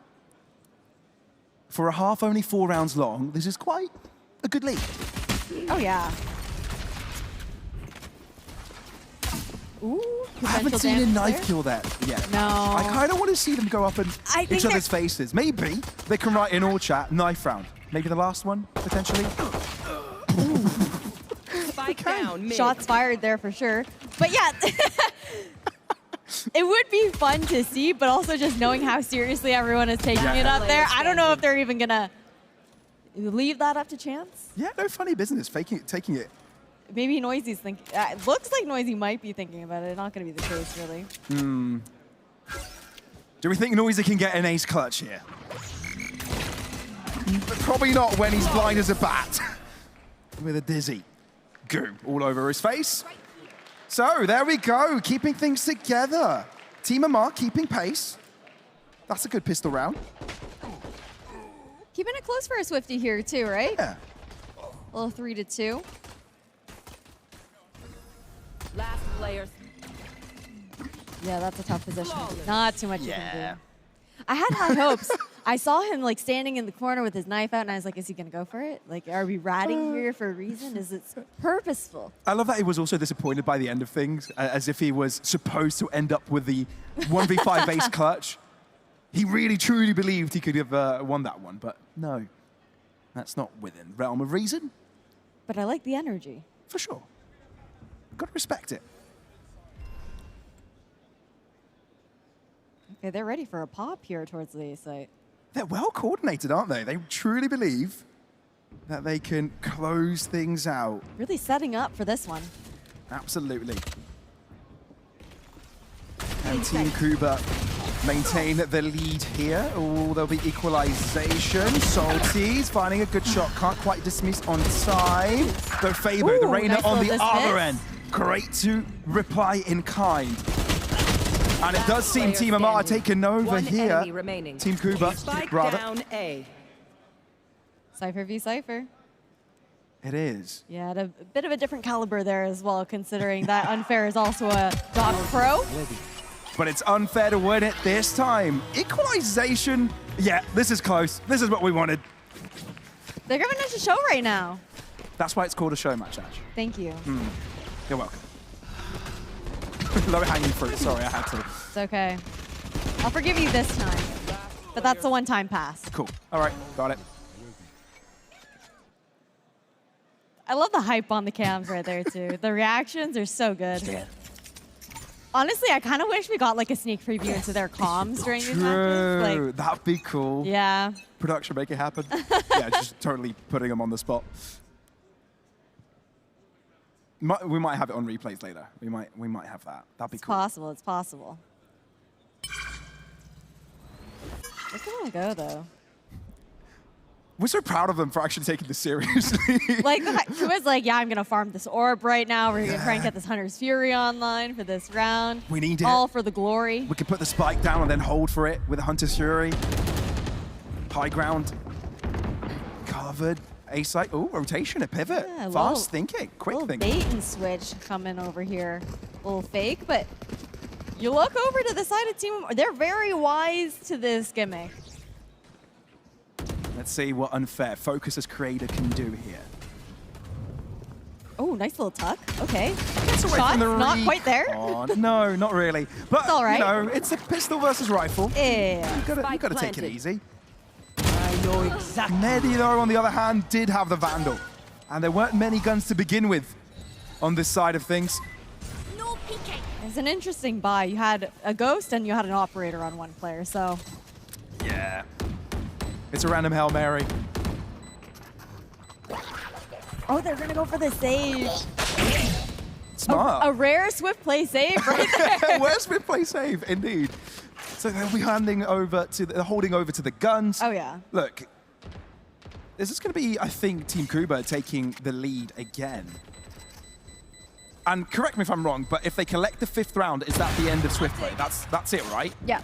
Cool. Done and dusted. It's a short affair. At least the operator is handed over to Amar. A round for Team Kuba.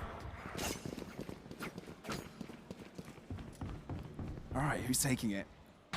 What are we missing? Who's going to get the multi-kill here? The multi-kill here? I believe in Amar. You believe in Amar? Yeah. I think if they walk into the Opera, he's got this. I feel with how much support Team Kuba has in this venue, it's got to be Kuba. Okay, are you talking about the game or the round? Because I was thinking about the round, if I'm going to be honest. I was thinking about the round also, but yeah, I get it.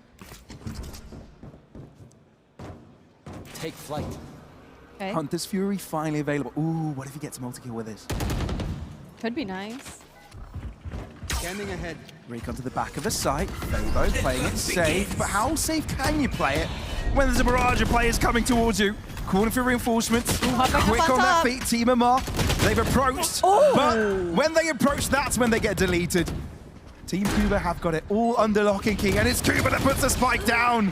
The captain to lead his team back into safety. It's a nice little response there. There's a lot to do here on Team Amar. 2v5. Not an easy one. looks. Not an easy one. They've got Little Bro. It's the power of the Little Bro. Little Bro's defusing. Can it keep defusing? No, Hunter Fury. No, Little Bro's gone. Oh no. Yeah, but that's it.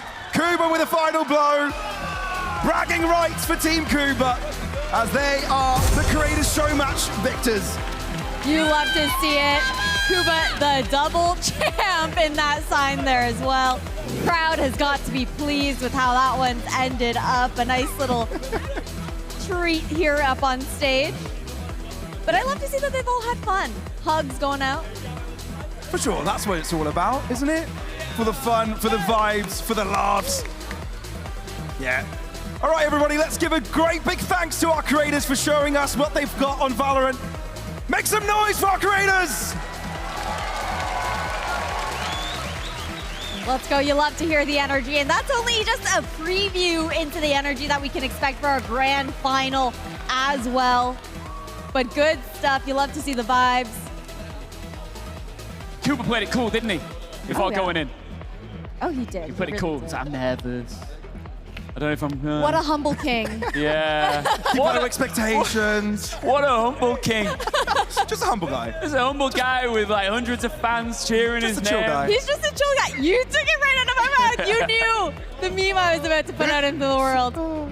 That was fun. That was great. That's why we love a show match, right? Yeah, 100%. It's really cool to see and get to know this side of the creator scene here in Valorant. Obviously, anyone that isn't involved in the German scene isn't quite in the know from all of them. But we've heard some of these names before. They're big creators in the space, and now the international space can get to appreciate them as well. Some really cool personalities. It's cool to see. It is. What else is cool to see? An interview with Adam Savage with Kuba and his team. Thanks very much, guys. Berlin, would you please give it up one more time for Team Kuba? We've got a couple of microphones here, and we'll try and talk to you guys. That was short, but it was sweet. And over 8 rounds, you guys dominated the end. Kuba, you must be ecstatic. Yes, I am. Like, I don't know. He wants to talk. He wants to say something. Yeah, please say something for us. For everyone here. Say something to the world. Yeah, say something. Okay. Yeah. Who was the most inspiring player in the team? Who was the game changer? It was Kuba. It was Kuba. The captain himself. Yeah, that's why he's so the humble. Captain at IGL. Yeah. He said to me how I play Cypher on which side, and it worked. Perfect. And for you guys as well, obviously only 8 rounds, but it did have its twists and turns. And how did it feel to play in our show match for you? Sorry, can you say it again? How did it feel to experience and be in Team Kuba during that show match? It was so crazy because it's my first time ever playing like on the stage with so many people looking, so it's crazy for me. But did these people make the difference? Yes, definitely. Thank you, Of course guys. they Thank did. you so much. Yes. I also want to say something, like, because of like everyone's saying like, yeah, Kuba did the had the most impact and stuff like that. But it doesn't matter how I call. It doesn't matter what I'm doing. Like, these guys are always listening to me. Yeah. No one is overcalling me, and it's also because like we are always having fun. Like, we have the team chemistry, I guess. Yeah, of course. Yeah, it was so good. Let's give a shout out to Team Amar as well. Make some noise for Team Amar as well here, folks. Again, it's great to see all you guys on stage together here. Obviously, creators locally. How great is it to have something like Red Bull Home Ground in Berlin as well, that you can all be part of this experience? It's same because like I'm also from Brokers and we played already in Red Bull Homeground, in Manchester, in Istanbul, and we always played like so good. You know, this time we got invited as well, and also for me as like a sixth player to compete still here, you know, with some greater homies. It's nice, and thank you for the invite as well. Like, it's always amazing show. You're always amazing people here, and it makes it so much fun. No, it's absolutely. And I can show it like tell for my whole team. Yeah, it's absolutely incredible. It's great to have you here. We're going to bring on some medals very shortly for you guys. You can't walk away without a medal for your victory, of course. I must ask you, obviously, we have ourselves a grand final very soon here. T1 versus Cloud9. For you guys going down the line here, any expectations of who's going to win this? Who's going to be crowned the Red Bull Homeground Champions of 2024? Let's go down the line. Who do you think? I guess Cloud9. Cloud9, okay. Cloud9, Kuba, what do you think? It's T1. Yeah, T1, okay. There's one for what do you think? Yeah, which team? Focus. Yes. Fair. I'm gonna allow it. I'm gonna allow it. Let's allow that as well. What do you think? Yes, yeah. T1. Okay, T1. And what do you think as well? T1 as well. Okay. Yes. Well, there we go. T1 is definitely the favorite here. Let's give you some medals here. With some fantastic homeground medals. Would you one more time, Berlin, give an enormous round of applause for your show match victors, Team Cuba! Splendid. That was wonderful. You guys did a great job. Yeah, we'll definitely make sure to get a picture, and thank you very much to our fabulous cosplayers here as well. Well, there you have it. You have our show match there, won by Team Cuba. However, there's lots more coming your way, the grand final. But first, a very special guest and special announcement. It's back over to Ian. Thank you very much, Adam. Yes, Berlin, please keep that energy because we do have a very special global announcement to bring you. But to bring it to you, we need to introduce a Spanish legend onto this stage. A former CS and Valorant superstar turned content creator and Red Bull Esports athlete. Make some noise for Mixwell!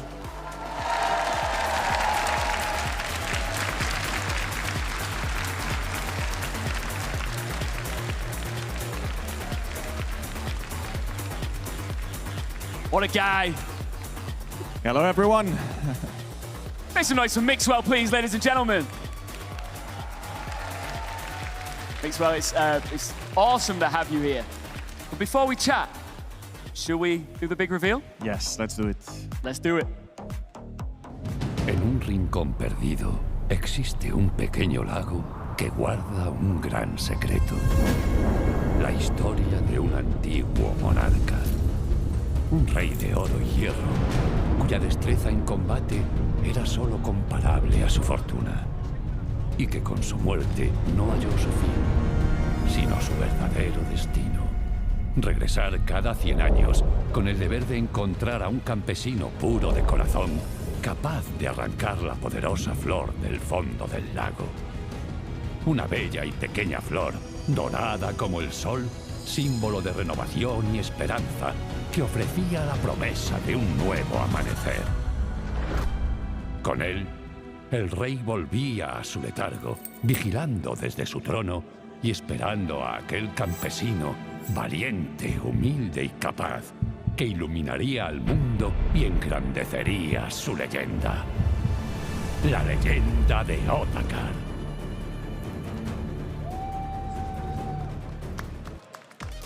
Otakar Esports. I've been waiting for a long time for this, to be honest. I love the jersey. Yes. Very sick. It's the first jersey of my team. I'm super proud of it.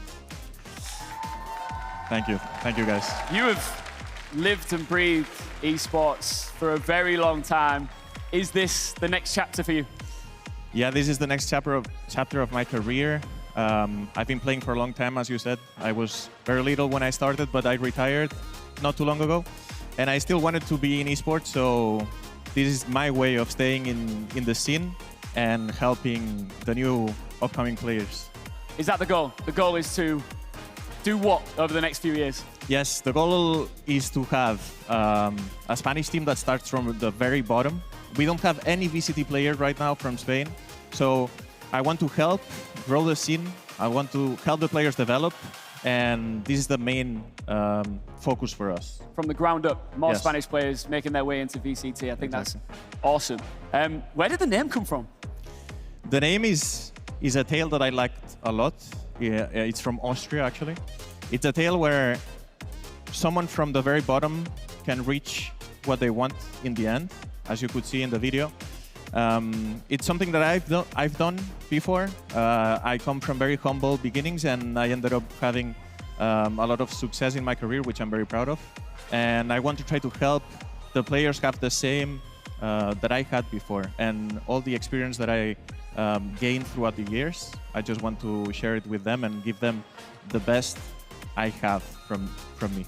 I guess that this is like, it's a lifelong project, isn't it? It's something that you want to, I guess, grow old with, right? Exactly. Yeah, it's something I wanted to grow in my life, like a project that will stay with me for a long time. I will be old and probably I will stop streaming, but I will still have the team, and it's something that is going to stay with me forever, I think so. Will we ever see you in a jersey playing for your team? I will be a six-man just in case someone gets sick. So the Team Heretics thing doesn't happen maybe, or I don't know, but I'm not going to play. I'll be the CEO of the team, and I'm going to take care of the behind-the-scenes thing. So you are officially retired? I'm officially retired. I was, and I'm still at. Okay. Is there plans to make it into maybe multiple titles? Are you wanting to expand across multiple titles and genres? I think we will start in Valorant, and we will stay in Valorant for a while. I don't think we will change. We will add any title soon. We will start on Valorant, and we will keep playing Valorant for a while, like, at least at the beginning. Yes. All right, just a couple more questions for you, Mixwell. Number one, we are on the cusp of a grand final here live in Berlin in front of this wonderful crowd. Who are you going with? Is it going to be T1 or Cloud9 when it's all said and done that raises our trophy? I think if Oxy plays well, I think Cloud9 is going to win, because T1 played the best of three. They might get tired a little bit in the end, but I think T1 is playing really well. Meteor, for me, is the best player in this tournament, so if they don't get tired, T1 wins. If not, Cloud9 wins the tournament. Do you think that Cloud9 maybe have more of a chance of not getting fatigued because they haven't played yet today, Exactly. and T1 are coming off the back of a semi-final? Yeah. What do you want to say to your fans right now, watching all around the world? I'm going to say it in Spanish, if that's not a problem. Absolutely. Muchas gracias a toda la gente que me ha apoyado durante toda mi carrera, chicos. Esto es algo muy importante para mí y quiero que lo disfrutéis tanto como lo voy a disfrutar yo. Voy a hacer todo lo posible para que esto salga bien, y muchas gracias a Red Bull también por ayudarme con esto. Muchas gracias, chicos. Thank you so much to everyone that is cheering for us, and I'm super proud that we finally are starting, because I was really anxious and nervous. It's real now? Yes, it's real. It's finally real. I cannot believe this. It's insane. Oh, that's congratulations. Muchas gracias to you as well. Gracias. And Berlin, please, one more time, make some noise for Mixwell and Otake Esports. Exciting times. The future is bright for you. Thank you so much for announcing it live on our show. For us, we're going to take a break, but when we come back, we're going to be getting stuck into all things Grand Final. Red Bull Homeground 2024 comes to a head here live in Berlin next. A best of 5 banger between T1 and Cloud9.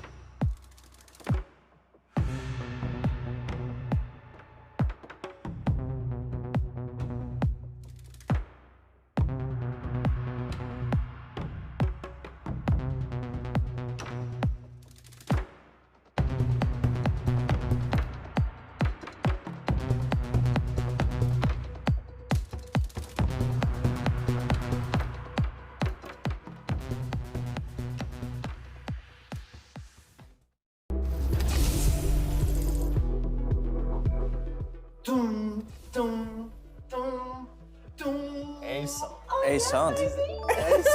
A-sound. If Riot need a voice actor, like, they can get me for the job. Bum, bum, bum, ba-bum, ba-bum. It's just a kill feed, no? Like when you do an ace. Yeah. Come on. Ace! Dun-dun-dun-dun. Ba-da-ba-da. That was great, Mimi. Dun, dun, dun, dun, dun, dun, dun. Is it ace? 100%. It was great. Dun. I know what it is, I think. Landing the spike. Come on, boys. Landing spike, no? Landing spike. Yes! Get in! I don't even know how to do this. What was that? What? Wait, is it planting the spike? Play the original clip though. Play the original audio. Like, how am I supposed to do that?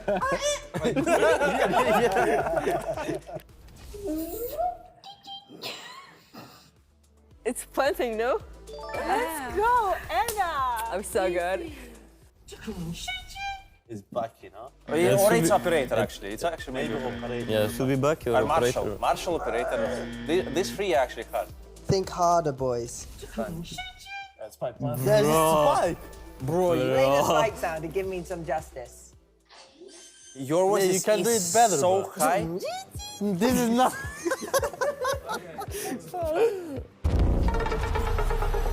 Cloud9 versus T1.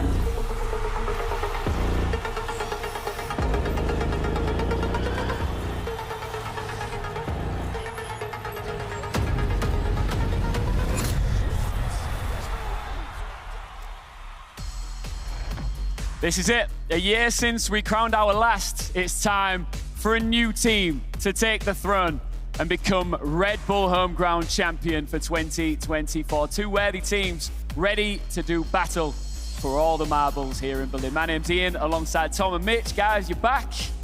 It's exciting. This is it now, isn't it? I've been sitting behind the scenes just like itching. Just like, I want to get on with the final. I've been watching him. He's been itching. Are you feeling good, Mitch? Yeah, it's all the polyesters got me itchy, but I'm excited as well. I think we've got a really exciting matchup. A couple of intense storylines are going to be highlighted throughout as well. Grudges from across the pond. It's going to be a hell of a final. It's always nice to crown a new champ as well, isn't it? Well, it could be a whole new region. That's the other thing. Like, we haven't really had a Pacific victor when it comes to Red Bull Home Ground. So I'm really excited to see if they can do it. Can they do the back-to-back as well after winning the game earlier? That is a tough thing to do after having a decently long series. The first two maps were quick, but they went either way. So it really is. It's the marathon for T1, or can C9 do it the quick way? Yeah, were you sad to see your boys' foot drop out? Yeah, listen, it's been tough, man. Every day we step up here, I'm expecting to talk big about EMEA, and I never get to. It's been a disappointing tournament for this region, but hey, that just means that the level is rising across the board. All right, you know what else is rising across the board? The What's energy that? of this crowd in Berlin. Right. Look, we've just brought the energy down a touch recently, but let's bring it back up again. It's grand finals time. Are we ready, Berlin? Should we start talking about the teams? Probably. It might be a good idea. All right, let's start with Cloud9, shall we? We haven't seen them in action today. That is because they were victorious yesterday in our first semi-final to lock in that spot. Now, when it comes to Cloud9, we've been here twice before. They've brushed past the trophy twice. Silver medalists, runners-up, bottle jobs, fumbled the bag, whatever you want to call it. I'm not saying that. You're not saying. Who is saying that then? I don't know. I'm just saying it's very rare that you ever get to have a third stab at something like this, a third opportunity to take the trophy. Yet somehow, they've got one. Yeah, I'd say the first time out, they probably went in as favorites. It was the C9 super team. Last year, I think they definitely went in as underdogs. You're talking about the super team of Fnatic that they were up against in full force as well. There were no pieces missing. It was the team that won 2 trophies. And then this year, I don't know, it's kind of a middle ground. They're up against that Korean super team, but it's newly built. Whereas they've brought in some upgrades, some new pieces. And honestly, the way they've been playing so far, they've looked really good. Yeah, look, the matchup yesterday, we were expecting to at least be a tight one, and I think we expected it to swing the other way. Almost everyone had them as underdogs in that matchup. G2 looked strong, but not in this game. It was an unbelievable display from C9, and you know, if I could see this reality where some duelist like Oxy just pops off, and sure, that was the case on the second map, but Rossi coming in as an IGL, a lot of pressure on this man's shoulders. He's young, but you could see that he's put in the time. An unbelievable showing on map number 1 gave them the confidence to carry it through. And you know, you said that we didn't get to see them play here today. We barely got to see them play yesterday. They made quick work of G2, and it makes me think, what else do they still have in the gas tank? Did they put the dog on a leash and walk him home, Tom? Is that what happened? It seemed that way. It seemed that way. And then new players as well, like talking about Vic, someone who'd come up from the tier 2. It's a jump, like going up against some of those tier 1 teams, and he looked comfortable. Like, he was the safety net after the shenanigans of Oxy. And we even heard it from Rossi in the interview where he was like, yeah, this guy could be a little bit manic, a little bit crazy, but we were still able to make everything work. We had like good comms, good trading, and I think he managed to keep a steady ship as like a very young IGL, a 21-year-old leading a team to a grand final after being on the other team that they're about to face against. Well, absolutely. I mean, Rossi made it very clear in the interview. He didn't say it, he didn't vocalize it, but with his eyes, he said, I want T1 in this grand final, didn't he? And the case being, T1 built a super team without him. This is a chance to say, you should have put me in there. That's it, a proving ground here at home ground, and that's exactly what you like to see. I got the sense, though, at the same time, he's not a guy that carries a lot of that resentment with him. I don't think that's going to play it negatively into the game, but I'm sure a couple rounds go their way. He's going to start to feel real good up on that stage. Also, he's up against Stacks, and Stacks will give it. Oh, he'll stand up. Stacks will always give it. He'll tap at the mouse. I think that's the thing. It's like, maybe he goes in like, oh, this is going to be friendly and nice, and then the guy who's the current IGL starts standing up and like shaking his hands at him, and you go, all right, gloves are off. Gloves are off. I'm taking it down. It all changes. Atmosphere changes when you step onto this stage, when the stakes are this high. Let's talk about their opponents now. T1, this crowd, you watching at home, you know them very well. You've just seen them pull off a wonderful 2-1 victory over Foot to send them packing and progress into this position. Undefeated, flew into the semi-finals, came out triumphant.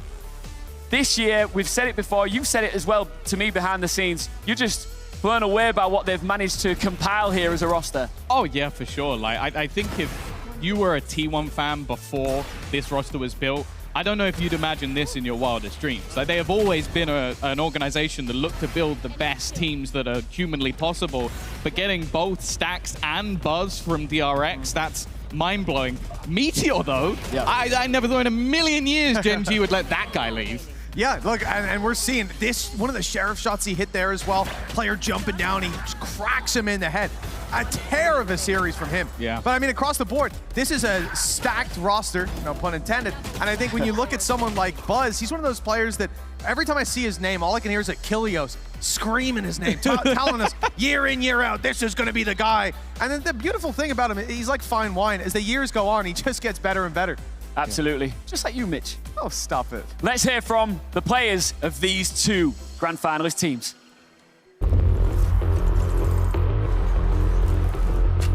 We have a lot of firepower between like the 5 players, so I think that's like, we're like the shooter teams, you know what I mean? Like, we have 5 like individually, like anyone can like get an ace in a round or like headshot anyone, you know? So I think that's definitely our strength.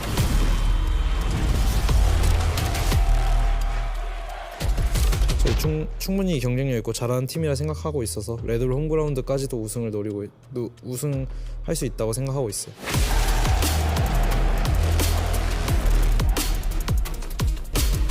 Bro, success would be a win for sure. Success means like we're in a good path, we're meshing together, and like we're being a better team in general because we're playing against like world-class players, and like it'll be a good show. Whoever we're playing in the finals, I hope it's a good match. Thank you for all the fans for supporting, and we hope we have a good showing for you guys. It's great that we made a final, and I'm sorry to enemy because we're gonna win today. We winning the trophy. Oh, sorry. Nah. If anything, Buzz, I want to hear the swear word. That got me hyped. I don't expect it. He's got such an adorable little face. I can't believe he's come out with that. But no, that's the thing. Buzz is someone who I believe is a born champion. Like, he is someone that has been in the scene from such a ridiculously young age. He's still very young and came into Valorant as one of those fresh faces. playing for Cloud9 Korea. So it really is like a match made in heaven, where you have him, Autumn as well, who is their coach, used to coach that team. So that's the thing, C9 has sort of dipped into both Americas and Korea. So has T1. That has been the story of these sort of organizations, is going both ways around these regions, and now they come together years later to face off against each other. It really is like the stories have written themselves, and I just get to tell you them. Oh, of course, like for the fans of each of these two teams, you're going to be loving this final, but the way it's all shaken out, the picture that you are painting, Tom, it's a match made in heaven for a neutral as well, isn't it, Mitch? It really is. It's one of those games that we come into where, even in my mind, there is no clear-cut favorite. No. Either of these teams could lift that trophy. I wouldn't be surprised, regardless of which player it is that pops off as well. We have such a deep talent pool on both sides of the stage. I am so excited to get this one going, because I don't know where it's going. I don't know where, and that's been made clear to me in this tournament after the G2 Cloud9 game. Even if I had a favorite, it's all up in the air. For these players, they are deep in prep right now, but before you know it, look, life comes at you fast, blink and you miss it, click your fingers. One of those two rosters will be raising this trophy high in the air in front of this raucous crowd in Berlin, Germany. Which will it be? This is what's awesome about a final. It will take time to figure it out. Best of 5, we've got a long stint ahead. Well, that's the other thing. Like, think back to the last year's final. We're talking about like that behemoth of Fnatic, and it was them up against Cloud9. Cloud9 went 2-1 up. They don't have a trophy in. So it is a marathon, not a sprint. Like, you can get off to a great start, yes. You can play some of your stronger maps, and then those late maps come through. And that is where I now look more so at T1, because you've already played a series. That series went to 3 maps. If you go all 8, and you're not tired, you're not a human being. Like, you have been manufactured in a lab by some sort of robotics. Where is Killjoy? Where did Killjoy go? But either way, it's one of those things where I think that could play a part. So for T1, they need to come in swinging. They need to try and at least get themselves an early lead in case they wilt a little bit. All right, well, where's it all going to play out? Let's get into map picks and bans right now. I'm excited for this one. There's still a few maps that are yet to be played. And sort of straight off the bat, the fact that we have the Abyss coming in for T1, I don't believe that's a map that they've even played with this roster yet. So the fact that they've gone straight in, a map that currently with this squad is 3-0 for C9 and 2-0 in this tournament, they've gone, we'll have you there. Yeah, that is going to be an interesting way to come in swinging. Like, I guess there's something up the sleeve that we haven't got to see so far. They've been ready to deploy this, and what a time to pull it out.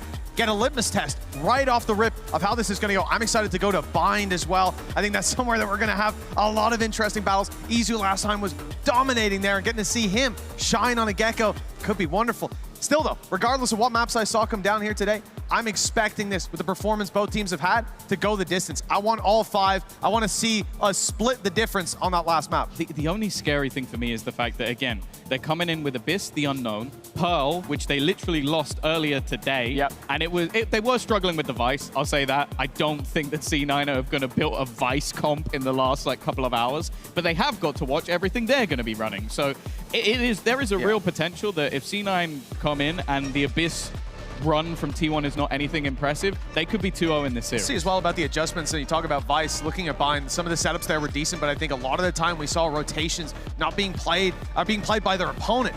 And excited to see how T1 are going to be adapting. Again, not a great amount of time to make that turnaround. They've had the show match, they've had this little bit of preparation time, but you have to think the playbook won't change that much from what C9 just got to watch happen on this stage. I will say as well, just from a personal perspective, my favorite map is the last map. Yeah. If we go all the way, I'm not leaving this building with a voice. That's all I'm going to tell you. We got to figure out what T1's routine is, though, to keep that energy up if they do make it all the way to 5. It's a long I'll need that routine. I'll have to be doing it throughout the previous ask format. On the way out. He'll probably let us know, and I won't be able to do whatever it is. Like exercise 6 times a day. Nah, sorry, not in for that one, mate. The interesting thing for me is, are Cloud9 fighting 2 enemies here? Not just T1, but the grand final itself. They get beaten by they're cursed. That's it. Yeah, but you see it in all sports, right? It's whether it's the team you can't beat or the occasion, both play a huge part. Yeah. Yeah, for sure. I think obviously the roster has changed significantly. You've got a different leader, and I don't think Rossi is going to be one of those people that crumbles under the pressure.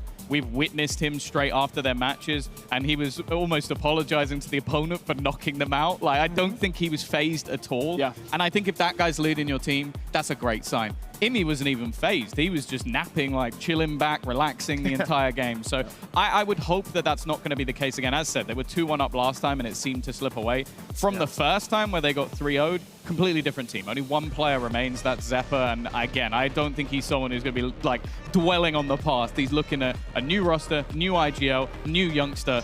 This is their time. I do agree with you, but at the same time, you have to think about the fact that I don't think Rossi coming in has had anywhere near this level of challenge on a mental side. You're coming in with the legacy of your team being that you fall at this last hurdle. The fact that they made it here in the first place, well, it showed that clearly he wasn't setting himself a bar that he had to jump over. Yeah. But if things start going against you, that is going to be a serious test of your mental fortitude to be able to say, oh no, it's happening again. Even with me here, he has to be the difference maker to this roster, because last time in Tokyo, didn't go too well, even when they were up. All right. Berlin, should we bring out our grand finalists? They are standing right behind that portal. Berlin, should we bring out our grand finalists? Let's do it.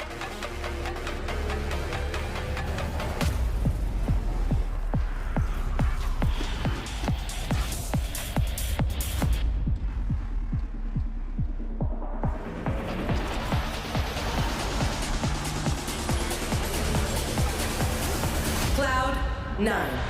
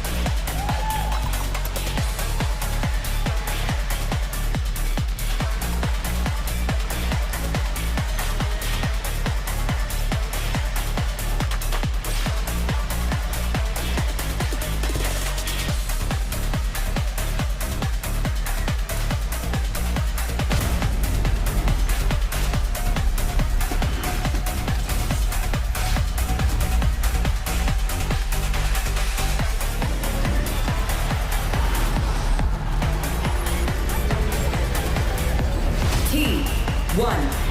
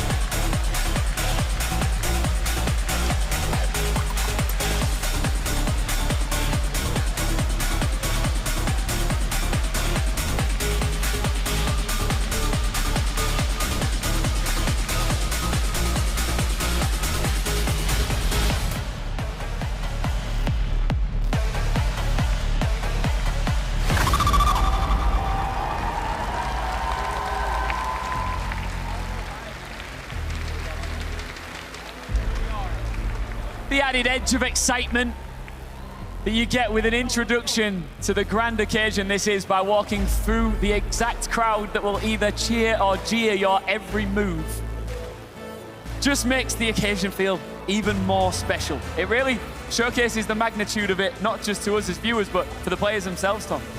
Well, yeah, that's the thing with this crowd at the moment is there isn't a like hometown hero. This is people coming to Berlin, and they've decided based off what they've seen today or what they've seen in the past, if they are in love with this player or if they are the ones they want to fail. It really is an interesting crowd to play in front of, because at any point they could switch their allegiances on a cool play from Oxy, or maybe Meteor takes over the show.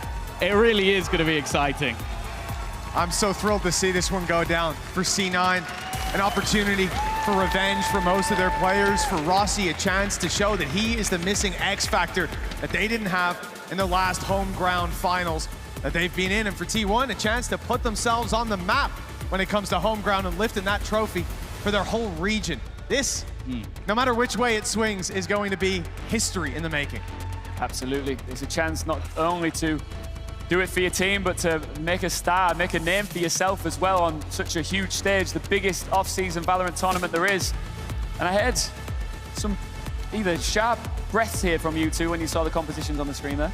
Well, it's more so we just haven't seen T1 play this before. So this is new. Obviously, Buzz coming in with the Yoru is always going to be exciting. He's an explosive player on any day, but give him that sort of kit, and who knows if he'll be able to take over the show. But clearly, different ideas coming in. Meteor having that Sentinel is always going to be something to fear, and a double controller over on the other side as well. Just having that ability in those post plants, and that's where Cloud9 have been super impressive on this map. Their defense, not great. Their attack has been disgusting because of how much they're able to delay on those diffusers. Yeah, and obviously Stax bringing in a different initiator, the Breach versus the KO on the other side, but just imagine the combinations with Buzz, some of those TPs that are going to be coming through, Astra utility on top of you. We'll see if the stars align for T1. I hope it will on map number 1. They've had a long day already, and it could be a longer one ahead. Who's taking it, Tom? That's not fair. The map or the series? Yeah, who's taking the map or the series? If it's the series... I'm going series. Tell me. I'm going to give it to T1.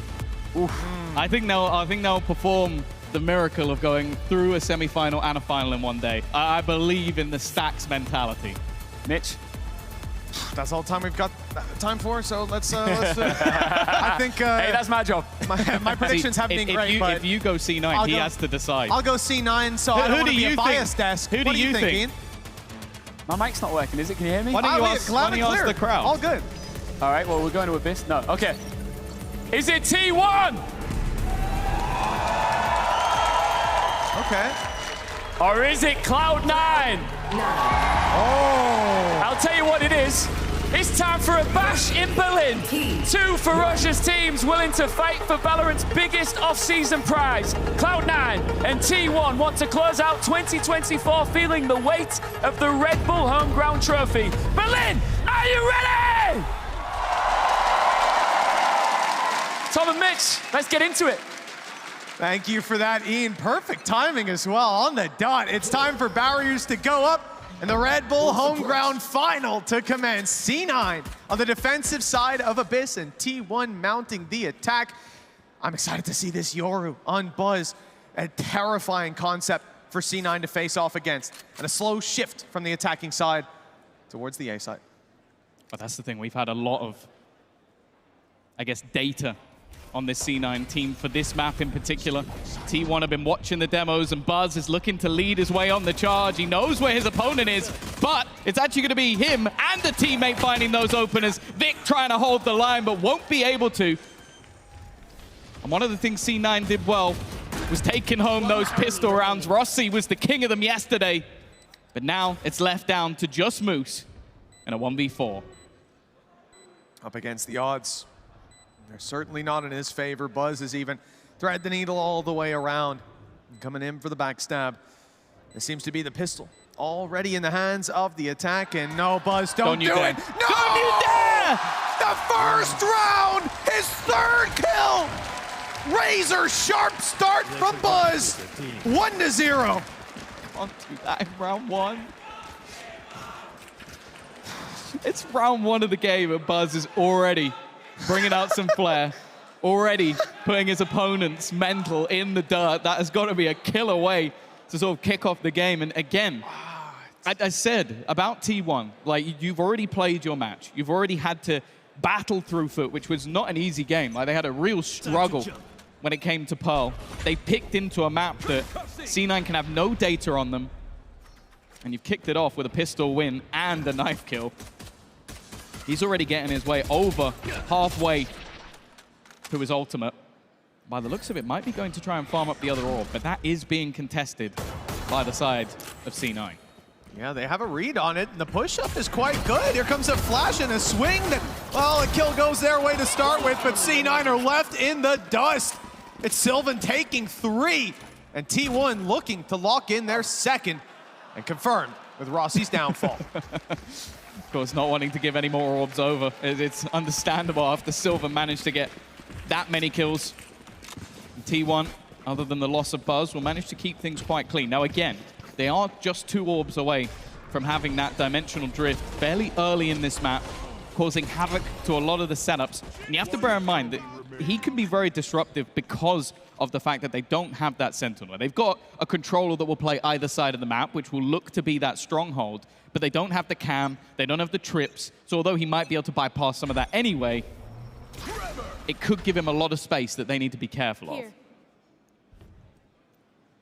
It's going to be in the back of your mind all game long, especially if he keeps up as he began, 1 orb away after picking that one up, and Buzz, he's on his way to the other side of the map. His teammates holding the fort. And it looks like we are going to have Dimensional Drift online, a huge boost potentially for this round number 3, although there are still so many rifles to fight with. That information in a round where C9 put all their credits on the board. Oh, well, at least they found the first kill. The lurk of Meteor shut down, so 1 danger averted. That's got to be irritating.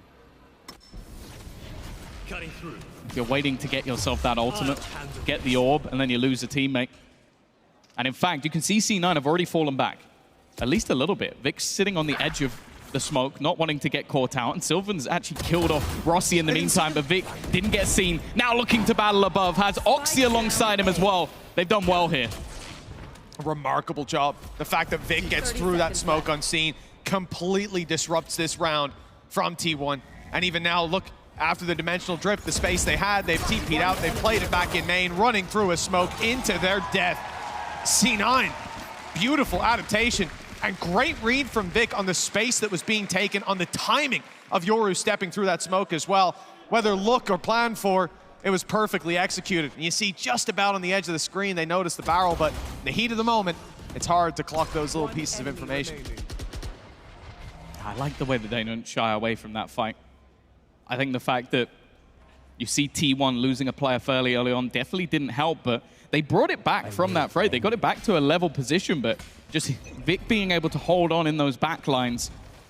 Again, he plays with someone with a lot more tier 1 experience than you might expect. Someone who's come up from that tier 2 scene.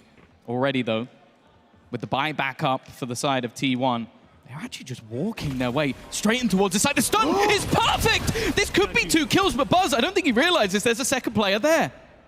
He's looking for it. Oh, and he spotted him now. Looking around the smoke for more! Another 3-piece for Buzz, and the round is not over yet. Still 2 that could be taken down, but look at the credits. They're running a bit low, and in a 2v5, no damage done retake, I don't think they're gonna go for this. Those 3 kills may even be the only kills of the round. Buzz single-handedly putting up that 3rd. But you have to, again, look at what we highlighted beforehand. Stacks on the breach, that stun. It could have been, I agree with you, could have been both kills off rip. Buzz did a remarkable job of cleaning them up anyways. Well, yeah, I think this is the sort of scary prospect. A lot of the time when you look at this B site, you think of that Sentinel. You think of like a Cypher maybe having a cam or having trips, but instead, knowing that that's not on the table, unless there's an aggressive peek or someone actually looking for a fight, Buzz can just walk all the way up. And then they know, okay, where are you likely going to be playing if nobody's peeking that angle? Well, we can throw over our stun on the right-hand side, and yeah, that's where both C9 players are. Something that I think they're going to have to adapt to, and we may see a little bit more aggression in some of these rounds from C9, just to make sure that it's not possible for that to happen again. Slower start. You think back to C9 against G2, it was pistol rounds and 4-0 starts. Yeah. Morale was high the whole way through that series. Well, here it is a different story. T1 bringing the pain from barrier up. Now, round number 5. Weapon saved, investment from C9, credits not quite down to the last, but down pretty damn low. Same old story, Buzz. It's only been a couple of rounds, and he's on for his 2nd ult before most of the players have even tasted their 1st. It's just genuinely possible he gets it before anyone. It would just be ridiculous, but that's the thing. That's the caliber of player that T1 brought in when they got this guy from DRX. There was a reason that I think a lot of us were sat there thinking maybe Buzz will stay there to the end of his career. Like, why would anybody want this guy to leave? I'm sure it cost them a pretty penny. Moose, good position, but he actually goes to use his smoke. That's a problem. That's already, again, given that walk up to Buzz. Izu's there alongside him as well. These entries are just all too easy, and the stuns from Stax have been perfect so far. Again, both players caught. An easy opening kills for T1. Very nice. The breach utility time and time again, as we've seen. It's hitting its mark, and C9 have nowhere to go afterwards because Buzz is on them immediately. Ult is online, and as we said, I believe that is before anybody else gets their ult on. He's had it twice. And no doubt that's going to be useful in the next round, regardless of how they decide to navigate this. C9 saving 2 weapons. It could be a mixed bag buy, could scrape something together. But that's not the problem. Weapons in hand, they've had it. Surviving after the first 40 seconds, that's a different story. I think that's what they're going to be working on as Buzz hunts them all the way down. Luckily, Rossi carries that weapon forward. Oh, he's surrounded. He's so stuck, but he's just about going to get away with it. No, that's the thing. T1 are playing a lovely game at the moment. It is all about these contact plays. Again, like you have that double initiator, but if you're able to avoid that initial cycle and find that contact play, you could see that Moose had absolutely no idea that someone was about to walk up, and it's just unlucky. Like he goes to use the smoke, just like pull back the star, a millisecond as Buzz peaks, and well, let's put it this way, if you don't have your gun ready when Buzz peaks, you are dead. Like there isn't a split-second notice for that. C9 already going to be taking an early pause. I like this. So, as you said, yesterday there wasn't really a need for Imi to be particularly proactive with his pauses because his team was ahead, I think, the whole game. I don't think there was a moment where they were behind the closest. I think was either the beginning or the 7-5 half in the first map. Other than that, they ran away with it. Now is where he earns his big bucks. Absolutely. When you're down, that's when you need Imi to step it up. Alongside the rest of the squad, there's a lot that's been going wrong for them, but particularly that B main spot. Sure, the star going down, it was a little bit of a problem, but it's a backside play. Whether it's Buzz pushing through, whether it's Izu on the cover or Meteor, both of those kills they had were their first of the map so far. They're cleaning up that deep aggression. For T1, not much needs to change, and they've got an ult online that C9 have to think about as well. The possibility of Buzz clearing a wide open site and bringing in the cavalry, or finding your stack and sending the squad the other way.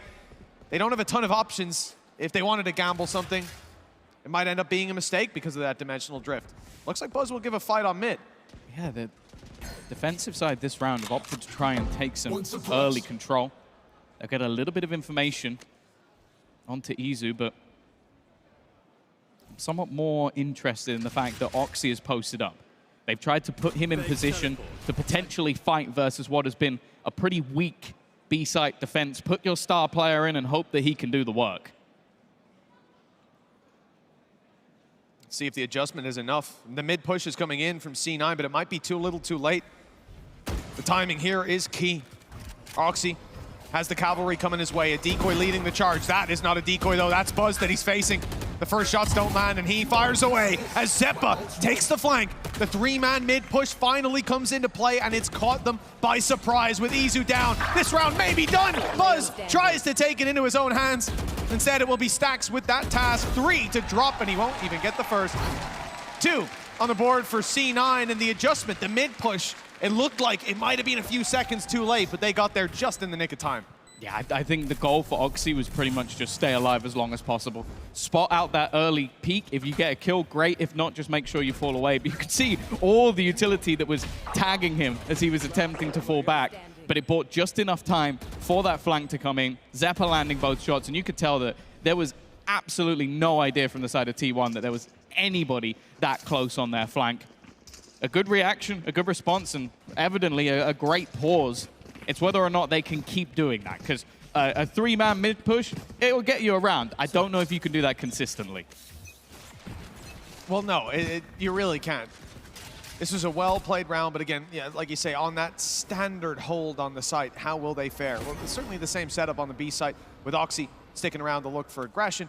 But it's the other side of the map that T1 now focus on. And we've seen this, the last dimensional drift, which again, it is only round 7, but it was towards this side of the map as well, very, very early on. Buzz will find it wide open just as before, making sure that Vic doesn't run through the smoke this time.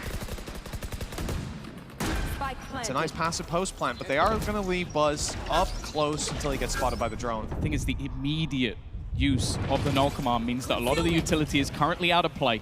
A good start from Rossi. He was fantastic in the retakes yesterday, and that's going to grant him his ultimate as well. Wanting to try and clear out this backline, but he's not going to connect.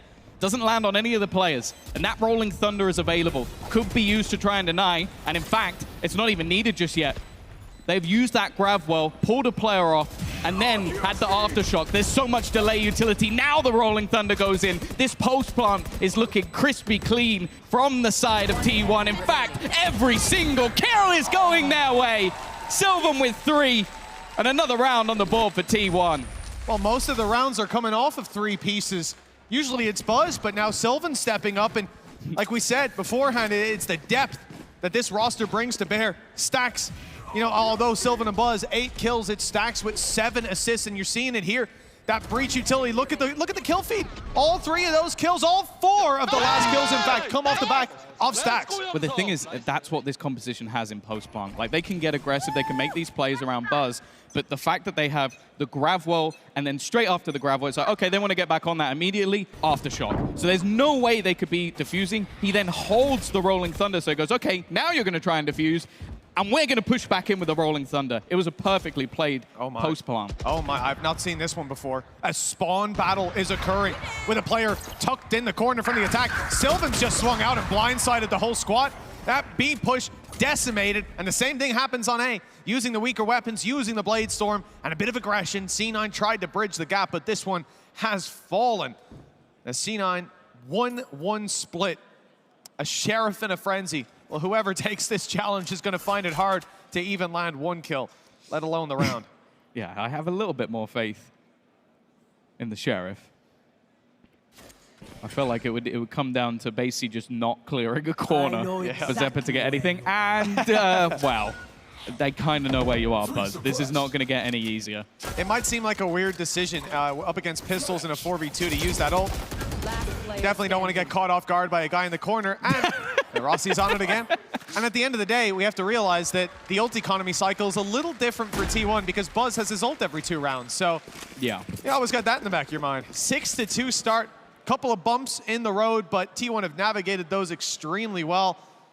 The suspension's intact, and, well, for C9, the question remains, do they have a consistent, a reliable answer to what T1 are putting down? I will say, you have to look back at the matches they played throughout this tournament on Abyss, and you're seeing 13-11 wins and thinking, okay, this doesn't look great for C9.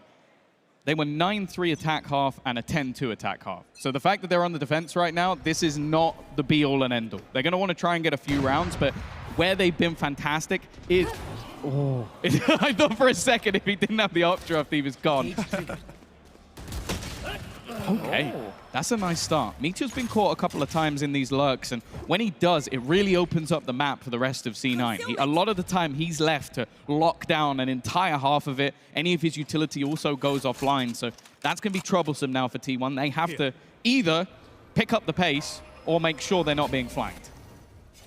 Vic is pretty consistently doing that damage through the smoke, dropping Meteor, as you said, that utility that's now out of the round, a big player gone.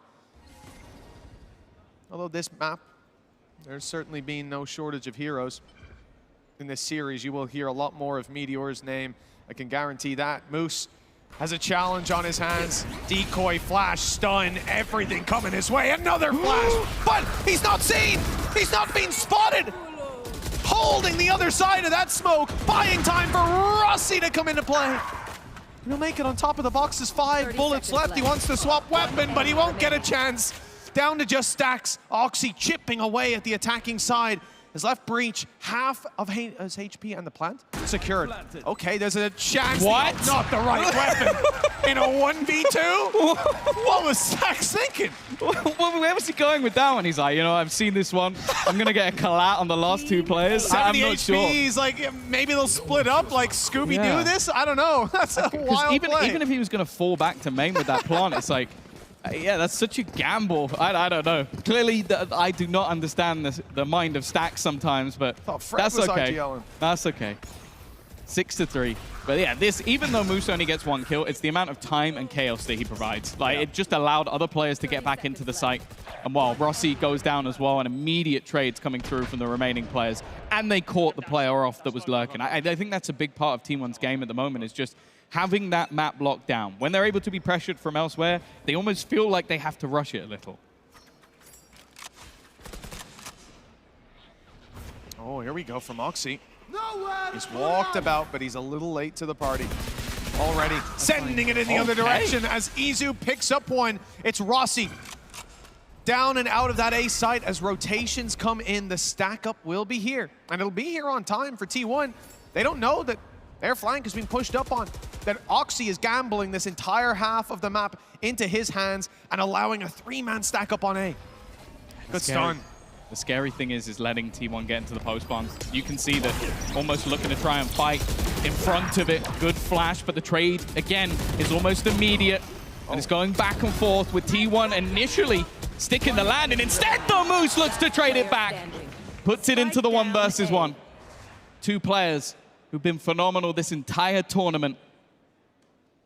But Oxy with potentially only 1 shot. That operator, if you miss, could be his undoing. He's got the right read, though, waiting patiently for Izu.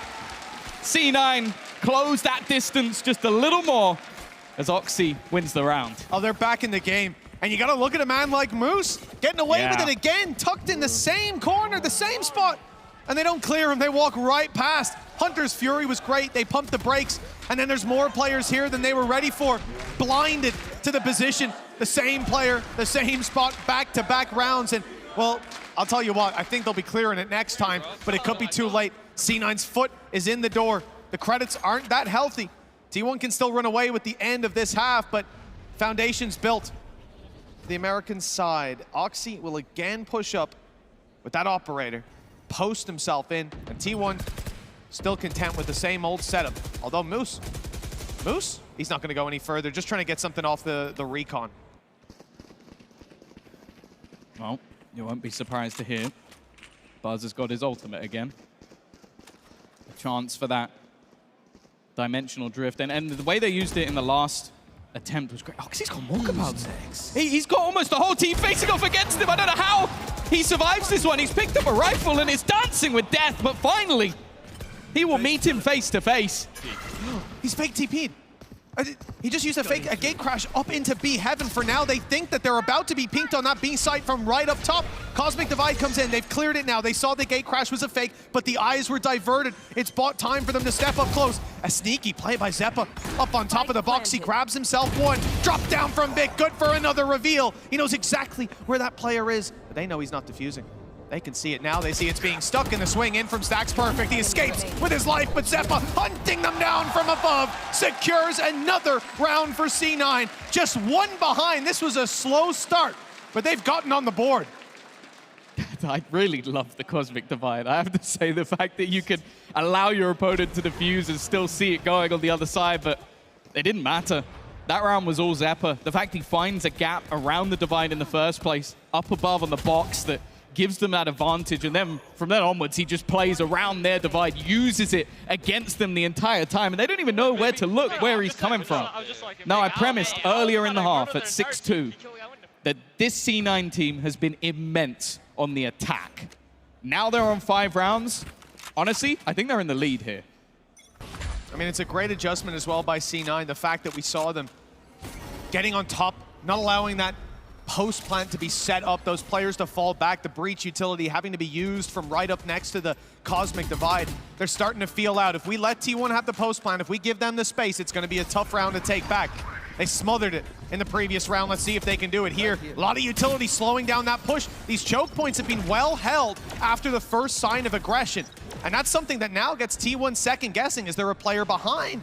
Have they got the wrong timing on the round? Should they go somewhere else? Still a minute on the clock, but all 5 still in this choke point.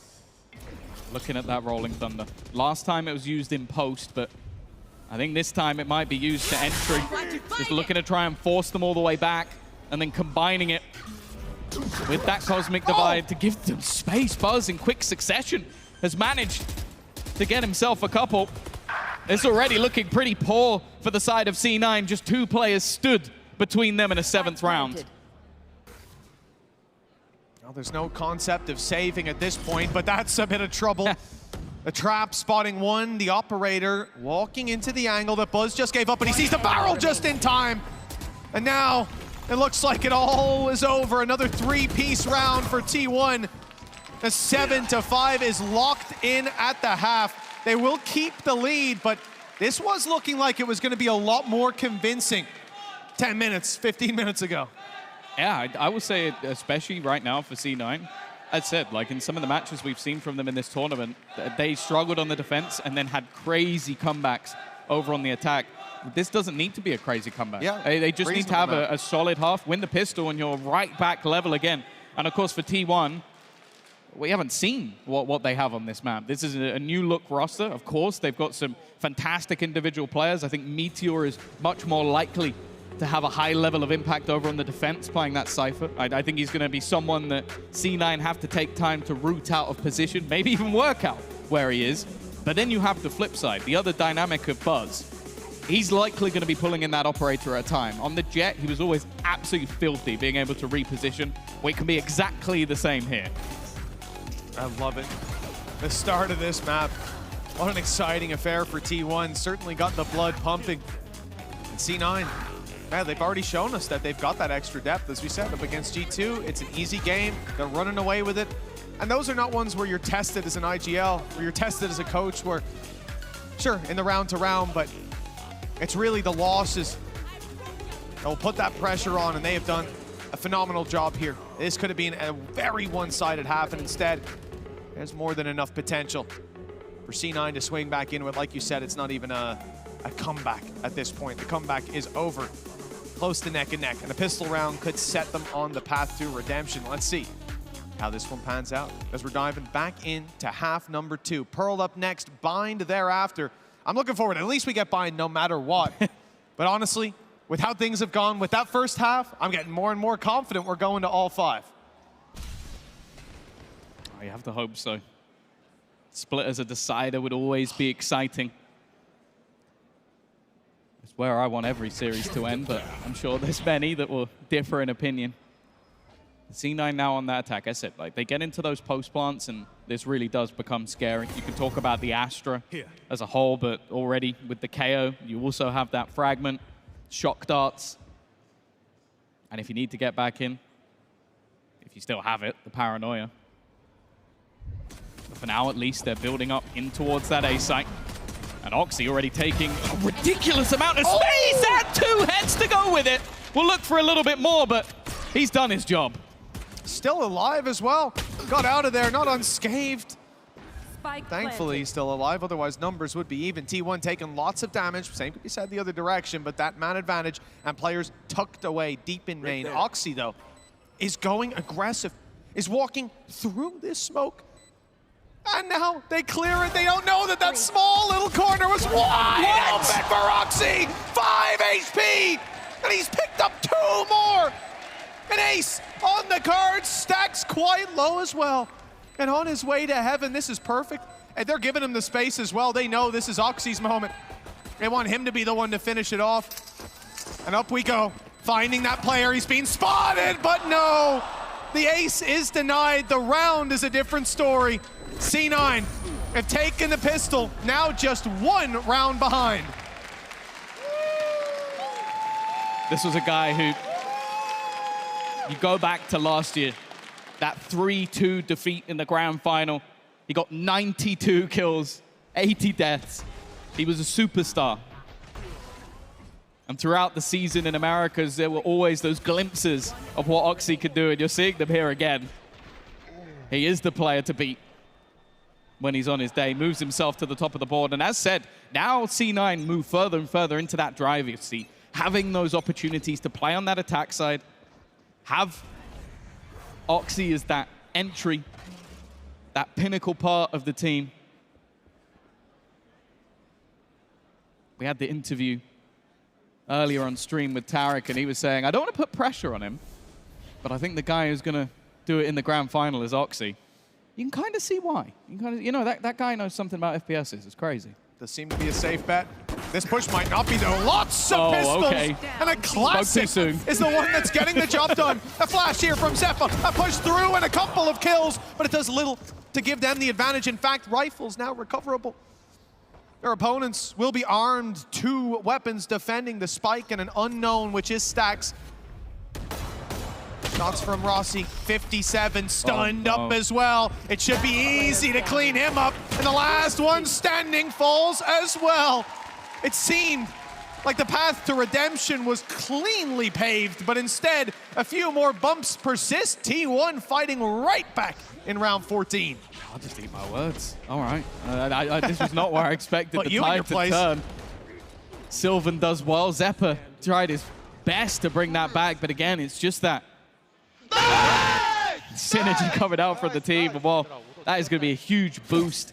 Picking up a couple of those Guardians, buying rifles alongside it, and it leaves the side of C9 with very little. And they might potentially try and fight for some orbs here. Oxy is 2 away. Already has himself the light shield, so I can only assume that that's the goal. Get him Blade Storm, hope he can put everybody in his backpack and carry them through the round. It's not a bad strategy. Let's see if it works out for C9. They've got the first orb on lock, moving towards this B site. And I like the fact that they are just sticking as a unit. We've seen what pistols can do in just the previous round for T1, for Sylvan. It was a classic up close, his teammate drawing their eye from further apart. And you can see that they're certainly knowledgeable about this strategy. The shock darts sent out from Izu, but he's gonna have to do damage with his rifle because here comes the Blade Storm. Backside cleared. Oxy not risking it all just yet. He knows if he goes down, this round is probably not going their way. Dodges the decoy, down to 1 blade and he's out. Out of luck and out of life. Buzz with the triple, a staple of these T1 rounds as C9 send Moose over the edge. Flawless. Something G2. Like, just they can't keep getting away with this. Not wanting to give Buzz more orbs. You've already had to come up against that ultimate 3 times in this matchup, so you understand why they're not wanting to give anything else over. There's definitely an attempt made, but this is the round where you kind of feel like C9 need to make a resurgence. Like, you get yourself back in. You grind out some rounds at the end, you win the pistol, and then you lose a round like that, and it could easily put a spanner in the works, boom the mental. I'm waiting to see at some point if T1 actually look to play off of that stun. Because this looks like conditioning from them. That's a couple of rounds in a row where they are just placing that down. We'll talk about this on Bind as well, how they use their Brim smokes early from Sylvan to take some space on Bath and then just send him in the other direction. I mean, it's fairly normal play, but here, the stun is so much more oppressive. You can't simply just flash through. You give up the space early. You look for the space elsewhere on the map, and you walk straight into Buzz's crosshair. Rossi's head ripped off, taken down before the round really begins, as you see C9 still spreading a wide net, looking to catch any form of aggression from T1, and they may get it just here. Buzz, oh, he spotted another 2, and it's always the 3-piece for T1. He has backed off, though. Before he can find it, Sylvan steps in to put the numbers more so in their favor. Yeah, you go looking for where Buzz has gone, and instead you find a teammate. There may be many that don't worry too much coming into this tournament, but you heard from Buzz earlier, he wants to win. He used another word, but I can't say that. And you've seen it so far in this grand final.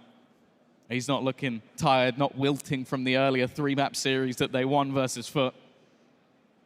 If anything, it looks like he's warmed up. And for the remaining players of C9 in this round, well, they don't want to throw all of their guns into the wind. There'll be no falling off the map this time, fingers crossed. And T1 are starting to go hunting. They're starting to try and find out where these weapons have gone, but they are so far away, there's no chance. Yeah, they know it as well. It would be a mistake if C9 decided to save to give them any further aggression. Those weapons will be brought through to the next round, but we're running out of runway for C9.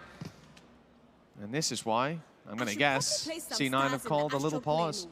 And indeed it is a timeout for Cloud9, much needed. This is their last timeout, and at 10-6, this better be a foolproof strategy.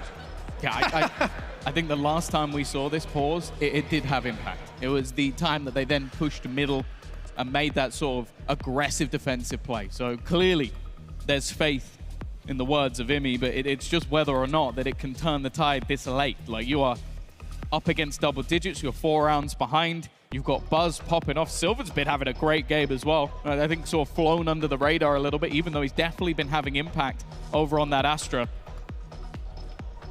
And for that attack side, there's been glimpses. Oxy with his 4K. I think Zeppa's 3K as well. Moose with his defense and dancing around the smokes. But they're going to need a little bit more here. And this might not be their map choice. Obviously, T1 have clearly picked this and looked at how they played it the last couple of times. But you still feel for C9 when you're going into a map that you are 3-0 with this roster, you want to take it. You would imagine so. You would imagine so. And I mean, as we get out of this pause, the last page of the strat book has been turned. Now they're all on their own to try to hold up that win streak.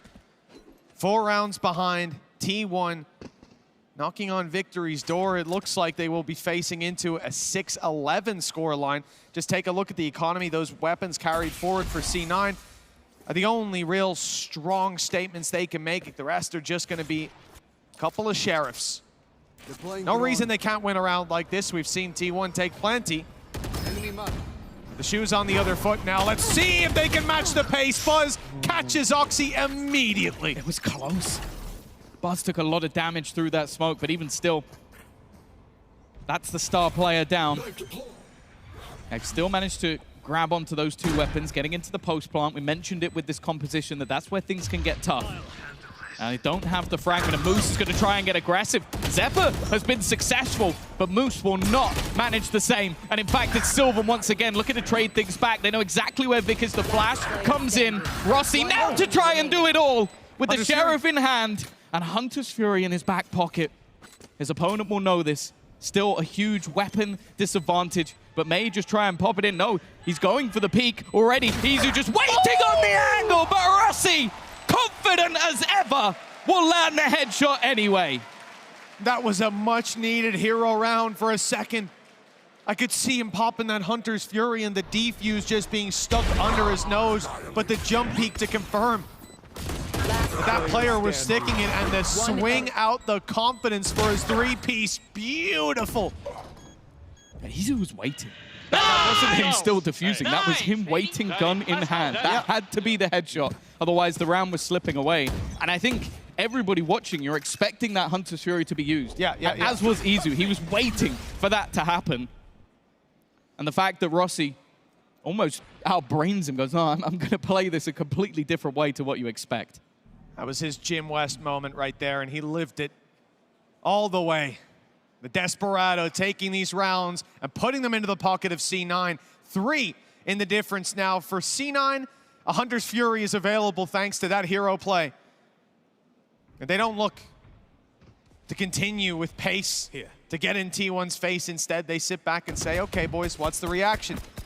What are you going to do? Where are you going to push? But with a minute on the clock, T1 haven't moved. They're content in their A setup with Cypher locking it down to drone on mid.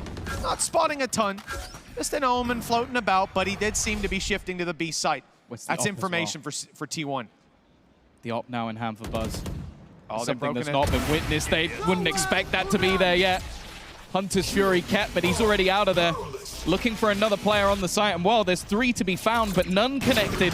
Another landed for Buzz. Izu there alongside him. It's an absolute slaughter as they look to enter into the site. And while the last clutch was tough, this one is impossible.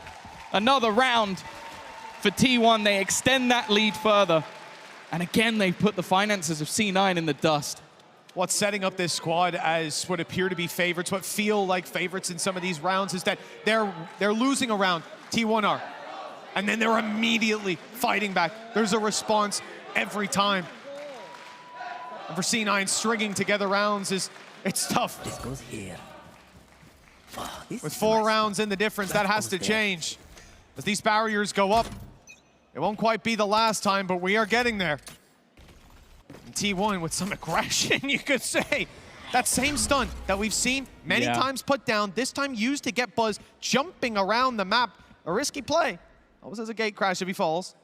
And setting him up with the operator to hold that position. We saw Oxy push B when it was the other half and hold that with the op. This is a different interpretation of the same sort of idea. But this was a plan in the making. This is something that they've been setting up for many, many rounds.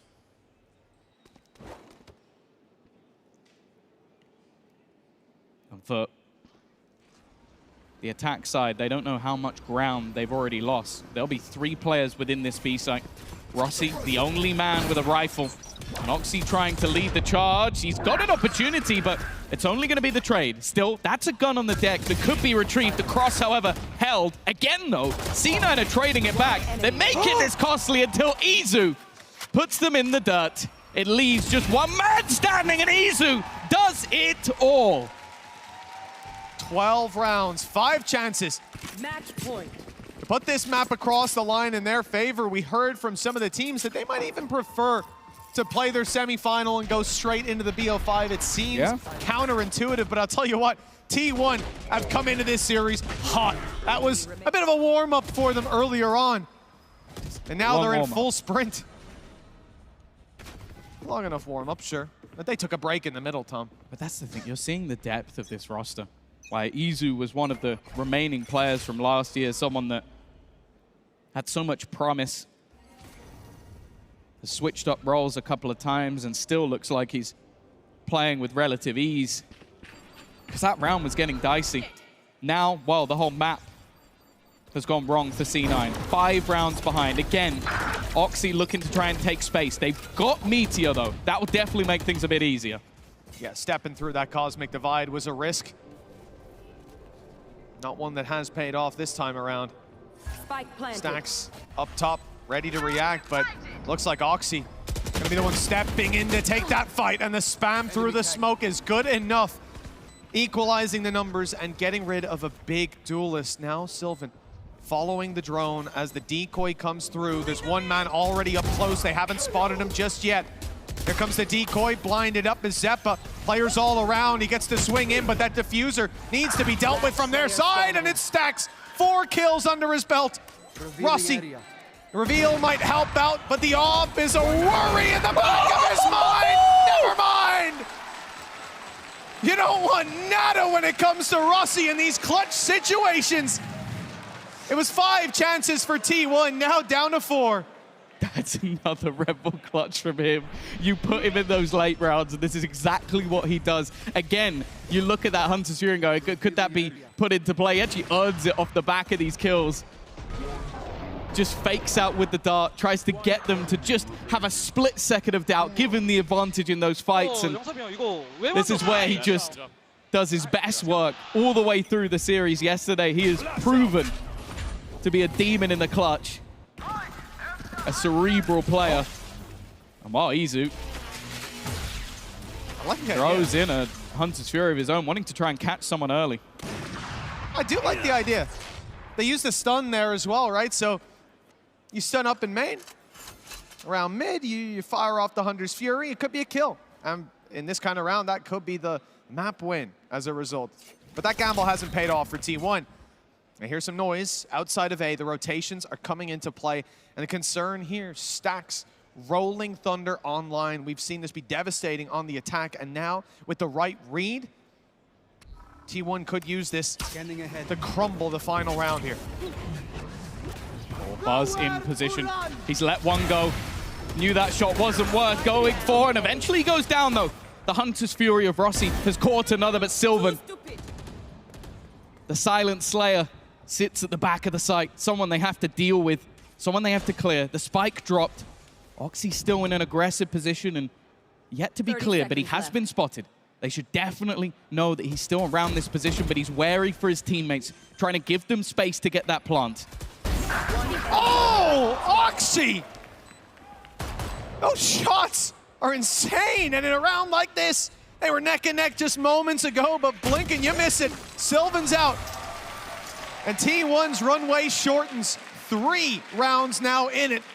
And big plays from C9. You think back to that G2 game, and this is how it started. It was confidence builders, and once they got the ball rolling, there was no slowing it down.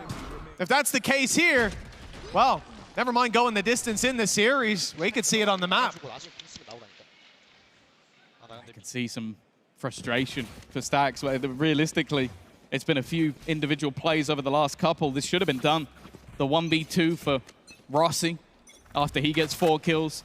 That last round with Oxy managing to face off versus 2 of them again and get both. The heroes for Cloud9 are starting to arise. And T1 want to stamp this out. Next round, finances start to get a little bit dicey, but they've got some good ults available for this one. You guessed it, Dimensional Drift's available. This is interesting though. Oxy really is taking a vast amount of space. The drone though is well timed and will give the game away. Now they're sending it back now, retreating from that aggressive middle stance. Where do they take it? Well, that's really what Buzz is trying to answer.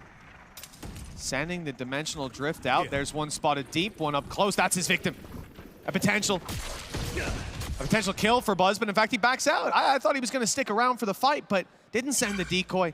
And instead just uses this to cause some chaos in the back of their minds. 35 seconds, and it's time for C9 to bring this spike towards the site. Vic will be TPing in wherever they decide, making noise on A, getting the rotation with Oxy, and the plant on B as a result. Beautiful round from C9. Yeah, they just left him to cause mischief, and that's exactly what he's done. They knew as well that they had the From the Shadows available, so they could leave Vic in a spot where he could go either way, but then at the last second could easily teleport in. They sell a ruse using that null command, and the immediate response, rightly so, from T1 is to go, okay, let's rotate, let's try and take back some control. We've just cleared mid. We just used a null, knew they were very far back. And that's where, again, Oxy is able to strike. But once more, you look at this attack side for C9 and say the calling has just been fantastic. Using these late bait plays. These are risky. If these go wrong, one of your players goes in, dies, or maybe Oxy gets nothing, you can see the T1 side go for a retake, have a man advantage, and it's a problem. But these risks right now are paying off. This looked like a... Oh, no. Couple more weapons removed. It looked like a really big task for C9. 5 rounds in a row when they'd struggled to connect more than 3, and hey, we've just hit that mark. But for T1, now the stress is really felt. The first timeout used by the defensive side, 12-10. There's only 2 more rounds in regulation. They've left it down to the last moment to touch base with their coaching staff. I guess making use of C9's pauses as the rounds went on and not feeling like they had that much to fix. But now they've run into a brick wall a couple of times. And sometimes that brick wall has run into them. So it's time to touch base and come back stronger before this goes to overtime. Damn, that's some real team cohesion right there. How many sides did that take to pull that one off? Fair play, fair play. That's a couple of markers. But yeah, this is the first pause in this match going the way of T1. Autumn looking to touch base. As I said, we'll go back to 2020. This man was part of the Cloud9 organization alongside Buzz. It was the Korean iteration of that roster, which I'm sure if you look back will have some familiar faces on it. I believe Zeta has also played for both orgs. So it really was like a sort of switch up, both teams having similar ideas at different times. But that's one of the stories we spoke about. Rossi taking on the org that literally just let him go. And to be honest, he's been putting up a fight. The 1v2, didn't want to let it slip away. I'm looking at this op though. In the hands of Moose, they're clearly looking for someone specific. Well, that drone has seen a lot towards the back of side. I'm not sure that they spotted Meteor. And him being inside the smoke now could be a bit of a surprise. Indeed it is. A kill found. Sylvan doubling up. And the wall's closing in on C9. It's Moose and Zeppa to put themselves back in with a chance. Zeppa so low. Moose has managed to recover an operator, and the spike could be planted from this point. with the op covering the cross, well, it's been traded out to a rifle. Not going to be quite as strong of a position. Time ticks and T1 wait. Looking instead to group up, and that spam nearly deadly. Now they can look to play that post. A 2v2. Rolling Thunder will leave him stunned, but it's a chance for Moose to peek. It gives away at least one of the players' position. That Gravwell will at least buy them a little bit of extra time, but not long. They're going to have to go for the swing eventually, and there it goes! It's Buzz to get both!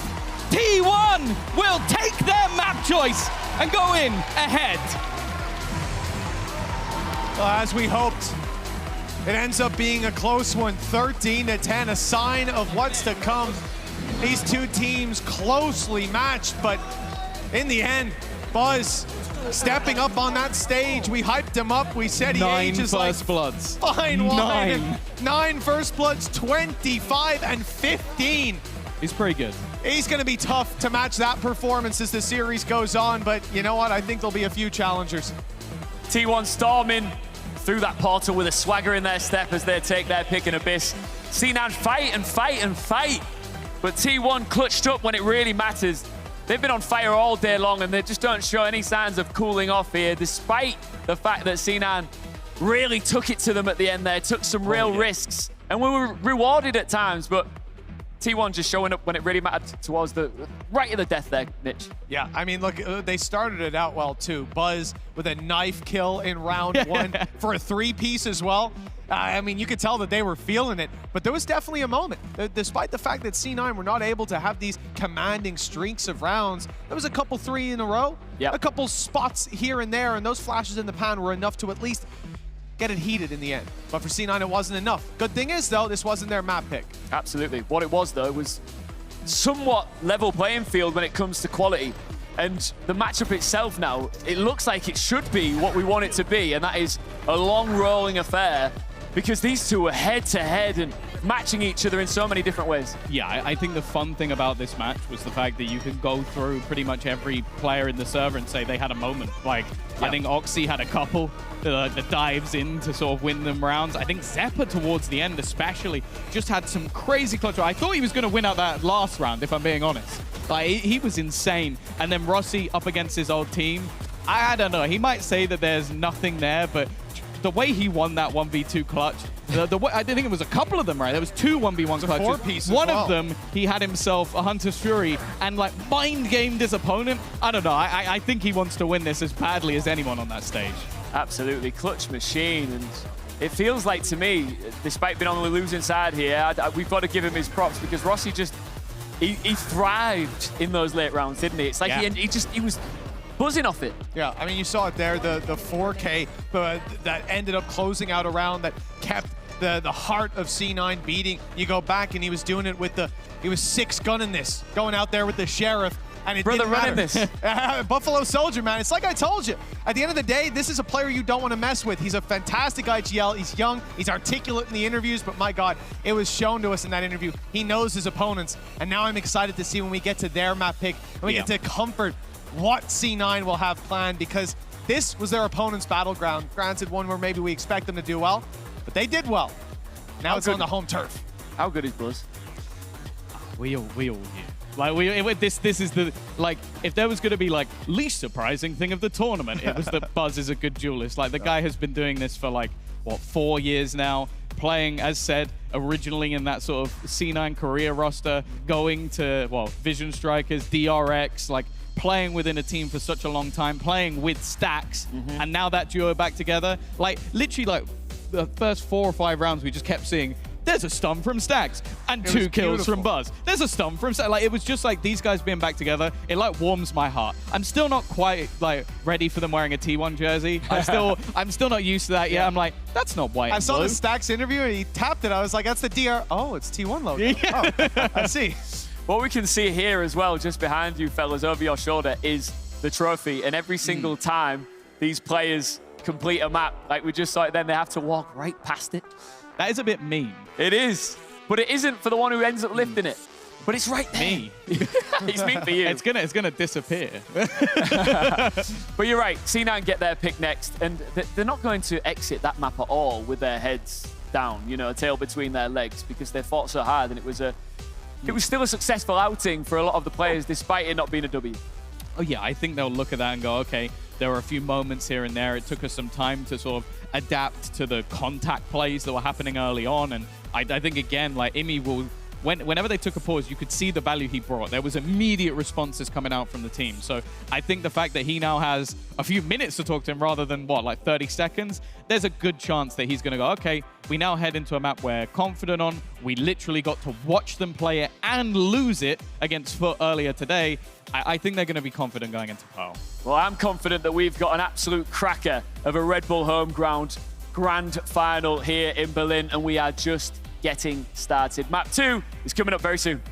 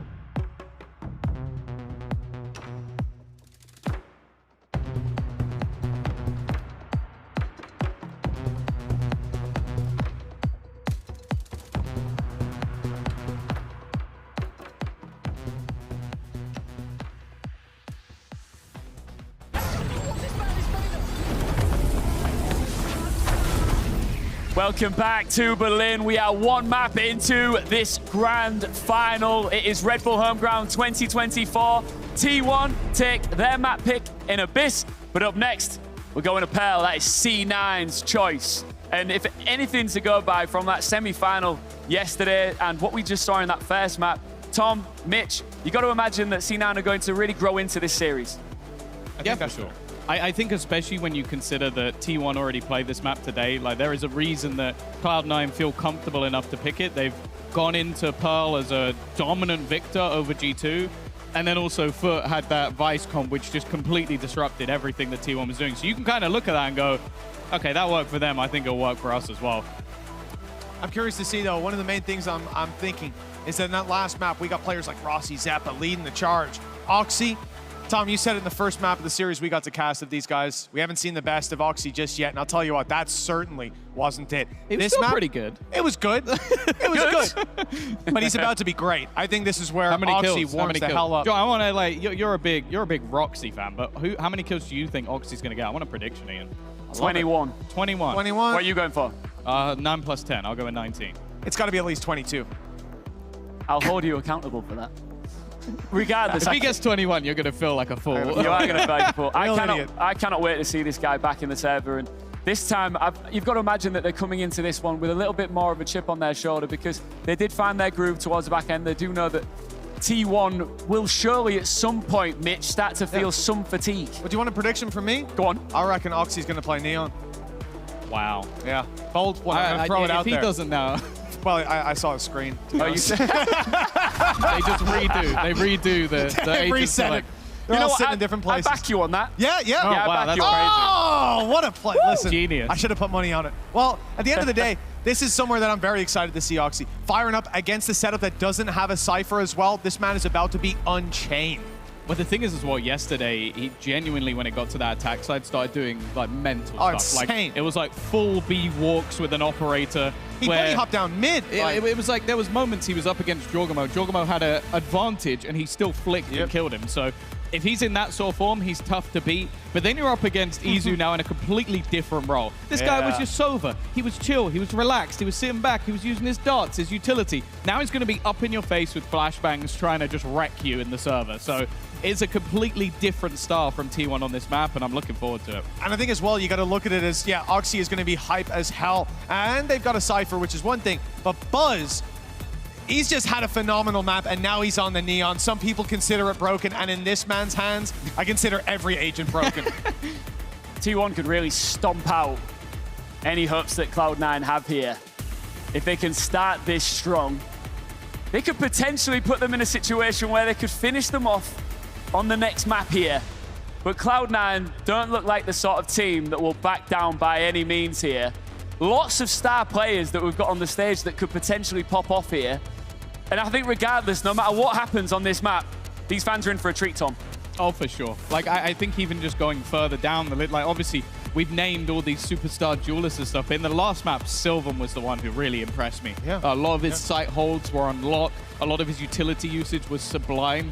And that was the thing. The setup there was almost just like putting everything into place for Buzz. I do feel on this map, it's a little bit less util heavy. You don't have that breach just setting up stuns. So he'll have to do a little bit more on his own.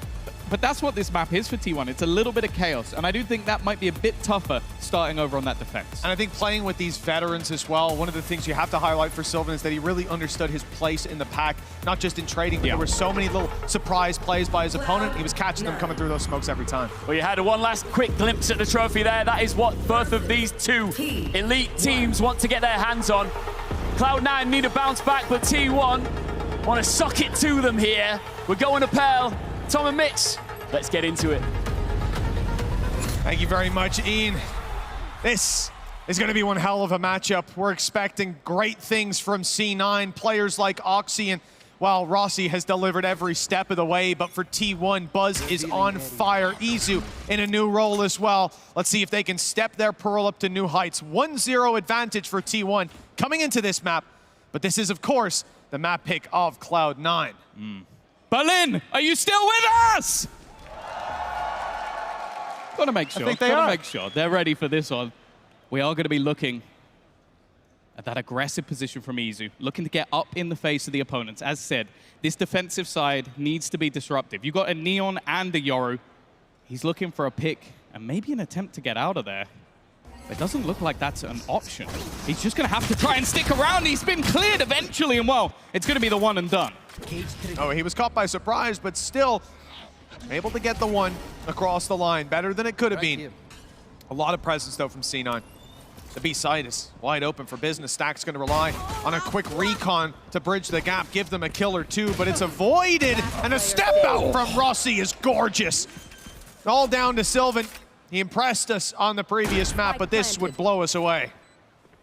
Yeah, the Rossi revolver.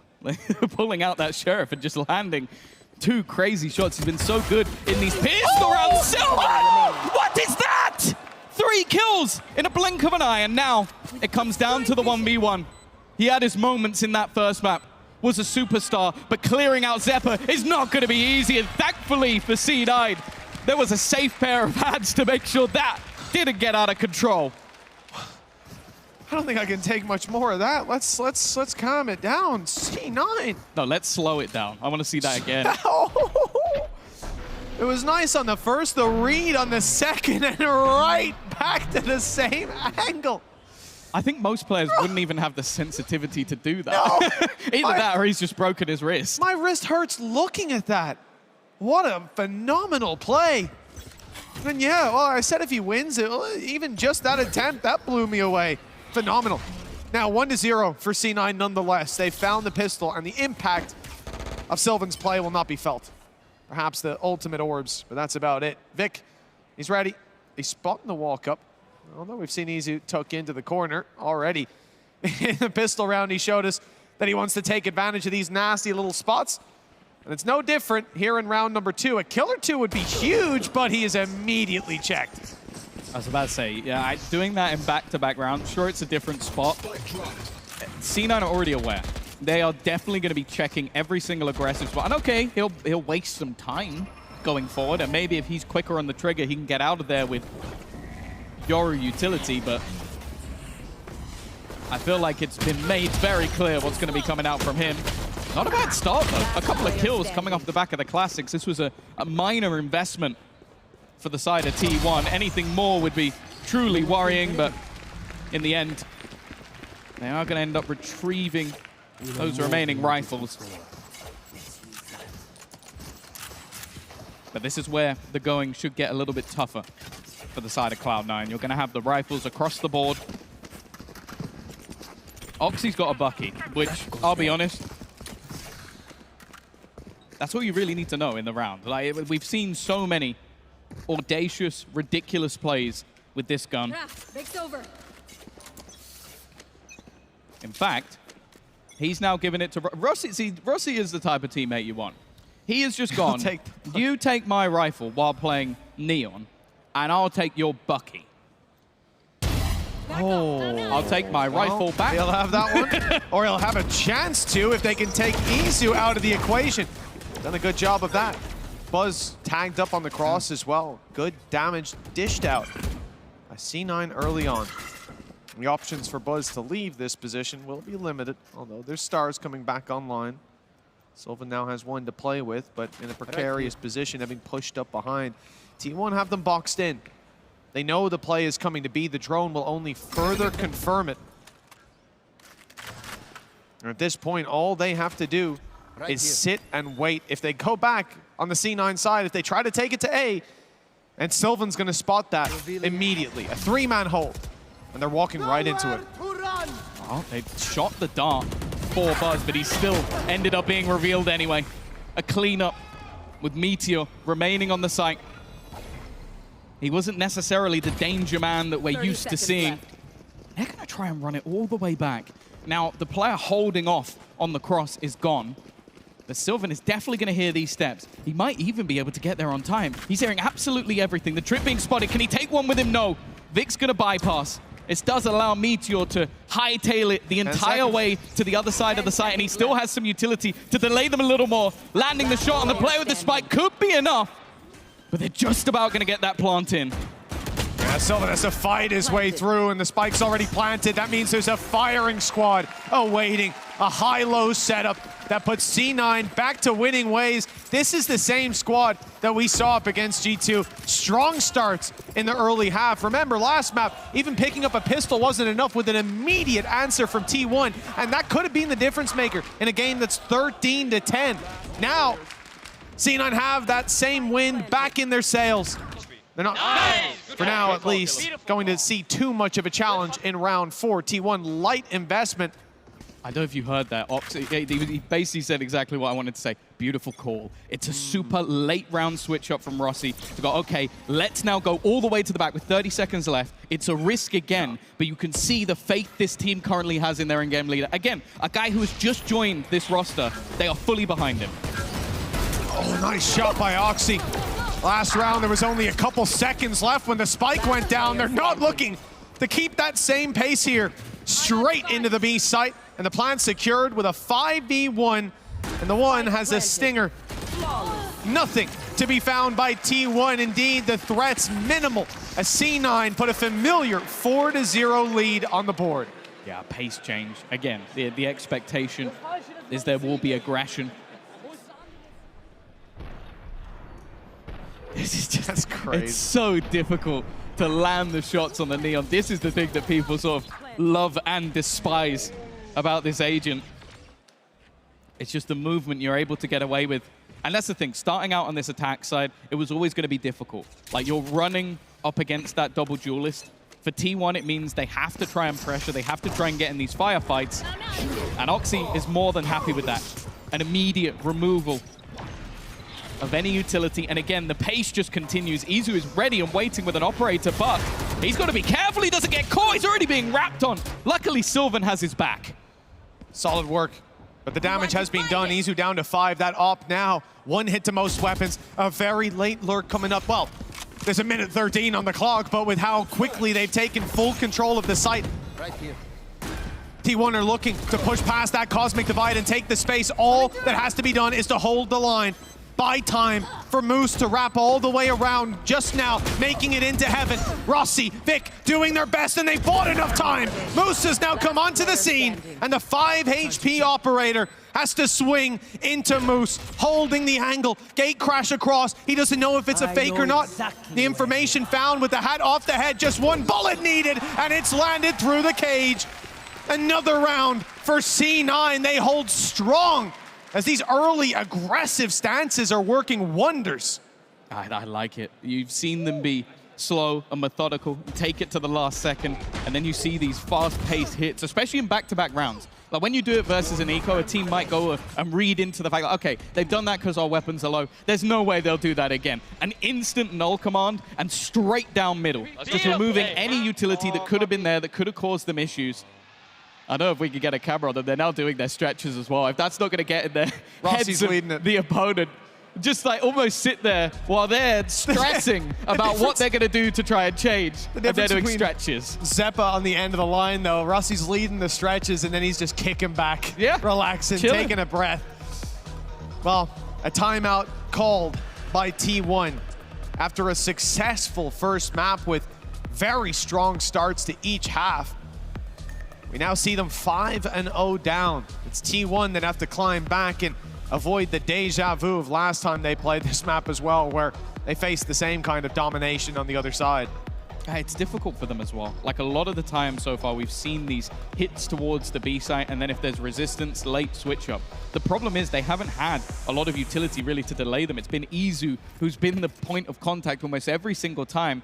And there's been so much just forcing him into awkward positions, be it just Oxy taking space. You might look at him 2 and 4 down the board. He's just been annoying. Like he's taken ground and then someone else has been able to get an opener for it.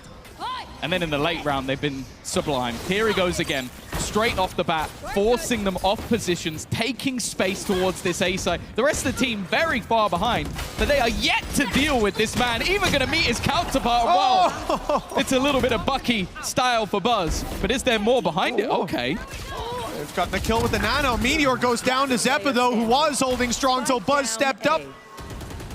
The gun fingers finding a few, zapping these players out of the round, and maybe C9 soon to taste defeat. For the first time here on Pearl. T1 are putting a round on the board against C9, 5-1. And it is Buzz, the hero that steps up to the plate, more than doubling his kills in that round. It's good to see him back on the board. This is what we were expecting, but maybe not to start out the kill streak with a Bucky. Yeah, I think that's the thing. You had the aggression, and rightly so, from Oxy, but it was just the fact that ended up giving the ult over. Buzz pops it, and from that point onwards, I was about to say, I didn't think we'd seen a Buzz ult yet, because we saw so many of them in the last map when he was playing the Yoru. Like round 3 at the first one. It took him a bit of time, but when it was in play, it was fantastic. The question now, though, is this the start of bringing this half back? Or is this going to be straight back to C9 taking control? Now, bear in mind, the expectation on this map is normally to see a decent attack side. Here goes Oxy again. Great dart. Good work by Rossi to get that dart into position to trade out his teammate as well. As Buzz goes down, and the numbers stay in C9's hands. Plant secured. The 4 versus 2. Izu has the ult, but it's not likely to be used. The man looking for impact is Stax. Finds a kill or 2, perhaps. They can throw a bit more at this round. But it is not looking likely. Post-plant utility aplenty. Astra Star waiting for the tap to come through, and they don't even use it initially. Late round lurk as well by Moose. C9 are guaranteeing that they win this round. Playing the numbers, playing the odds. They blocked it. They blocked it. They're trying to stick it all the way. Luckily, just in time. The swing comes in. Plenty of players left to clean that up, and well, Moose was happy to see Izu TPing right into him. Thank God someone was counting. Because that's the thing. A lot of the time, we see it even on the previous map, where you have that grab wall, you just have the thought in your head, like, okay, that's safe. I don't need to swing, I don't need to take a risk. But I think it was just the silence. The fact that for too long, there was no utility, no move, I think the recon was on the way, right? So that's sort of the logic, but they got spooked, thankfully. But it is another round on the board for C9. A defeat in the last map, a surprise pick, to say the least, for T1, that they just about get over the line. Now, though, it's been a dominant start to this map. And everybody's been performing as well. As I said, like, Oxy on the board might not like he's doing the best, but he's done his job, and then everybody else has been there to clean up the mess. Moose back on his Sentinel has been fantastic in the late round. Meteor now, though. Well, it's not the operator that we've seen. Instead, he's got that Marshall. Got the headshot as well. The tag onto Oxy, the headshot for Rossi. And now, well, there's a little bit of danger brewing for that attacking side. Somehow I'm even considering that to be Buzz with a Bucky. He's backing off, though, and conceding the space. And there's not really a fight that T1 want to take at the moment, except for that Marshall swinging out. Another tag. Zeppa and Oxy very low. This is now very scary indeed. Stax falls back. Izu's managed to get one with the classic. The flash through is going to delay even further, and they're starting to run out of time. Oxy needs to get something, and in fact, he falls. Still yet to get that plant in, and the fact is, Moose is alone. Vic is still very far away. In fact, by the time he gets here, the clock may already be gone, and with the Cosmic Divide fading, he manages another, but he's still surrounded. Spike on the deck for Vic. I honestly saved the gun. I don't think there's any way he manages to win this. Maybe he can deny them picking up some of the guns. There's one at least. Yeah, like you said, there's no take in the round. The Thrifty secured, and only one player to carry forward a weapon. Decent damage from Vic. Good housekeeping. It's 6-2. T1's second round now in the last 3 as well. They've been finding their footing. But that was all Meteor. Like, that's the thing. When you look back to the Gen G roster of last year, when we came into the year, and I know there's going to be people who look at how Texture played and go, oh, this is a stupid comment. But going into that roster at the beginning of the year, we didn't know if Meteor would be the duelist or if Texture would, because they are both phenomenal duelist players. It just so happens that Meteor's also very good at playing the Sentinel. Funnily enough, so is Texture, but it means that you give him a sniper and he can still win you rounds, even if he doesn't necessarily have the kit to back him up. Especially when you invest into Sheriffs alongside it. Just that one tag makes it so valuable. You saw it, Oxy emerging from a Cosmic Divide, the Astro Wall, and it just one shot to the body from that Sheriff. That's all that was needed. The setup was done by his teammate. Now 6-2, as we see C9 directing themselves into that alarm bot, held by Sylvan, but not ready for the pace. Oxy lightning fast as he makes it around that corner. A main cleared. Lots of space for the attacking side on A. Safe to say. Spike, okay. His Jet's always enjoyable, but his Neon just hits that little bit different. Plant denied for now. In fact, Buzz is trying to play off it. Stax has done well. Dropped it on the deck. Now another for Buzz, putting down one more from a great start to a troublesome position. There's even a lockdown, but Meteor decided not to use it. Buzz has almost secured the round, and with Meteor's help, it seems to be in their pockets. Swing from Moose, punished immediately. And a lockdown that could have been used for their third is instead kept for a future round. This is a resurgence from T1. Now 3 out of the last 4 rounds, and C9 have got to be feeling the heat. This was a map that they were commanding the lead of, and instead, they have stalled out, calling a timeout here to ensure that this is where the win streak of their opponent ends. Yeah, that's the thing. As I said, like going on to the attack, if this ends up as like a 7-5, I think T1 will be perfectly comfortable to try and bring that one back. And from a 6-1 scoreline, you just can't allow that. Especially with the way that they're getting the openers. It was mainly just the disruption caused by that Hunter's Fury. Stax being able to not only get a kill and drop the spike, which I think that was probably the most infuriating part of the round, but it's not that Buzz is just sitting there doing nothing. Like, oh, he's using Hunter's Fury. He is constantly moving and taking brawls, and it just means that those players are trying to dance with death and then meet it in a completely different way. Nice. Maximizing oxygen intake. That's what Stax was up to there. 6-3. It's not a damning scoreline for T1 anymore. This was looking to be a pretty rough start. I think this is exactly as many rounds as they got last time they played the map. Coming in with momentum behind them. Sure, Meteor's got the lockdown, as we mentioned. That may even just keep Rossi's Hunter's Fury in his back pocket. Won't be deploying that for a chance at a kill, instead saving it to get rid of that utility. We shall see as the barriers go up once again. Round 10 is underway. We're getting towards the end of the first half. We'll see if this is going to be a big advantage for C9, a 9-3 half, but almost assure them victory. We could still be neck and neck. They did this hit before, but last time, there we go. That's the wall I was looking for, to give them that extra little bit of space, and straight away Oxy capitalizes off it. His teammates given the chance, but it's only trades back. Now Zeppa is not yet lost, and there isn't really anybody to capitalize off taking him down. So this will give them the man advantage, but they are going to have to give up the space on the side. This will allow T1 to get back in. Can they find anything off the back of it? Oh, and another attempt. It's at least gotten it to half. This is going to be dangerous. Hunter's Fury comes in. Luckily, those players can't stick on top, or it would be certain death. Flank around from Zeppa, hears it, knowing that it's half now. Stun comes in, and Zeppa runs to stop the defuse if it was underway. Luckily, in the chaos, the kills tip back and forth, but with C9's advantage, it's another round on the board for Rossi. Another clutch and a 7-3 scoreline as the lead extends for C9. That's the thing, T1 have been very close a couple of times to making that work while blocking the gravity well. It seems something that maybe C9 are aware of, but that got so dangerously close. The good thing is the grav well also makes you vulnerable. So then that Hunter's Fury was an insta-kill if anybody tried to stick onto it. If not, well, they almost certainly would have lost the round. Yeah, and they knew, obviously, Zeppa will make it there in time after the Hunter's Fury pulses to clean up, or at least challenge that diffuser yet again. It was, again, narrow margin, but C9 have been content to play with time. They've got the readings down. Now, drone used on mid, you can see that the attackers are wary. T1 might have went for something a bit more aggressive. That Izu could be sitting around here up in hand, looking to take someone down, and indeed he is. But he won't be looking the right way. Oxy made it out of mid, alive and unscathed.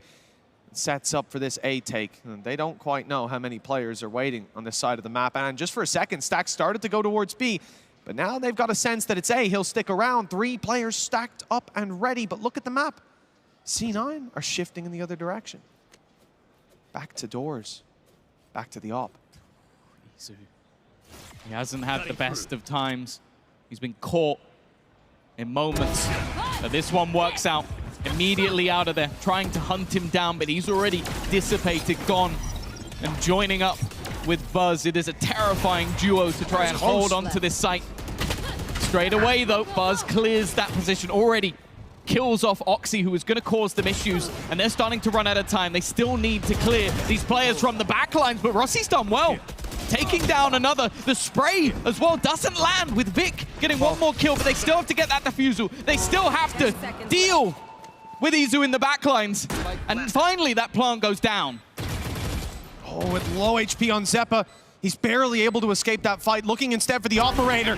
One hit regardless, but Izu lands it 3-piece for T1. We've seen this before, but Rossi in a clutch. Which one will outweigh the other? Gate crash all the way to elbow, and Rossi knows they could be anywhere. Surrounded in his head, fighting his demons as T1 just wait him out and eventually find him down below. Another round for the defensive side, closing the gap. And 7-5 still possible as we come into the final round of the half. That was a really good round from Izu. I think a lot safer in the battles he was taking. I noticed in the early rounds, a lot of what he was doing was just playing an angle where there was no way out.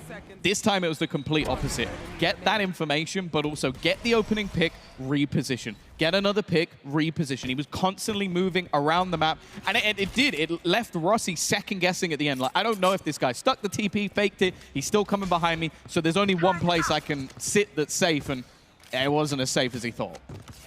Well, they had all the info. Unless he was running away from the site, which would have been a questionable play at that point. 1 round left to play for in this half. T1's defense is certainly warmed up. It was a very slow start. But they're hot on the heels of Cloud9, flying high in these last couple rounds. Aggression from Izu could carry them forward. C9 are on their way. They're in the spawn. They're not looking to doors anymore. They're not looking to that mid play, conscious of the impact Izu was able to find last time. Instead, it's towards B long. It's straight into the operator. Gate crash we just saw put down by Izu. He's got an escape route. That means he's going to be sticking around. And if they don't use utility to clear, they'll walk right into this operator. The smoke fades, and Izu not landing the shot, but uses the gate crash for a second chance. A second shot at these, maybe even a third. Oh, he's stuck in the corner. In fact, he's taken a lot of damage. He's gone down. They've not been able to find anything. Stacks at least. We'll be able to get one. The ult popped from Buzz, trying to basically do this on his own. He's left out on his own, but there's Sylvan. Just ran through that cosmic divide. Moose's backstab could be everything, but they are watching for it. They are ready for it. It doesn't even matter. He's still going to manage to land the shot onto Meteor and even repositions through his own cage. Sylvan, though, the hero of this round, waiting patiently, and Vic started this with a pistol, still has a pistol, unfortunately, just has no time. Yeah, I mean, it's time to just run in and die. A crazy play, and if it works out, be written into the history books. Unfortunately, it's another kill for Sylvan. And a 7-5 half now locked in for T1. It really didn't feel like this was their map. The history, not fantastic, but now looking at that scoreline, looking at the last 5 rounds even, and so many of them going to T1, it feels like there's a chance. I don't know if the crowd would agree. Let's check. Do you still believe in T1? Oh, or maybe you guys have a little bit more faith in Cloud9. Oh, I think they do. Okay. They're with the favorites. Okay, slightly leaning the way of C9, which is interesting. I think now T1 heading into that attack side makes me maybe believe a little bit more in them. Now, you might be looking back at their game versus Foot and say, they got like 3 rounds in their attack. Yeah. It didn't look great. But you have to bear in mind that was up against a Vice comp, which I don't know if I've seen anyone else play Vice on this map, or at least not as competently as Mr. Fallen. Like, that guy was repositioning stuff to spots. I don't know if he'd even practiced. I think he was making it up as he goes along. And the thing is, with those vines, when you're diving into a site, you're just getting slowed immediately. So everything you have with that Neon, in the case of Buzz, was, oh, look how quick I'm stuck. I'm completely stuck and caught behind a wall. He also forced them to do weird plants. Now, that's utility that C9 doesn't have available to them. Now, I will say, I have a lot of faith in this team in terms of their retakes. I think they're excellent in that regard, but a lot of what we've seen... You got us. A lot of what we've seen from them has been those really strong attack sides. So now I want to see if they've still got enough to get this over the line on the defense. Well, as you said, T1 last time, an unconventional comp. I think they'll have a bit more of a grasp of what they're facing up against here. And C9, when they were on the attack, it was these direct hits, the ability to take these fights early on Oxy's ground. And T1 were forced to take some of those duels as well, at least in the first couple rounds. It didn't work out. They adjusted, course corrected. Now on their attack, they get to be the ones to set the pace, to take fights on their own terms.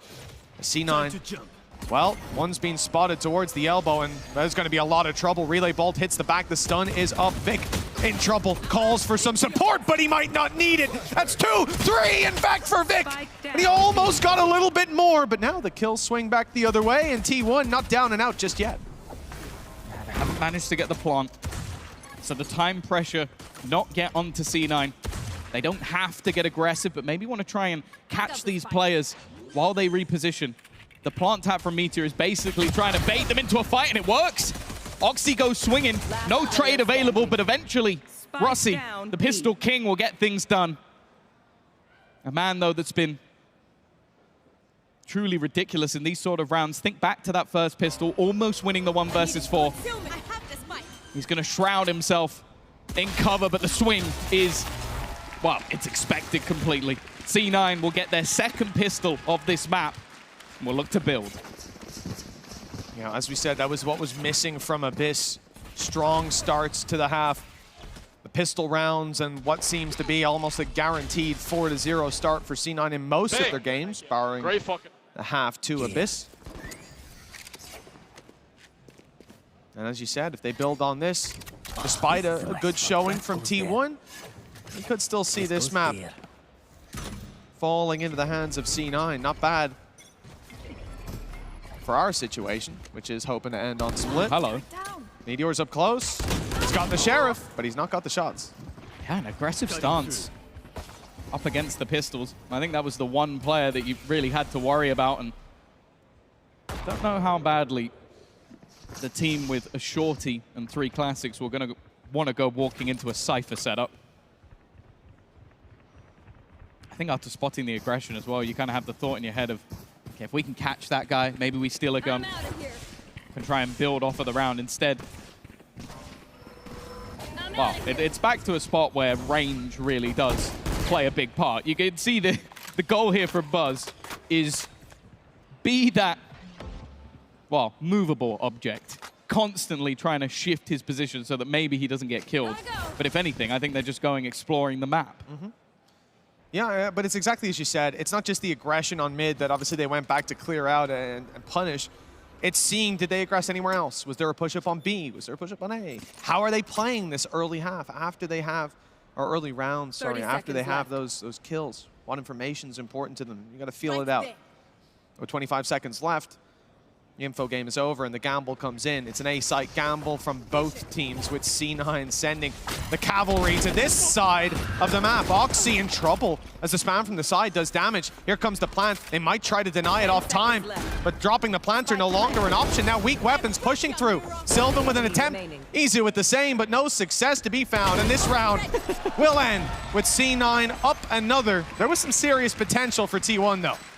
Yeah, the fact is, you come in with a Sheriff, a Shorty, and 3 classics. You get 2 kills and a plant, and, well, Vic ends up very low. It's not a bad round for them, but for C9, the important thing was keeping the rifles. Anything else lost, okay, it's a bit irritating, but they're likely not going to care too much going into this next round anyway. And they'll juggle some of those weapons around, potentially buy up a couple of extra pieces. Bro. But this is where you kind of expect T1 to respond. Now for Stax, it's been a little bit of a rough half. The thing is, like, taking up, again, that leadership role, having those support agents, a lot of the time his value isn't really spotted on the scoreboard. And actually, they're doing the same again. This is the exact same push as the previous round, just getting rid of the turret, but they're going further. Gotta go.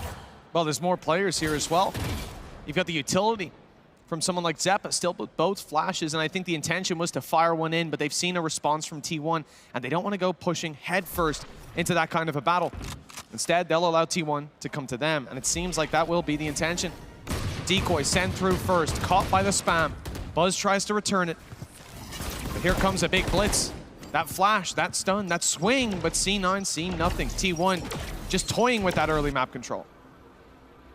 Yeah, similarly to their eco round, just seeing if there's any gaps, working out as much information as they can as to where certain players are in spot, potentially who they could isolate, who is the danger for them in this round. Vic has already got all the information that C9 will need. You can see the immediate response of Oxy rotating on the map, stacking up this side. And he's in, okay, maybe the stack is just him alone. Already getting 2 kills. Has a little bit of support. He's the man with the rifle, though. He's the one that could be the danger. Look at him try and do it all, but he can't quite dance past Izu. Even still, though, Rossi's there with the trade. He's also going to tag up the player planting. There is no escape for Meteor. A big bonus win for C9. Business as usual, Tom. Picking up round after round, putting the early advantage in their favor, and now double what their opponents are bringing to bear. And you start to look at how some of this control from C9 in the early, like just as barriers went up, they had ideas about early aggression. But what I loved about this round is the fact that they ease off. They start to feel out that T1 are also competing for that space and allow them to make mistakes. Their initial battle doesn't go their way, but if they went for the mid duel, I think this round would have been over and in T1's hands off rip. Now look at the mixed bag that's being brought to bear by T1. The one advantage, though, with a round like this, Tom, you're typically going to group up. You're going to play that clump and just run into a site. Maybe the sheer numbers will overpower what C9 have put into play. I'm looking at the shotgun. It's hunting down Vic and looking for a little bit more. Buzz. An explosive round to start. He's going back to the judge. He's expecting someone to push him, and he's damn right. The neon show for the last couple of rounds, and if anything, you'd expect the 2 players on the other side to fall back. Oxy, though, he's got his ult for the next round. Still has some bonus cash. He wants to do damage. There's a couple players, and everyone, in fact, just one hit to him. Unfortunately, he's one hit to the head when the Guardian comes out. And then Moose, on the other side of the map, just carrying forward the weapon that he's got in his hands, a Phantom. Lots of credits for the C9 gang, but this one, you know, I was expecting the push out of the choke point to be Buzz.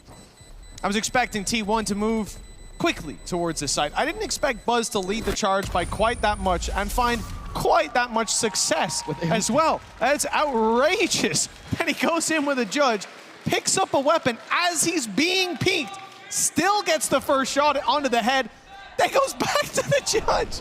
He's just having a field day. I love the Look at this as well, though. Yeah, the reactions are just off the chart. But it's, again, just that supportive util that's being used to just try and leave that player who's trying to escape in the dirt. Like, you know the buzz is coming. You have to try and fall back, want to play for those retakes. Vic's been very good at getting out of those sort of risky positions and staying alive, but this time he's caught. And, well, Buzz does the rest. I'll handle this. Well, Izu hasn't spotted Oxy to start with, but it's all just clearing the information. Faking out the presence as he moves towards the back of A site. Decoy in hand as Oxy puts a bit of a disruption into the mix. 3 kills already. The ult has created more than enough space for his teammates to flood right back into. And that's kind of, I guess we didn't really touch on it too much, but Oxy, as these rounds build up for T1, you are just waiting for him to show up and show his hand, quite literally in this case. Yeah, just an incredible player. And when you have that ult being put into play to clear angles, it allowed the rest of T1 to just take that space almost for free, and he just dives back in with them. He's like, okay, you're taking the space. I'm reclaiming it step by step, getting all the kills as he goes. As I said, statistically, first half, it didn't look the best because he was taking that aggression and giving his teammates basically all the information they could ever need and just dancing while they kill. Now he's moved up to second on the board for his team. High impact, lots of damage. and T1 feel the need to go for a second pause. They're not in, well, financial trouble just yet, but they lose this one. They could be going in with an eco to try and win 6 in a row. That's not a pretty position to be in. This timeout, as you said, it's crucial for just that. We've talked a lot about players like Sylvan and how he's impressed us. But really, we look at someone like Buzz also putting up the numbers here. It hasn't been like those two have fallen off the face of the earth. When it comes down to crunch time, C9 are the ones 5 rounds in the lead. I don't know who has to dig deep on the T1 side. Maybe it's all of them. But as the final seconds tick away, let's hope whatever their coaching staff have said is enough. Credits on the line.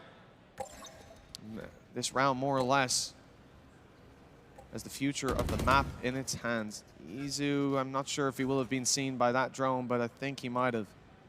Either way, C9's response is to back off and just leave the jiggle peak for Rossi. He's got to try and make sure he's actually able to get out of there, and he's not even going to risk it. Calls for the cavalry. May even just opt to try and play this one as a retake. Challenging versus Buzz in these early fights has not been easy. It does likely mean there's going to be that post-plant scenario. Cosmic Divide, though. It's one of those ults in this position where you can lock off a part of the map completely. And that's exactly what the plan is. They're all waiting on the other side of that Cosmic Divide, aware that this play was coming in, reacting to it as something else, but Stax gets the trade at least. As Oxy is dropped and Moose attempts a knife through the wall. Buzz repositioning back and forth, avoiding this blade. And Moose just can't get in. Eventually, though, Rossi catches him from behind. Space freed up as Stax picks up his third. A big round to step up. We needed someone to dig deep, and now Meteor delivers. That was Stax, though. He's had a tough game so far. And finally, he's back on the board.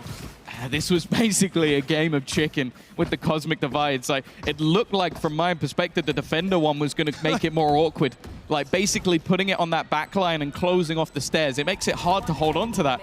But I love the proactivity of Sylvan to put it in front. So they have to run through, and it just created this sandwich that, as you said, they were dancing away from the knives to make sure that they're not being caught on the edge. But it meant that it was so difficult for C9 to get in before they faded. And by that point, you leave Meteor with a little amount of time on the clock in a 1v1. He's winning that round. It's done. Yeah, you know, the funny thing was, it was Buzz. He literally moved 3 times back and forth as Moose knifed in and saw there's no one there. Then Moose tried to run through, bumped straight into him. That's got to feel a little bit unlucky. 4 rounds in the difference. T1, quite a climb to get back into this one, even still. They got the ults, though. They really do. The ult economy is heavily in their favor. The only one even close, obviously, you got Rossi's, Zephyr. But do they want to try and use that here? They may do, try and deny that plant. Oh, aggressive play, but Oxy still gets his ones. Buzz doubles up, though, as Rossi pulls it back a little bit. The spike is down. And the post-plan setup now comes into play. Lockdown, a big problem for this side with no Hunter's Fury to block it out.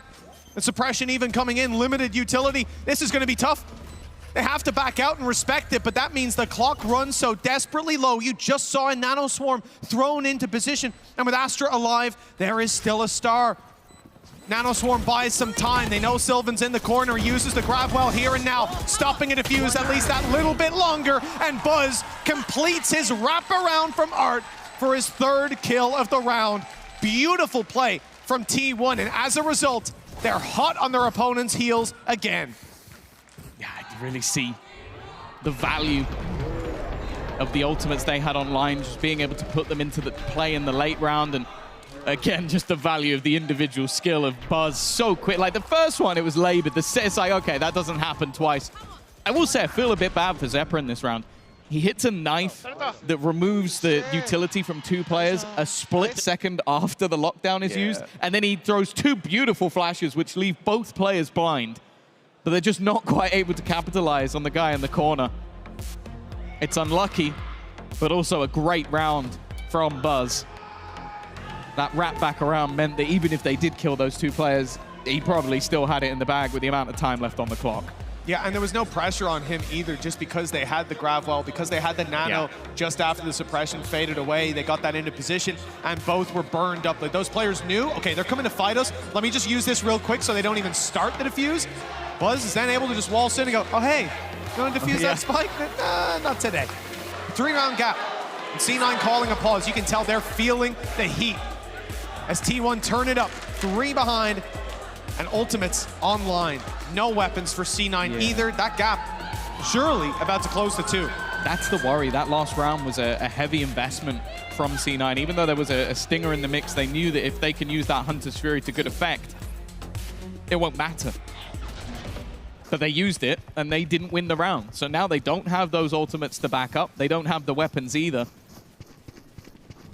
And I mentioned it, like, we see a lot of teams string a heavy amount of rounds together on this attack side. It can be a difficult map to defend. And with a double duelist, that almost becomes a bigger threat.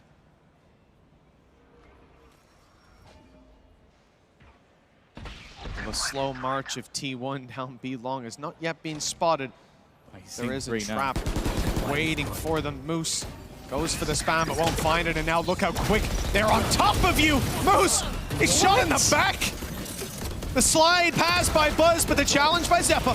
Happy to rush on in. Meteor doesn't get quite as much as I thought, and in fact, this is falling apart, leaving Stacks to do it. And Oxy, not one to give up those clutches. It's 12-8. This round looked like it was set up for T1's success, and instead, C9 have clinched it out. Yeah, we could have seen a 4-man spray down. It looked like the whole roster of C9 lined up at one point, and the bullets just did not... Look here!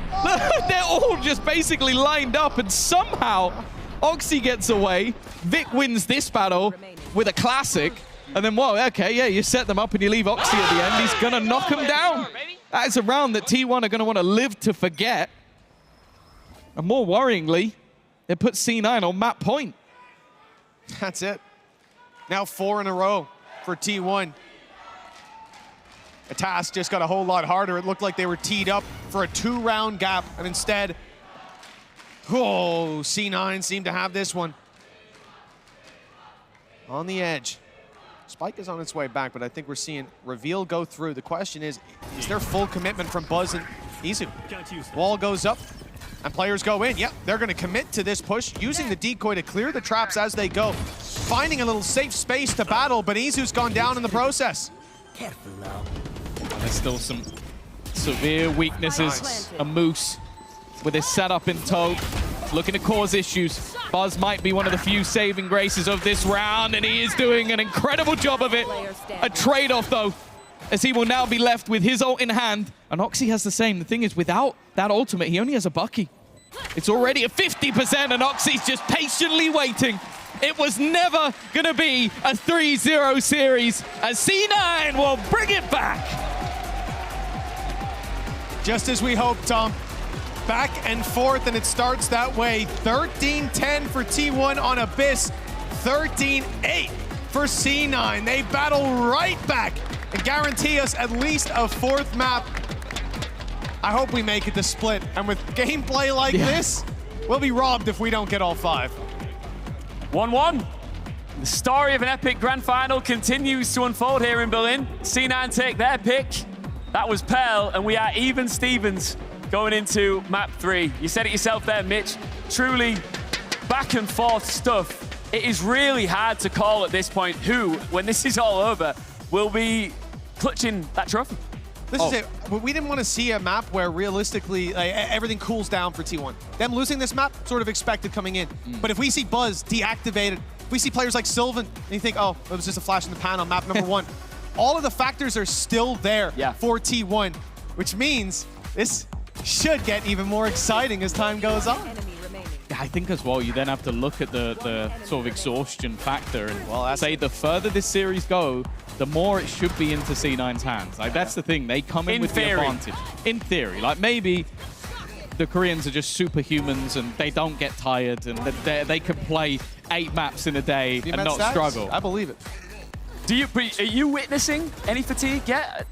I mean, look at the game we just As in saw. me personally or with them? Because me personally, yeah, we might be feeling it, but I think I might need to pick me up soon. Okay, our I'll daily hook you up. routines are a little. I know a guy. Oh, okay. I think there's a few here.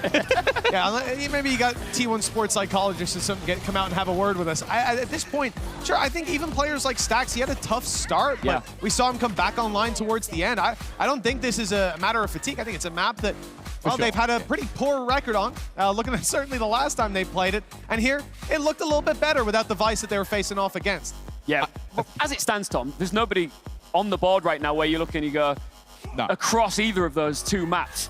Oh, you didn't show up for that one. That one's on you. Yeah, I was a little bit worried at the start for Izu because I feel like he was making a lot of aggressive defensive plays and was just getting wrecked. Then he had that round with the operator, and I was like, he's good. He's back. That's all. He'll be fine. I think that's the fun thing, though, when you look at this series as a whole, is I feel like these two maps are sort of relative unknowns. Like, I knew that this one was favored to C9 because we already saw it earlier in the day. The Abyss, we didn't know how T1 were going to play, but then we head into sort of like more bread and butter maps. You've got that sort of like the Bind, the Haven, and then the Split to finish. Like, these are ones that these pros have been playing on for years and years and years now. So I only think this series is going to get better as we go along. And we might see Oxy get better as we go along too. He was a star in Tokyo, Japan, and he is shining bright once again here in Berlin, Mitch. He absolutely is, and this is something that, as I said, Tom brought up in the series we had the other day, and we bring it up here after Abyss as well, that Oxy's playing well, but he's going to play better, and I really don't think that's going to slow down as the series went on. How many kills did he? Can we bring up the I want to bring up the stats because we had a guess. I went 21, didn't I? I went 19, and you went 22. So 22. It's coming. It's coming. Bear with us. Can I get a drum roll, please? It was 22. Was it? Who told you that? It's on the screen right now. It's on our screen. Who said 22?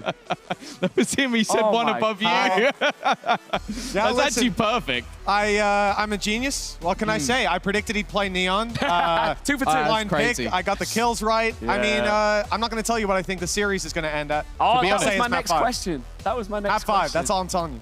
Yeah, you can't give it away. You don't want to give up the script. Well, I didn't look for the score last time. I was only, when I was rubbing your head seeking the answers, I only saw what map it would end on. Yeah, of course. All right, guys, listen. We are really edging closer to... What are you looking at?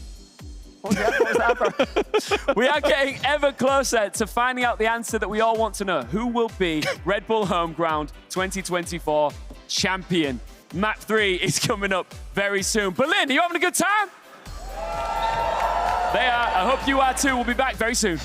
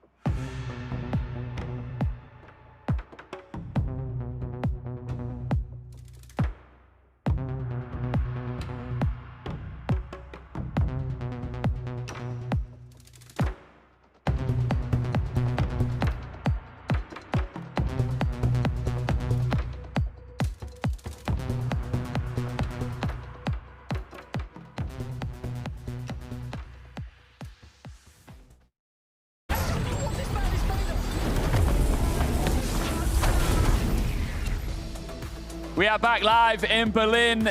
It is Germany's capital and the home of what is a neck-and-neck grand final. One apiece, T1, Cloud9, and we're going into map 3 very shortly. I'm Ian alongside Tom and Mitch, and one of the greatest crowds ever here in Berlin. Are you guys gonna get loud for this third map? Wait, no. That's right. Wait. Yeah, I can't believe you've done Ian like that. I didn't deliver that properly. Here's the way to really do it. Okay, show us. Who's gonna win the next map? Is it T1? Okay. Do you want to ask the next one, Tom? No, it's all you. You want me to do it? Yeah. Save my voice. Or is it C9? That was better. We'll give them that one. They're getting their drinks, going to the bathroom. They don't always want to listen to you.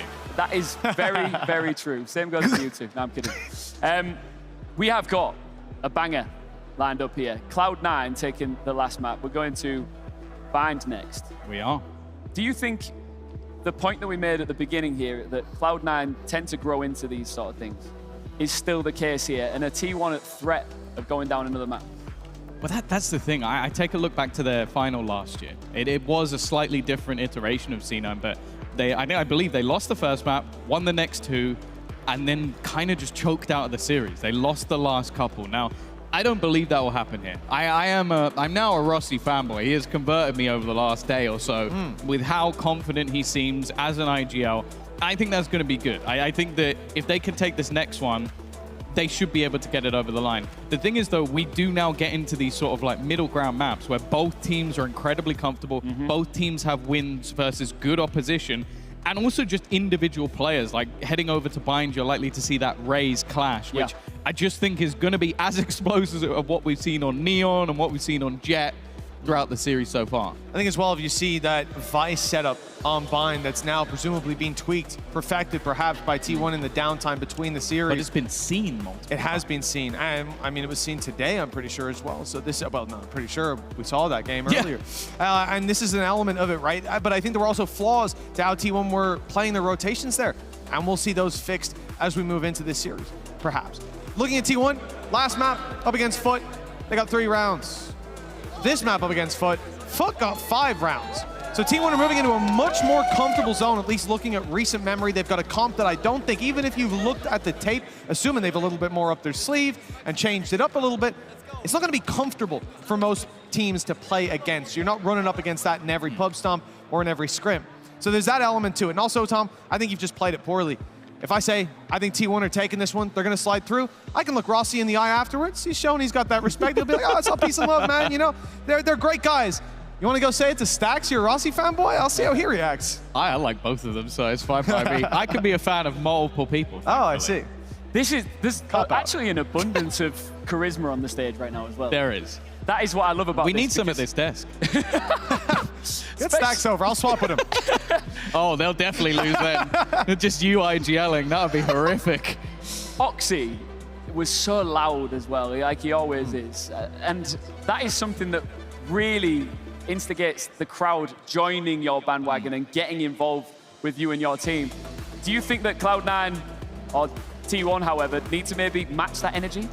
I don't think so. I think Stax is renowned for silencing people like that. Like, that is what he's good at. He will wait for the moment where you are, like, so confident to completely shut you down, and then he'll stand up. It's almost like that final blow, like, oh, I'm already being defeated, I'm already losing rounds, and then you look across the stage, and just above the monitor, because he is a short man, you will see this guy like giving it as much as possible. I'm not sure why you had to bring height into it. That was a little messed up. But well, as this desk is of course full of 6'5" men, I feel like we can say that. We're all actually kneeling at the moment, and I think kneeling to worship what we're about Adam to see from T1. actually wears stilts when he's near us. This is true. This is true. He's actually a very small man and very scared to show that, but it's okay. We'll get the real Adam out one day. What I'm excited about, though, in all seriousness, is looking at, as I said, the Vice setup, looking at Stax. He had a bit of a slow last map. Now he's on the KO, has a little bit more individual ability to go for those duels on a map like Bind where you can thrive.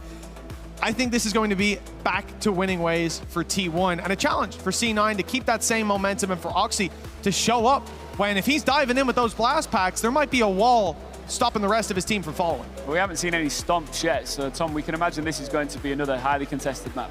I'd hope so. I do think that a lot of teams, when facing up against that Vice, have really struggled. I think it creates awkward scenarios because when you play against something week in, week out in all of your scrims and all of your matches, you can start figuring out counters to it. Watching someone else do it, you can have ideas, but someone like Meteor, you're talking about one of the best Sentinel players, scratch that, one of the best players in the entire world this year. If he plays that agent, it's going to be the hardest you've ever had to face that agent. There we go. As I said, Oxy, Blast packing his way into this map. The Raze could be deadly. It could be somewhere that he finds himself hitting showstopper after showstopper. If he's got the same stamina for those ults as Buzz did on map 1, oh yeah, that could be terrifying. But Buzz is going to be looking to match him pound for pound. What I'm excited to see is the solutions that Cloud9 bring to the table, because this setup from Meteor on the defense will be difficult to deal with. For sure. Do we want to make any predictions when it comes to kills like you did last time? Do you want to keep your Should we go with Meteor going? this time? Yeah, let's go for it. I'm going high. I'm going 26. What are you going for? Meteor in the Vice. I think he plays around his util, a little passive. I'm going to say 14. All right. Well, starting on attack. One of these two teams is about to tee themselves up for a potential championship-winning map 4. Will it be T1 or will it be C9? Let's find out on Bind with Tom and Mitch. Thank you very much, Ian. Yes, it's time to dive on into Bind as the barriers will go up any moment now. And T1 will be tested on the attack. This composition can strike fear into your heart when they're on the defense. But starting here on the attack, perhaps there'll be a little bit more of a challenge. You can see the wall put down by Vice around the middle of the map and a battle on B long that's evaded. Now that wall is going to give you constant flank protection. If someone crosses it, you will know all about it. It's at least some benefit that will be brought here on the attack. Nice flash up close. Zeppa. No, it's not going to be first blood for Zeppa. Instead, Stax taking him down, and Oxy with a bit of weight on his shoulders. Nice shots! 3 down, and T1 left in the dirt. One enemy remaining. Yeah, he's looking to do it all. A chance to maybe clean things up, but it won't be. Moose will steal that one away. Still yet to get that ace within the server just yet. I think Oxy has definitely been the man to be closest. But he'll get halfway to his ult in the pistol round, and that's the thing. It's something that T1, they sort of, one of their players checked it on the way through. Yeah, it was Buzz, but everybody else was just not quite prepared. There was even a molly falling just behind as well to catch anybody if they did manage to take him down. And obviously, at the same time, Vic is swinging out wide. So those other two players, they're staring down a barrel on the other side, not knowing there's one pointed at the side of their head. Good synergy off rip for C9. And that, the other thing, they win that pistol, and you hear the screams.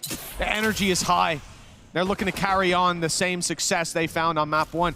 Momentum's a big deal here, Tom, as well. If you can crush T1 before they manage to mount that defense, well, a lot of that fear of what this Vice could do goes away. For sure. And I think as well, even if you just have someone like Oxy performing to a high standard, even if you have all of the tricks of the trade with Vice, Oxy might just still win you the game single-handedly. Right now, it hasn't been a necessity. We've seen a lot of Rossi's initiator, but that's another thing the IGL brings is the flexibility. Say that, those couple of kills came as a surprise. I'm off for Buzz. Hey, he'll take it. A few extra orbs in this round again. You're going to see a few players drop to the dirt. But again, the rifles are saved for C9. That was the main thing. And more worryingly, if you're a T1 fan, Oxy 6-0, 1 away from having that showstopper going into this bonus round. Yeah, but I was kind of joking earlier on, Tom, when I said if Oxy is the same stamina as Buzz for building up those orbs early, but yeah, well, he certainly has. He does. 1 kill, 1 orb. That showstopper is yours. And, I see that there is quite a lot of presence around B long. TP play could be coming through. They've seen some presence, though. Nade thrown in. Rossi's in a bit of trouble, although the heal will get him back to fighting health. Bails out of here before he can really get healed up that much, before he can be taken down. T1 picking up the pace. 2 players rotated, but still two in position. And the orb was found by Oxy. They can retake this. They don't need to commit, especially with that showstopper to bolster the re-aggression. Rossi's going to be hopeful for some heals. Instead, though, it's Buzz and picking up a couple. Eventually, there was a trade, but the showstopper will garner absolutely nothing. A clean take from the side of T1, and only Zephyr standing in their way, just won't connect onto anything. It is T1 to break back immediately. 4 players surviving, and more importantly, they keep their guns, and that showstopper is gone. Yeah, a huge danger avoided off rip. And this battle here for Buzz is everything. Shutting down one of the players who was going to cover that showstopper on the walkout. Also slowing down the elbow push, drawing attention to the 3 players that were in position over there. And from that point, well, Sylvan doesn't have to move, sits on the back side, waits for the showstopper to emerge, and quickly puts it to bed. Very nicely done. There were even flashes thrown through that stopped the showstopper initially as well. 2-1. T1 managed to do what many teams failed at. Just slow down C9 in those early build-ups. The 4-0 starts seem to be the norm for this defense, but they have been stalled. Again, you have to consider the amount of potential flashes there are for T1. They can look to go through this Viper. Util is super aggressive, though. It's defense that tries to go through. I don't know if Moose is long for this world. I thought even Buzz might take himself down with how close he got to his opponent. But again, an incredibly clean take. But most of this came down to C9's own aggression. They were hoping that their pot flash would catch everybody on the other side, but it really didn't do what they hoped. No, it is a nice attempt. In a round like this, though, also a big risk taking the fight to your opponents. You can understand why they don't want to wait back, though. The orb is taken, the showstopper's online. If you sit in position and allow them to push you, you're going to get bombarded by flashes and then blown the hell up. Instead, they just ran straight into the meat grinder. An unlucky scenario. Last player remaining. And with Oxy going down, the weapons they're trying to save will now be under threat. Indeed, double TP. I don't think they're aggressing any further. Don't want to lose more weapons than they need to. 2-2. We're tied up early. A pistol win for C9, but that doesn't give them the lead they desire. As you said, though, they kind of need to look for a bounce back fairly quick. We've seen quite a lot of the time that C9 are very comfortable when it comes to their attack sides of maps. Allows them to set up around Oxy, put him into position. They'll have those double lurks available with Rossi and Moose, but we have high expectations for T1's defense. Thus far, though, they have been just pressuring this B-long spot again and again. You can see C9 even considered, okay, they've gone there twice in a row. Chances of a third are slim. They stacked A initially, but after presence has been spotted, they're going to rotate everybody. This is a full gamble. And, well, 2 of those players are already gone. Not a bad start for Meteor. Feeling like I should have went higher than 14. Buzz picking a double and ending this round where it began. Right into the spawn. This Moose, he's made it to A. Doesn't want to mess around with that Gecko ult, and with a fraction of a health bar left and a very valuable rifle in his hand, his best call is just to carry this forward. T1, though, have now shifted gear. They're in the lead 3-2, regardless of what goes down here. And from this point, it's a very promising start for the attacking side. Like I said, I expect the main pitfalls that C9 will run into to exist on that next half. T1 keep up like this, build up the rounds. Bind is certainly looking like a strong battleground for this squad. Yeah, I think a lot of what's sort of gone wrong for them early in this one is, firstly, their aggression has been met with a fairly easy response. But if you do sit back, there is an awful lot of execution power. Like, I think about it, you've got your Gecko util. You can use Brimstone util early, send those Molotovs into the back of sight. You've got the nades. You've got an unbelievable amount of flashes. You then, if you get the site or even get space on the site, you can throw in those vines, put them in as they try and rotate, and you take a bit of damage, but mainly you get staggered, so you can't quickly get back into the site. There is just a ridiculous amount of utility that can be thrown down consistently to force you out into awkward positions. I really like this composition from T1. It seems like they have a lot of ideas, and especially when they have 1 or 2 ultimates online, it becomes even easier. Because then you can throw, oh, Thrash. That's just going to clear all the close control. They can't do anything there. Oh, okay, it gets into the late round. I'll throw it out again. But they don't need it at that point. Once they have a plant, they have so much utility that delays and make fights really difficult in the retake for C9 that I'm not surprised that even though they're only down by 1 round, Imi's taken a pause. Yeah, I think, but this is the main thing. You can't let them get onto the site, and the space is being contested by C9 in different ways. Like you said, gamble play towards B long, getting aggressive, fighting through the wall. These are all ideas to try to stop T1 getting boots on the ground and plants in play, so they don't have to deal with all that utility. Instead, they've fallen flat in their face as they try to get ahead of the curve, and now we need to see what the next solution will be. Oxy's ult, well, he's keeping track with the rest of the team economy-wise, which means that probably he's going to have that showstopper online pretty soon. It didn't find success last time, though. Not even that could bail them out of a bad situation. Yeah. I think the scariest thing as well, though, is you look at the composition from C9. You're looking at almost a double Sentinel. You've got that Viper. You then have the controllers. So the whole kind of comp is around delay, and your opponent's comp is all about flashes. You're kind of setting them up to pop flash through your util. So it almost seems right now, at least, like a bit of a comp diff. And aggression can only really rely on Oxy and Zephyr. That's not a lot of utility to try and use defensive aggression for. Well, they're certainly clearing everything inside of Hookah. The Arc Rose put through as well, just as an extra flash from Meteor. Just in case there was someone peeking from way back on top of the B site. But the passive hold, well, to say it's a passive hold is an understatement. C9 waiting for the trap to be triggered. As you can see, the trap wire awaiting the jump out. This is a very common play, though, and one you can see they're more than ready for on the side of T1. Avoiding that, and a flash coming through from Gecko means that they can blitz straight in. Players smoked out, but look, just behind that smoke is Zeppe. He'll take his moment to strike as the chaos ensues, but the molly, he ran straight through it. It took too much damage. Luckily, Rossi's here to clean it up. 4 kills from inside the tube. Yeah, it was one of the few spots on the site that was actually safe. Because again, you see, that's what's difficult with holding on, is that you have the nade in front, you have so much utility falling behind. What he basically did was snake bite underneath. So the second he sees all of the util coming through, he causes them issue and is able to do a lot of damage onto that site. It's a tough execute to fight against, but Rossi does an incredible job. You see that they had everything else. They were ready for it. Sylvan popping the molly towards the elbow. Huge in that moment to deny Zeppa the big play, but exactly like you said, Tom, it is effectively their blind spot.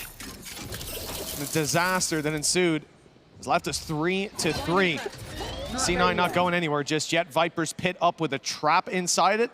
That is a deadly setup.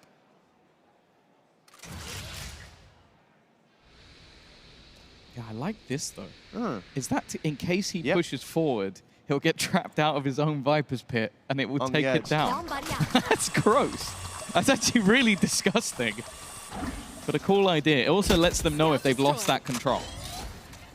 Either way, Oxy up close. He's going to try and be the little rat within the smoke, not expected, and the rest of the team are there alongside him. A complete shutdown as they try and exit out of Hookah. The adaptations that have been made by the C9 roster are working swimmingly. About Izu, good luck. Yeah, the flank's underway as well. Vice being down, wall no longer there. Izu suspects it, but 29 HP. The shorty's good on any distance. You know, I mean, this is really an expected round, though, from the point of the reaction of T1. I think C9 put a Viper's Pit down on A. They have full control there. They have a trap inside it as well. There's no need for them to be worried, and all they need to do is stack up the other side of the map. Even then, they're a little bit late to it. Vic was a little bit far away, just about able to get the smokes in as the push came into play. But the numbers on site, the fact that they are more than ready for the hit to come in there, plays cleanly into C9's hands. 2 rounds in a row now, and the lead is theirs once again. Yeah, I like the fact that Oxy's now starting to be a little bit more audacious. Like, play around that util. That Viper screen in the last round was pretty much set up for him to be in that spot, leaving that tiny gap for him to play within. There. Just making things tough for T1 with unconventional spots. He once again takes the aggressive spot, but has already fallen back. It's still being pinged by the side of T1 that there could be a guy in this corner, and likely means that if they do go that way, U2 will have to be expended on it. 1 minute left on the clock. And T1 don't show any signs of moving. Patiently waiting for that aggression, but C9 are doing just the same. When push comes to shove, setup inside of Bath seems like it's going to find its reward. Meteor is creeping forward here. One away from the Steel Guard and the ult that could take their weapons out of the round. I'm not sure how Stax has offered that battle. I'm not sure how Meteor gets away quite as free as he does, almost losing his head in the end. But these players in Bath pushing up means that there's not as much presence around A main. In fact, the TPUs, they go in the other direction. There's a trap here for Rossi to work around. He's big in clutch scenarios, up against the numbers, and he's stopped them in their tracks. Spike down 10 seconds, and he's killing them all. 3 big kills, 6 seconds. They need to run it. In fact, the time is now gone. No time to get that plant. But Moose, he needs to run for the hills, baking it out just in time, and even finishing up the meal. C9 with another, just about. Yeah, we brought up this storyline of Rossi facing off against the organization that gave him the boot. He's gone back to Americas, he's joined up with C9, and this guy is putting on a show. Like, the reposition right at the last second. Like, he had spot on the site, knew there was a fight coming, heard the TP, and immediately just goes, okay, there's no way they expect me to be this deep in hookah, especially with how much time was left on the clock. They had to full sprint, they had to run. An individual play that wins them the round and extends the lead of Cloud9. T1 have got to be devastated to lose a round like that. Every time C9 run the clock down low, they end up winning out the round. We saw that on the previous over on Pearl. So many down to a second or two, and right here, T1 couldn't quite replicate that result. Change in traps on the B setup. Look where they are. Wow, my eyes are down. The info is huge. 3 players still on long. Steel Garden, let's see how much it can do. Taking away the primary weapons. Oh, it got them. It got the players over on long as well, but they won the battles with the pistols anyway. You took away the primary, and they're doing it with the secondary. The showstopper then gets a multi-frag as well. This round started so well for C9, but now it's left onto Oxy. So many players still to deal with. The nade will buy him a little bit of extra time, but eventually that spike is going to be planted. He's got to try and do it all on his own, and he can't make it out versus Buzz. That got incredibly messy, even showing the curse of the Vice ult. But Buzz does what's needed. Well, that's it. I mean, we talk about breach stuns being cosmetic, but with some of the pistols and the players that we have in this game, it doesn't really matter what weapon's in their hand. We've seen Buzz in round 1 of this BO5 coming out with a knife kill. And right here, a little bit more outrageous was the 4-piece. They were all around him. Shorty's firing. He's dancing back and forth through the smokes. The savior of this round. And we talked about Oxy and how he'll heat up as time goes on. Well, Buzz on the other side is not happy to be second fiddle, leading the charge on the server. Now just 1 round behind our T1. And the weapons, they're out for C9, but the credits are running dry. It makes you realize how sort of crazy the radius is on that Vice ult. Yeah. The fact that it takes the players' guns. I think that might have even been a shock to the Cloud9 players in the corner on long. It didn't matter. Oxy has been so happy to just push versus the Vice and Meteor, not allowing him the space that he would desire. Moose also just sat in that back corner. Plant will be denied, but Moose has been lost. Now, the return of the showstopper on the other side, but no one meets their maker. Somehow that barely even did damage to Izu. I have to feel like C9 were robbed. Sylvano will be punished by Rossi. An animal when it comes to this shorty. And now the eyes drawn towards Lamps means that Zeppa could be free to just walk right up behind Izu. A free kill and a flash that follows. Stax reacts well for the first, the second, and almost the third. No way! They're down low, 14 HP, and it won't be enough. Stax steps up when it matters, and it's 5-5. T1 tie it up. They're gonna have nightmares about that one. There shouldn't have been any way he gets that second kill. Almost lining up at the end, and well, they took a few extra bullets to finish them off, but that's why we talk about Stax as a legend. Someone who did it with DRX for so many years, made it to the top of tournaments, but the victories were what were missing. The trophy cabinet yet to be filled. Oh, here, a Red Bull home ground. He's looking to change that. He's looking to take that trophy home, even if he has to do it with his teammates kicking and screaming behind him. A 1 versus 4 that could completely change the outcome of this map.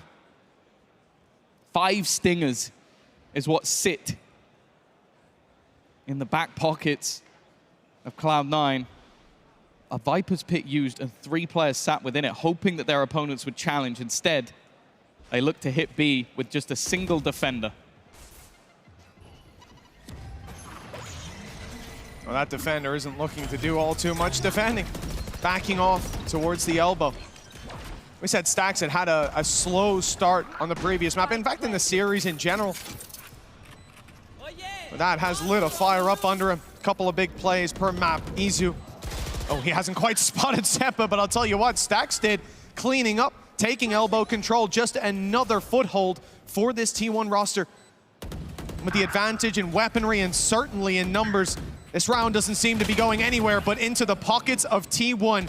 Another for Meteor as he puts himself onto the 3-piece, and the lead again in T1's hands. They could be taking the lead in this final round by 2 as we move on to half number 2. Yeah, I think that's a backbreaker, that previous round.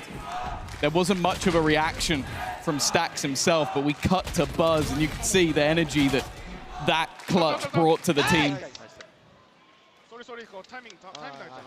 And now we see Meteor stepping up to the plate as well. That's the thing. This roster now has so much depth of talent that anybody could be the one to take them over the line, but I don't think C9 are going to feel too disheartened. The only worry is what we spoke about. That vice on defense has been hard to break. And already, a null command used. They're going straight into A. Trap destroyed on the right, but not the left. That leaves Stax in a vulnerable position. Oxy, oh, he gets a little greedy and not able to defend that body now. Stax will be brought right back to life. Spike planted, sight secured, and the flank, Zeppa knows at this point. I think they've got a read on where these traps have been coming in.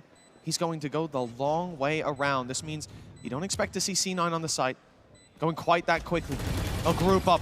The nade, though, slows them down even further. That might play into their favor, though, with Zeppa causing trouble behind. Buzz has the nade as well. That's going to force them out of the smoke into the open, but it might not matter. Who's left to stop them? It's Stax again. The flash not quite working in his favor, as the defuse will come through. And it'll be neck and neck at the halftime of map number 3, Tom. Good sign still, as it's hard to split the difference of these teams. Yeah, it feels like a series that's going to go all the way.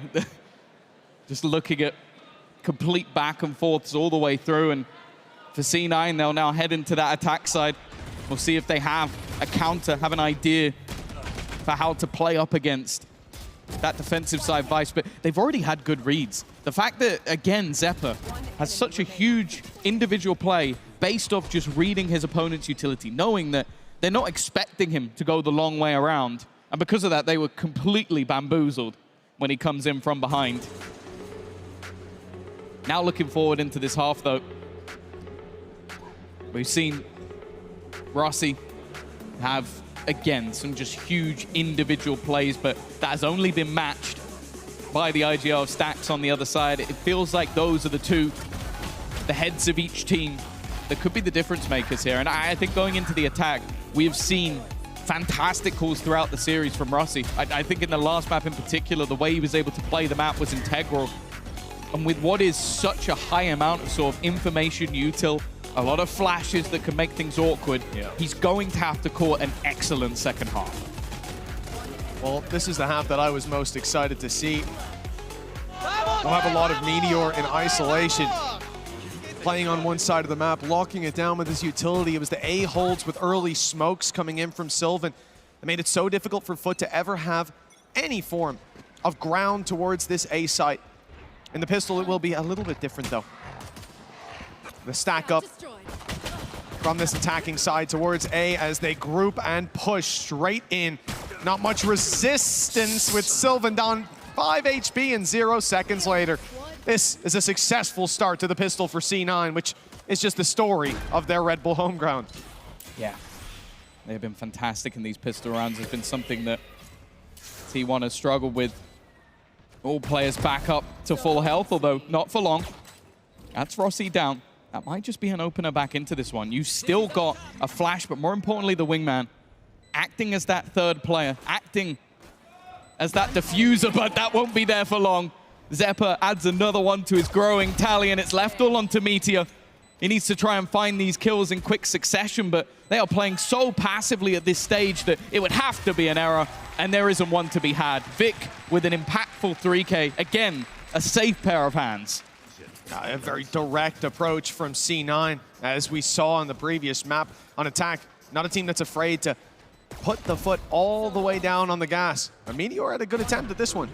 Not just holding down in the first, but even coming around for a little bit more.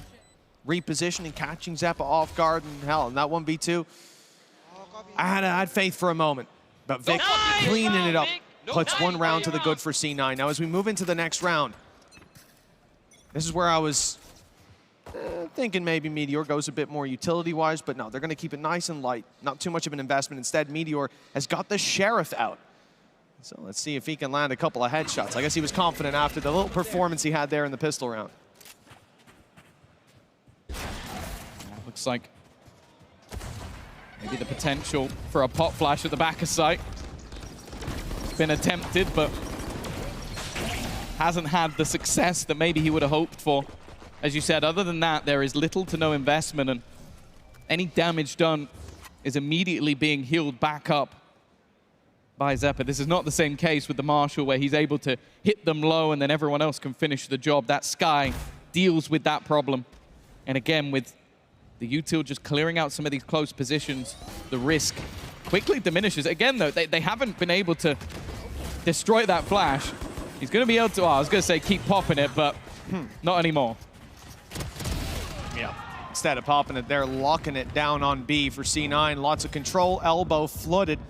And Stax, despite recovering the Sheriff, has to hit some phenomenal shots. The jump peek from Zeppa throws him off the scent. And now T1 are left in a difficult enough spot. Anyone going to hunt them down probably finds value from claiming those orbs. They may just sit back in the spawn, punish aggression, and die to the spike in the end. Well, that's the thing. They couldn't even just be sitting outside because there is a cam waiting and watching in case they try and go towards the spawn. And actually, I do wonder if Moose might just try and farm up what he can. It's only a Sheriff in his hands. I believe even that he picked up. He was running just a Ghost. And okay, for Sylvan, that's an extra orb, but now he could potentially get even closer for Zeppa. An ultimate that will give them a lot of information in rounds to come. Not online just yet, but he's getting pretty close. He's on his way, as C9 are extending this lead even further. It has been time after time for the attacking side, defending side, it doesn't matter. C9, they win the early rounds.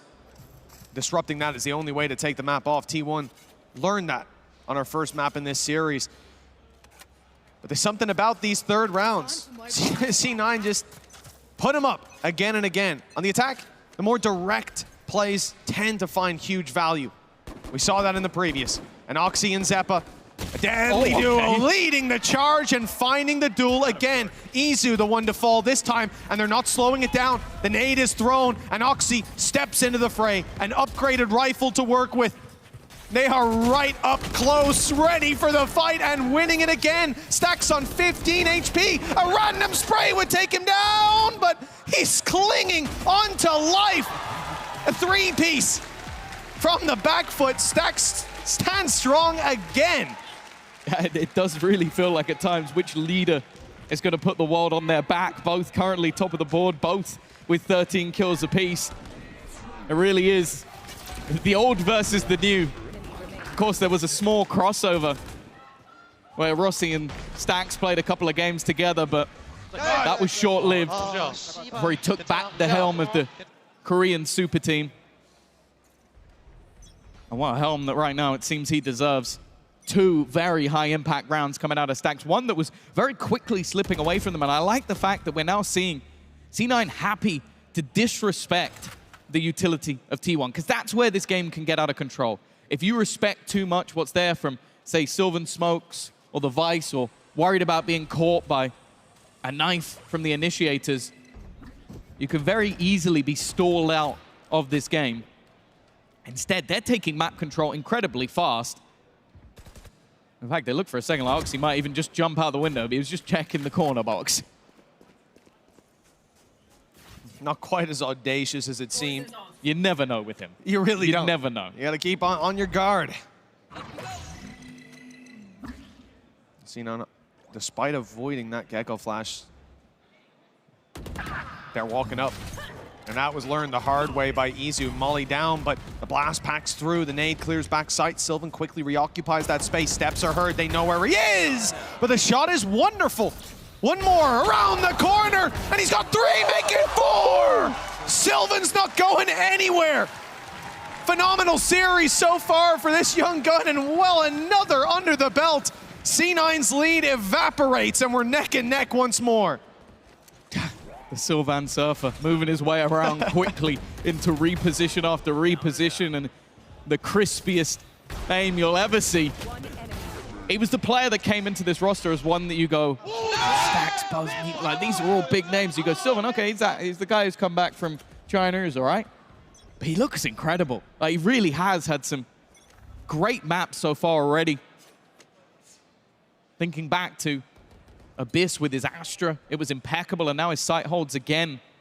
Looking like they could be a game changer. We're back to level again. But I'm looking at these low buys, I'm looking at the Seekers, and I'm still a bit worried for T1.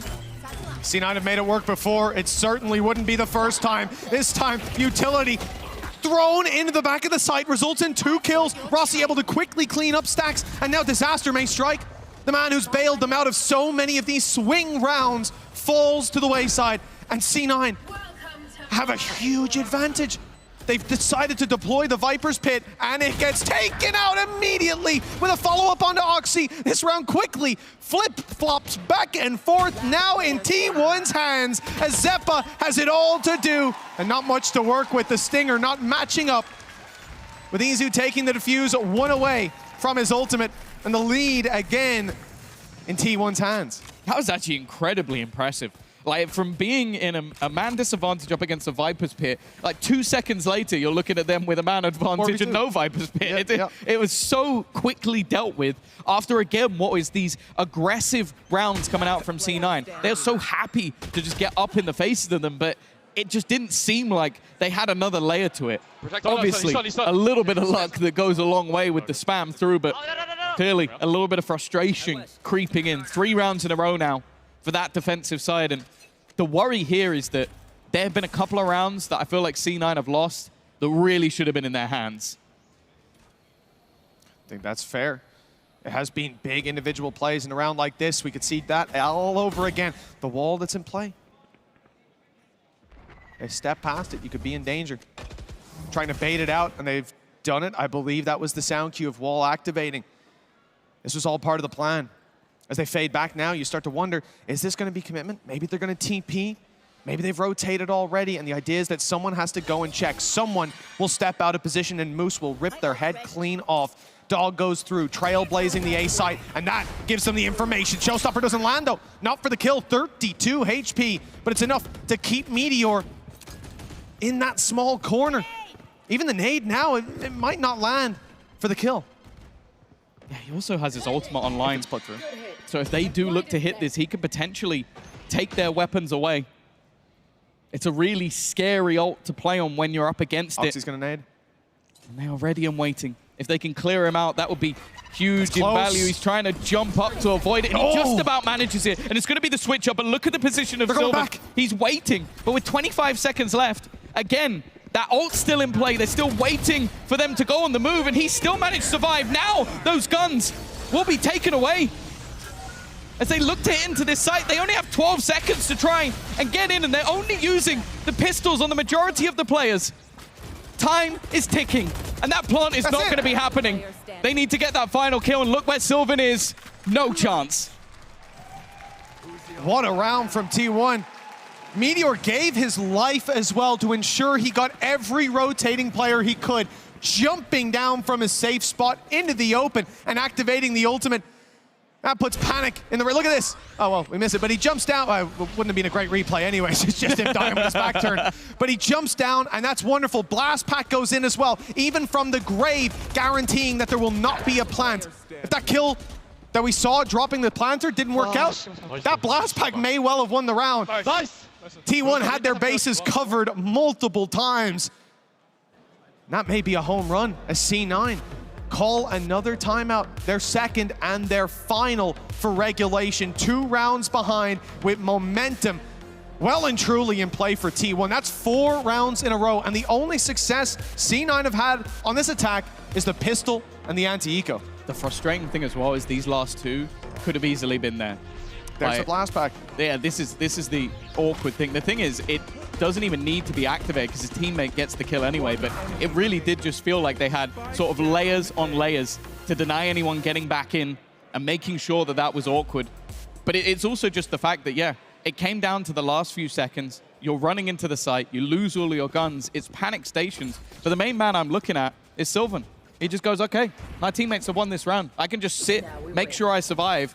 And it's got to be such a tilter because you kill everybody but one guy and then you lose on the clock. Yeah.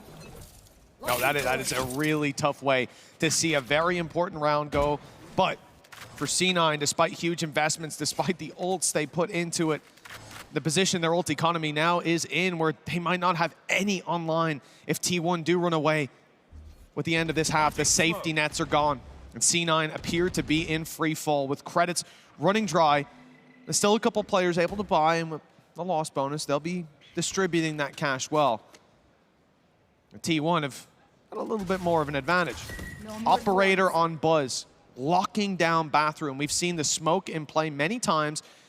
But this time, it's wide open, and Moose seems aware of that. He is, I mean, we saw it at the start of the round, it's one of the most passive holds that you can possibly play. He's in his spawn. And then he's caging the cross. He definitely knows something's going on. I was like, this is different. This smells off, and there you go. They're going to realize where Buzz is.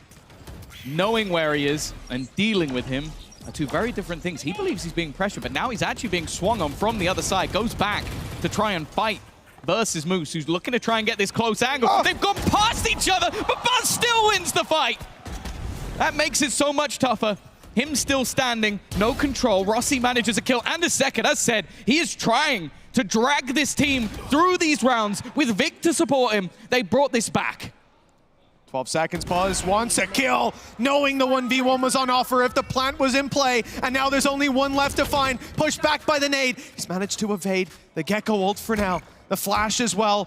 Destroyed by Vic, but 85 HP. He's going to have to be quick on the trigger. And unfortunately, the op doesn't land. The defuse underway. Vic steps in, takes damage, and even more from Buzz on the op. His 3rd kill of the round as T1 hammer home this lead. 11-8. Bind may well be theirs. The funny thing is, I know that guy was wearing a Fnatic jersey the other day, so if he watches both the teams he's supporting lose, that's going to be a rough one. I'll say their teams are going to have to pay him to curse the opposition if that's the case, but that'd definitely be a rough thing to see. But something that's also got to be infuriating, that position from Moose, because his read from the beginning of the round was correct. You use your cam, use your cages to get up close, and a split-second movement gives Buzz a kill, and then he takes down 2 of your teammates. That's got to be the bit that hurts. But these individual plays, these superstars for T1, think of Stax' clutches. Think of Buzz bringing home rounds, Sylvan sight holds. That's what's got them the lead at this point. And Rossi, well, he's had moments of his own. But now on that attack side, he basically has to call a perfect game. If you make a mistake here, your economy may get even worse. You don't have ultimates to play with either to supplement your ideas. It's a really tough point to fight from. And there's a very big difference between being 1-0 down in a BO5 and 2-1 down. At that point, there's no room for error. Your opponents are always one step closer to victory. T1, just 2 rounds now to have that huge advantage. And the setup on B. So frequently in the last game, it was the A site, and the shift up in composition, it seems to be helping. For now, at least, making it much tougher for them to find the space. Look at how slow everybody is. No one reacting to push in with Oxy because of all that utility. And sure, Meteor goes down, but he's done enough. He's certainly done his job. Low HP on Stacks in the corner. And now he's in trouble. If they take him down, the numbers are back even yet again. Buzz, though, showstopper, but on the other side of the map, it's Sylvan that has to hold strong. 10 seconds, and the plan needs to come in soon. They've got a spot that they believe to be safe, but in he goes, trying to deny it here and now, and knowing he has the kill if he doesn't. 12-8, and Buzz gets to save the showstopper for what could be the last round. I have to say, it's a joy to watch Meteor play. Like, even if he's not killing every single player, his setups are constantly changing. So we saw in a previous round, he was putting that Arc Rose flash at the back of site. So even if a team was pre-firing it, you go, okay, I've got to find that. This time, he puts it on the front of the tube. So a player jumps out, smokes fall, and he just blinds whoever is looking to defend Oxy. So he gets a 1v1 fight where everybody else is either blind or slowed. It's such a tough thing to fight against. And let's also talk about, that's not him on his own. There is also Stacks playing off that flash. It makes it so difficult to get into that site. And that's before you even meet the man. He's got pretty good aim. He's not bad at the game, I'll tell you that. Here's Izu now, the one in position inside the tube as Meteor repositions yet again. Deeper Razor Vines inside of Hookah. The battle against Rossi is brewing. For now, at least, neither player looking to take the challenge. Seeker's retrieved an ultimate that can make things awkward for players in close corners. I'll attempt to try and destroy them, but that's a big win for Meteor. There's nobody else coming from that angle. It makes it tough for the rest to face off against this crossfire up in the window alongside Stacks, but he goes down. It's now left onto the new boy, a showstopper thrown out to try and end it. Doesn't quite connect, but it won't matter in the end. It is T1 that will take the advantage, look to become the first Pacific team to ever win Red Bull home ground, and to deal C9 a potential 3rd defeat in the final. They have been up on that stage pretty much all day long. They say it's a marathon, not a sprint, and the finish line is now in sight for T1. 1 map away from raising the trophy. Tom, T1 really are looking like that super team with super stamina. Well, yeah, so far they've basically played 2 best-of-3s in 1 day already. Crazy. We talked about that in terms of G2 yesterday. We were like, okay, can they have the stamina to get through 6 maps? Well, they've got through 6 maps, and they still have to win a 7th to get that trophy. But you look at them on the stage, like, they are not wilting, they are not exhausted, they are not a team that looks like they're about to make silly mistakes or errors that a team that's been playing all day might make. Yep. No, they look locked in. Mitch, they look like they've just got up there. They really do. I don't know how they're that fresh after this long of a day. If I'd been awake, just not even doing anything, just awake at the time they woke up this morning, I think I'd be in pretty poor shape right now. But somehow, they're up there. You're in great shape. Thank you very much. Somehow they're up there delivering performances like this. And obviously Oxy, as a player that we talk about and have talked about, again, going back to Tokyo last year. This man is phenomenal. And after what should be fatigue sets in, they're still able to deal with him with Rossi reaching levels. I don't know what this man does, what happens in his head, like the anime speech going on every time he's against the odds. But once the numbers are against him, he just shows up. Speaking of that, Stacks in this clutch, I had 0 faith in him getting 2 kills, let alone all 4. And I can't imagine what it's like when you see this, the round crumble, all your teammates die, and you say, oh man, okay, well, we get him in the next. And then your IGL, who's had a tough series so far, shows up like that. Yeah, I will say, when we had him on DRX for a long time, he was always making it to those international events. I have missed him on an international stage. It's like that he's always had incredible players around him, but somehow he's the one that still makes the craziest plays. Like, you're the guy leading the team. You're the guy that a lot of the time is doing all the grunt work, like, yeah, don't worry, Buzz. I've got my flash ready. Oh, I've thrown over. Oh, you got 2 kills. Well done. Everyone's going, I'm stunning for you. Stax has only got 3 kills. He's not very good. And then you put him in a 1v4, and he just kills everyone. Everyone goes, maybe I should shut my mouth. I don't like to talk about it, but I did say 19 kills for Meteor, by the way.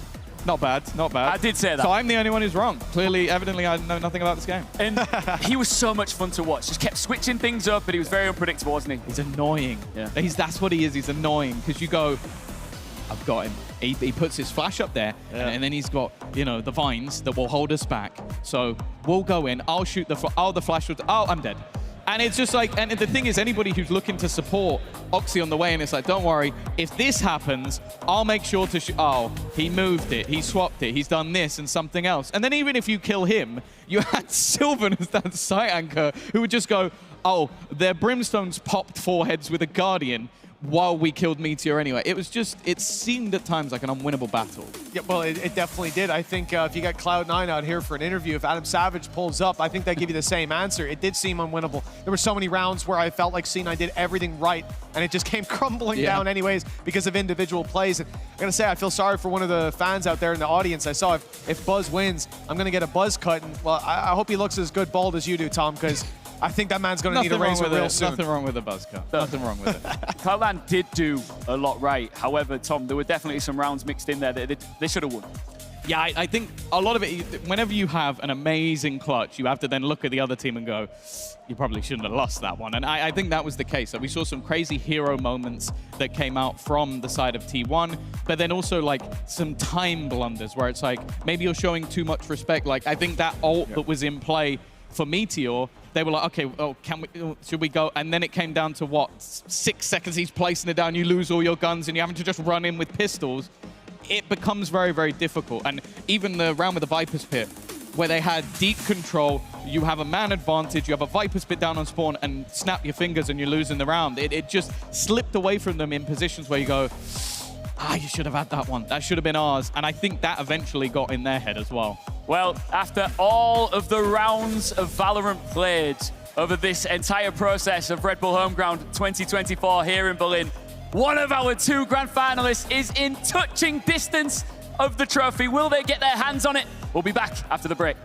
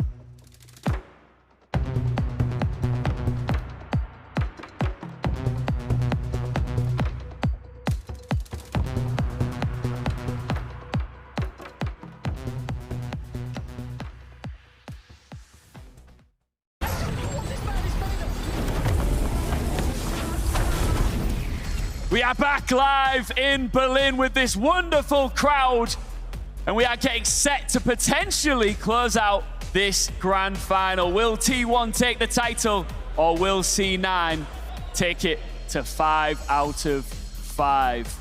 These are really the best performing teams we've seen in action here all week long, Tom, putting on a magnificent show here in the main event. Do you want to know the most terrifying thing possible? Give it to me. Is if they lose this map, Cloud9 will have lost this final 3 years in a row with 3 different scorelines. Because they lost 3-2 last year, 3-0 the year before, and this will be a 3-1. The difference, though, is that last time they had that 2-1 lead and got a couple of maps and then didn't take it over the line. This time, they're the ones having to do that clean sweep 2-0 back in the other direction. Yeah, I mean, look, the shoe's on a different foot. I think at this point, the reality is for T1, moving in to this map, potentially the next one, the question remains, what are they eating? What are they drinking? At what stage do they start to get tired? Because I don't know how many games of ranked you guys can get in a day, but even just ranked, low stress, not on a stage, no trophy, or I haven't traveled to a different continent. You is not low stress. For me it is. But it gets to you, man. You play like 8 games of ranked, it's gonna be tough.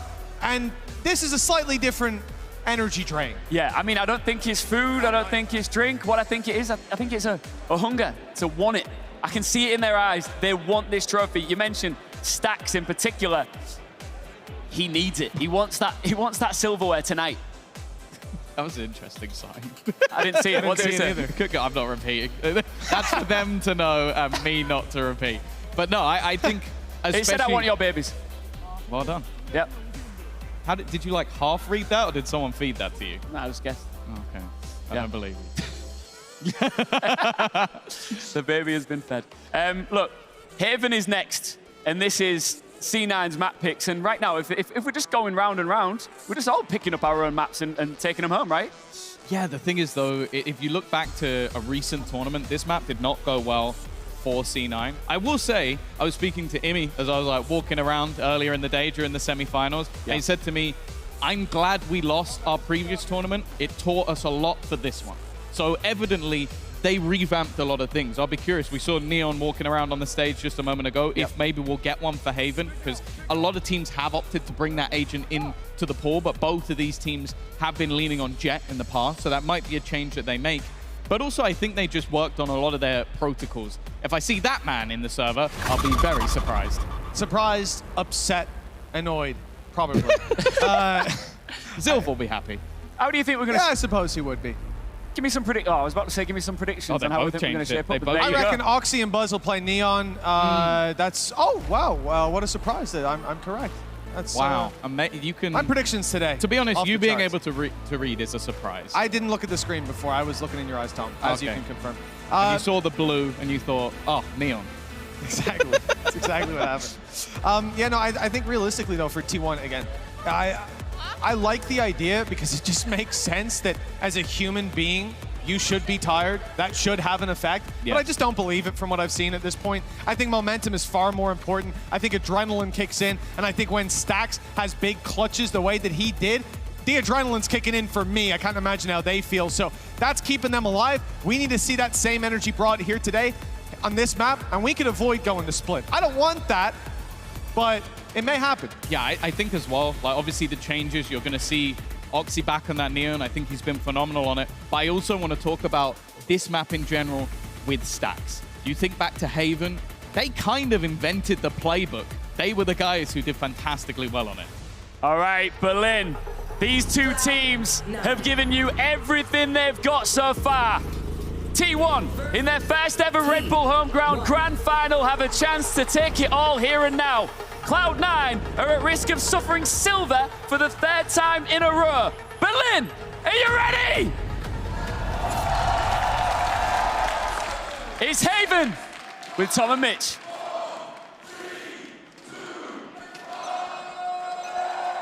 And it's time to kick off Haven. The barriers are up and T1 are away straight off the bat. Buzz is dancing, feeling happy. And we'll see how these Neon battles go down. Buzz has been a terrifying prospect to face off against, but we know as the series goes on, Oxy just gets better and better. T1 had their warm-up earlier on, deep into their day, a series done, and PO3 behind them in this sense of the BO5. Oxy straight through, he can't see a thing, but he's still hitting heads.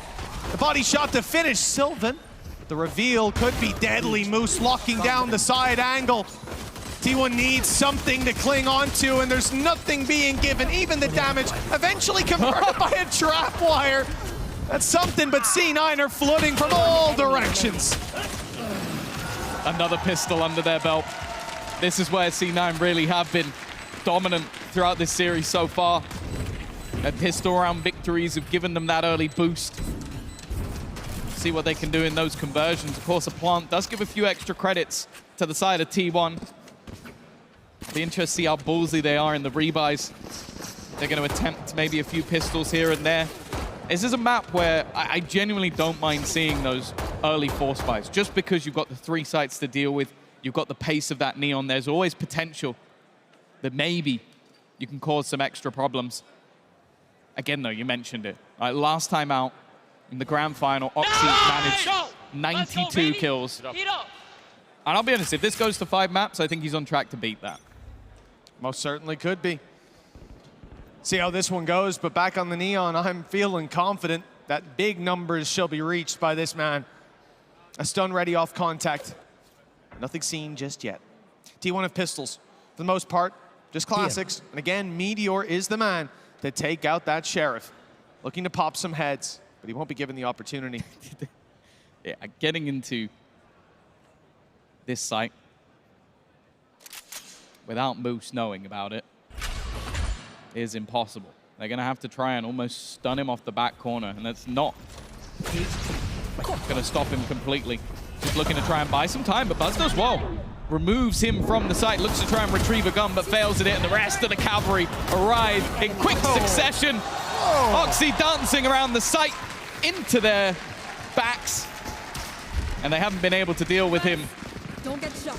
That felt like I was on a VR roller coaster for a second. Oxy took me on a journey through that site, through the lines of his opponents, past enemies, and then it ended up not even shooting them. And taking another guy before going back to finish his meal. You see what I mean about how I'm excited to see this guy back in the Neon? He could put up the big numbers. Agreeing with you 100% on that, Tom. 2-0 for C9.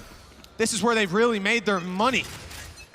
Round number 3, up against Rifles, and their success rate has to be one of the highest in the tournament for these, but last couple games, they've been challenged. Last couple maps, I suppose. Last game, they weren't challenged on these rounds at all, demolishing G2. Let's see if C9 can do it here on Haven when it matters most. 1 map down in the grand final. They don't want history to repeat itself again. Yeah, something I wanted to mention before we sort of got into this one was, although this is C9's pick, and it hasn't been going great, also history of Stacks and Haven. He had so many intricate setups, many that were stolen.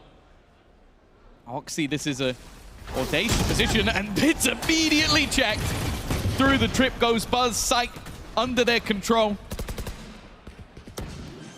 Maybe hoping they can try and catch someone above if there was a reveal to be had, but at this stage, it doesn't seem like it. Oh, the drop down. Moose is given a moment, a reprieve, but doesn't last very long. A little bit of damage for C9, but this is back to normality for us. 2-1 as the 3rd round goes to T1.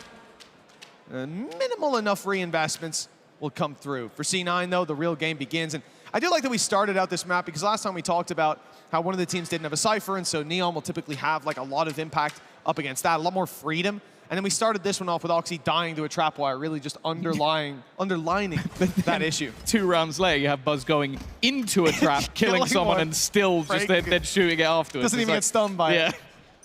Kind of like the yin and yang of tripwires. We'll see. Oxy, looking to push up. Potentially going to try. I thought maybe a dart would be used behind it, but no. He's just playing around the gap. In the edge of the smoke, a re-smoke put in. that will keep him safe for now. More importantly, though, he's got rid of Sylvan, so smokes won't even be available for T1. Okay. Oxy won't be available for C9. Cage getting absolutely domed. And, oh, Meteor, that timing perfect on the paranoia from Vic. Meteor had no chance of getting out of there alive, and now the hope instead sits towards this A site, but Rossi won't give up any more ground. A 4v2. And a push up by Buzz. Okay, he could actually be the savior of this round. Rossi and Zappa group up. No, and they line up too! Buzz, phenomenal play! And with Stacks coming in on the utility, there's no choice but to run into the open for Moose. That looked like C9's round, and it was, until Buzz answered the call. Spoke about in that pre-map, the swap up from Oxy onto the Neon, but the same thing has happened for Buzz, both prior running that jet. And you can see why. Like, the movement just feels almost abusive. Like, it's so difficult to deal with a player that can just slide and reposition so easily, having so many opportunities to take those battles, but that was one of the few ways they get out of that round, with him getting aggressive up in their face and getting 2 for the price of 1. Camera taken out. I mean, we spoke about it for T1. The length of the day is an issue for some teams, but when you have these moments, that puts all the energy back into your body. A big individual play, a round that should have been lost, brought back by your teammates' brilliance. Let's see if C9 can interrupt that momentum with these weaker weapons. The gamble seems good, just look at the map. A wave of blue overcomes the C site, but the red is gone in the other direction. T1 have given it up. In fact, they've smoked deep on C long, waiting for the aggression to come through. They know that in a round like this and in a map this big, there is no need for them to be the ones forced to make it. They could also be waiting out the ult. That's the thing. Just almost let it go, but that's the refresh. That gives Oxy another bite of the cherry. That ult was going to be gone within a matter of seconds. Instead, he can now reposition and continue to try and spam damage. Straight through the smoke he goes, but in fact it's Zeppa to do the majority of the damage, leaving one man standing, but he stands strong. Still, the man behind his doppelganger of Rossi will close it out. Good adaptation from C9. The C play initially, their hope is to catch T1 in the middle of a push on an eco like that. Not uncommon for a team to wait the clock a little bit and so blitz close into to a the site. ult being gone. I think he had like, what, 9 or 10 energy left in it. If Meteor survives like another 3 seconds, I think that ult is gone. And then you look at what it did in the late round. Yeah, well, I mean, obviously contributed to the kill that it got itself, and then sliding around, drawing the eye, grabbing another. Cage trigger. Wouldn't have been possible. A man like Oxy to put around on the board for C9. For Rossi's calls as well to re-aggress to search for that frag in middle. That was worth its weight in gold, but Oxy, he might have done well on mid, he might have done well on C, but these A-long fights have not been going his way. Dropped now, forcing the players on site to take another position. They go down on short, but, well, they may go down on short. Being pressured from all sides as Buzz rounds up Rossi and leaves Moose and Zeppa to do it all. The problem, really the timing here for Zeppa, and ult burned on both sides. Yeah. Yeah, it's hard to know who hit who, to be honest. It was both dissipating, but I also just like the fact that after getting the connection with the drone, the immediate response from Meteor is to go, okay, well, I know where you are. I can put this cage down. You don't know where I am. And even then, I think the supportive paranoia came through from Sylvan, like straight through the wall. So the players are not only revealed behind a cage, but also hit by a paranoia. And then I think a Rolling Thunder hit at the same time. So it's like, you basically are just deaf, blind, and dumb. So it's not going to work out for them in that scenario. Again, it's what I wanted to talk about at the beginning. The power of Stacks on this map with his supportive utility. Like, you'd think about the DRX retake on that A-side. It was something that was so well known with combinations of stuns, paranoias, aftershocks. It's still used now. Sure, people have adapted it, throwing in neon walls and other cool little pieces of utility. But they are a team that has, for a very, very long time, with him at the helm, reinvented the meta when it comes to utility. Well, clearly, feeling some pressure early on. C9 have called a timeout. And looking at the C9 that we saw the other day up against G2, not using timeouts until... Oh, did they even use a single one in that series? I don't think they needed to. And it's a very different vibe here. You can see that T1 are pushing them, testing them every step of the way. And I can understand this as well. They interrupted the momentum. They got around that they shouldn't have with the weaker weapons, with the ult from Oxy. And then in the round where you maybe expect that little bit more, they fall flat. 3-3. It's early days in the map, but as rounds fall into T1's pocket, Cloud9 will become more and more aware of just how close they are to watching another team lift the Red Bull home ground trophy. Yeah, for some of them, that may only be the first time. For Zeppa, it would be the third. So front row seats. Yeah, it's not a good feeling. Shadows traveling. Nowhere to run. Already an immediate setup to just get rid of Rossi. And another tag for good measure. You come off the back of a pause, you go, okay, we've got our ideas, we've got our strats from Imi. What are we going to be doing? Well, our initiator and in-game leader are dead, and one of our other initiators is tagged. That is not a good start to the round. It's not even blind look on the third hit, because you know you've just killed a guy A. What are they going to do? Rotate to A. Yeah. Where are they going to rotate through? A straight line that you can fire that ult down. Beautiful hit, beautiful gamble, and now C9, will they roll the dice of their own, believing this play to come towards the C side or perhaps even B. They'll gamble and put their eggs in that basket. The problem, even with the Cypher setup on C, they really have made the wrong read, and it's about to be shown to Meteor. The ult coming through confirms Meteor must be A. It's the only place with a body, but they're not quite going to get here in time to stop the plant. Now it's the retake that's on the mind of C9. And with weapons in hand and no credits, is it even worth it? Yeah, that's the problem. This site is not easy to retake. They don't have the ultimates that they dispensed not too long ago.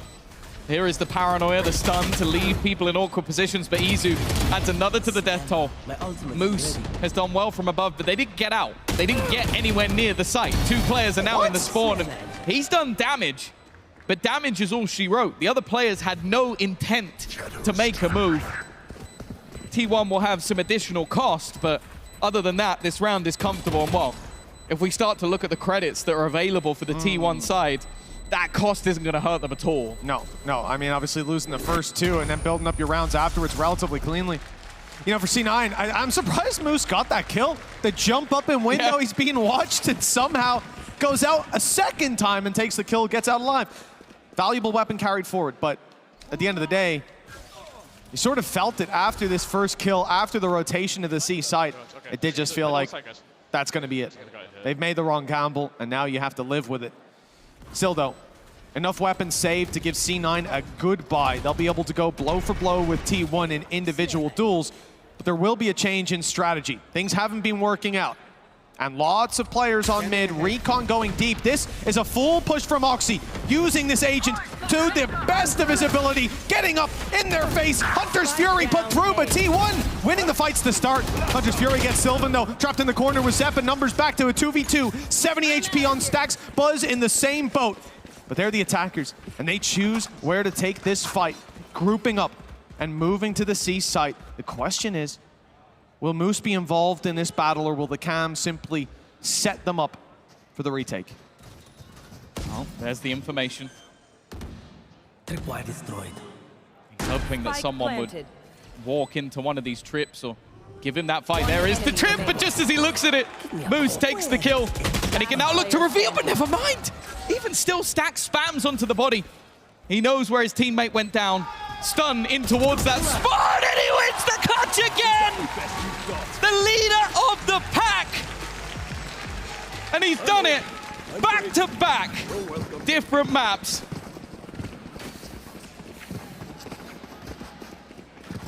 In such big rounds as well, Tom. Swing rounds. And I love the idea from C9, the Hunter's Fury doing damage, the big push up not just by Oxy, but by Zeppa as well, taking this space. Moose catching one, this stun though from Stax. And I love that we complimented his utility so much, especially going all the way back to Abyss. His breach was phenomenal, and here he finally gets to capitalize on that breach util himself and show us exactly what he can do. 5-3.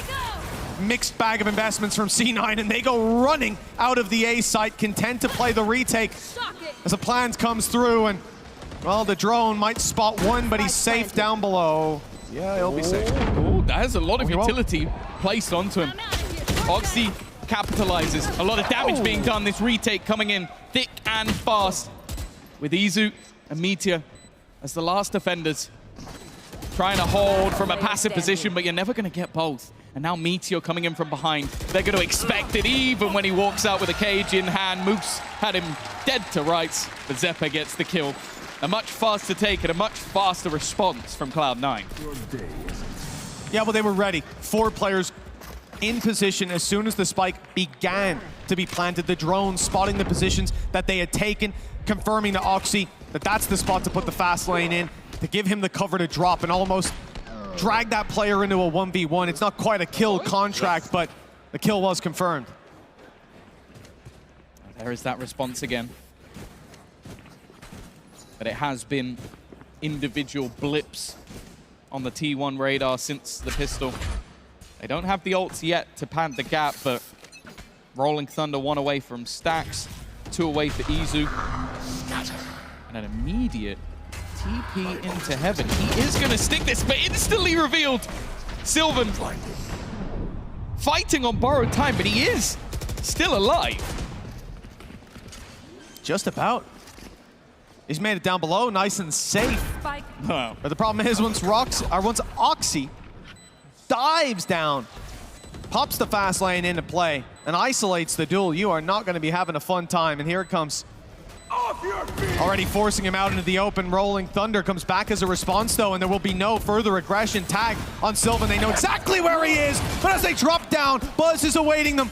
Sylvan still in position. They can't even get to him. All the bodyguards come out to play, and Moose waiting this whole time for Meteor to fall, for that trap to go out of play so he could sneak up behind and confirm the round. Well, instead, he is left to fight another day, carrying the weapon through as T1 push up to 6-4. I can't gobsmack that Sylvan survived that round. There was so much stuff put to try and kill him. And they even have that same Aftershock setup, which forces him into the back position. So there's not really anywhere Viv to go. But Buzz was that initial defender, the sacrifice. And then the swing back from the remaining players was just sublime. They've been so good when they have those ultimates available. That Rolling Thunder basically just disrupted everything. Like, you have your full utility setup to get back into the site, and Sax just puts his foot down immediately. You were about, if Buzz didn't get that kill, Oxy was about to slide backwards spraying and immediately eviscerate 27 Sylvan. HP. It didn't matter. No, he was gone. He was gone 100% of the time. But Buzz saved the day. And the beautiful thing is, yeah, Sylvan didn't have to do anything. It was all 4 of his teammates stepped up and went, I got you, bro. Don't worry, you don't have to fight this one. You've done your job. 6-4. And T1 looking for more. Ulti's not online, but Izu just 1 away from the Hunter's Fury. If he gets that in a post plant, it could be deadly. C9, retake on A seems likely again, but they've got an early flank. The trap destroyed gives it away, but they know that Izu's close. Roxy's done well. Again, always having impact. This battle between the two on the flank could be absolutely everything.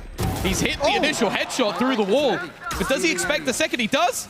It's a good read. He knows he's coming. Izu gets both. He should have been taken down. But the Hunter's Fury for the opposing side does nothing. He now has one of his own to try and trap them on the way back in. This round is all Izu, but Buzz will do the lifting. Absolutely massive. I mean, Izu, first of all, used the Hunter's Fury so early. I thought he was going to sit back, use it for post plant, or save it for the next round. Fires it through and just tells Buzz, swing him. One of us is killing him. He was living on borrowed time. He's like, I should have been dead twice in this round. I'm not letting a third occur. Well, that's it. Oxy knew he was there, broke the trap and revealed himself. But Oxy swings in, takes a fight, hits the stun, swings again, and somehow Izu avoids a man that most players can't. Look, he's like Medusa. You lock eyes with this guy, it's done. It's over. But somehow Izu lives all the way through to the end of the round and to the end of the half as we hit round number 12. T1 could be leading 8-4 with a 2-1 map advantage. C9. Deja vu for Zeppa and for many of these players. And Rossi's worst fears realized. See site control for T1, plant in. What can C9 do on the retake? Again, sound like a broken record, but I'm looking at Oxy, a Bucky, but more importantly, the overdrive. An ultimate that we have seen him have impact so many times. The TP to try and cause disruption. The stun again is perfect. That backline bolstered by Stax, it makes the kills so easy. A solid flash in response though, but Meteor is still standing. Stax comes up with one of his own, and there is nothing to respond to. It is an 8-4 half for T1. A solid start to what could be the end. Another nail hammered into the coffin of C9. Second place, calling them yet Buzz is laughing. Buzz is like, that's not good. Well, he is 15-6, sliding around like a lunatic. And now on the defense, we know that his tempered aggression is going to be terrifying. You can see that the Imi we saw before, relaxed, calm, well, that has changed. And the stress now getting to them. It's definitely looking a little bit more difficult. I think after, what was it, Pearl, we kind of had the expectation that maybe this series could swing a little bit further in their favor. Now they've got to do it again. Now I will say, pistols, they've been fantastic. Attack sides is where they've had most of their success. So if you want a silver lining, that is it. They're going on to the attack, and if they can get the pistol, this really isn't a done deal. If this is one of them that goes the other way, I fear that history is repeating itself for the third time. Yeah, it definitely seems like that. I mean, we know that C9 can start strong. They can put those 4-0 on the board, and they've done it plenty of times here in Red Bull home ground. If they do it again, we're back to even footing. With them on the attack side, with them having momentum. But it's easier said than done against a squad that's on fire like this. We mentioned earlier about Sylvan and how impressive he was throughout the series, throughout the tournament. They're 8-4 in the lead. Sylvan's 1-7. 8 assists, by the way. Paranoias have been incredibly impactful. Space taking has been there. And on defense, he will have a much easier role to fill. But it's all about, for T1, some players cool down on an individual level, and the others step it up. Also, the fact that Sylvan did pretty well in clutches, and they haven't really needed to clutch all that often. The C9 only have 4 rounds, 2 of which came after round 3. So, as we get back into this game, T1 seem to be on the cusp of making history, not just for their region, but for C9 as well, as the first third-time second-place organization. Yeah, and think about it from the perspective of Stax and Buzz. Okay, sure, Meteor made history by winning an international trophy. But for Stax and Buzz, it's always been a 5th to 6th, maybe a 3rd to 4th. Regionally, they're always fantastic, but on the international stage, right there, they've never got to lift a trophy. And now they have the chance to be the first Pacific team to do it with Red Bull home ground. Spike planted. With prior years going to EMEA, and of course, the Americas. Meteor is already being pressured. A lot of players going in his direction, but Moose goes down. Meteor does well to at least get one. The trades seem to be sticking in their favor. We spoke about the pistol magic of C9, but that magic needs to come up again. Rossi still standing big, has found another. Maybe there's still life in them just yet, but the man up against them is Stax. They've got to be careful. The IGL does it again! They just can't beat this man in a clutch.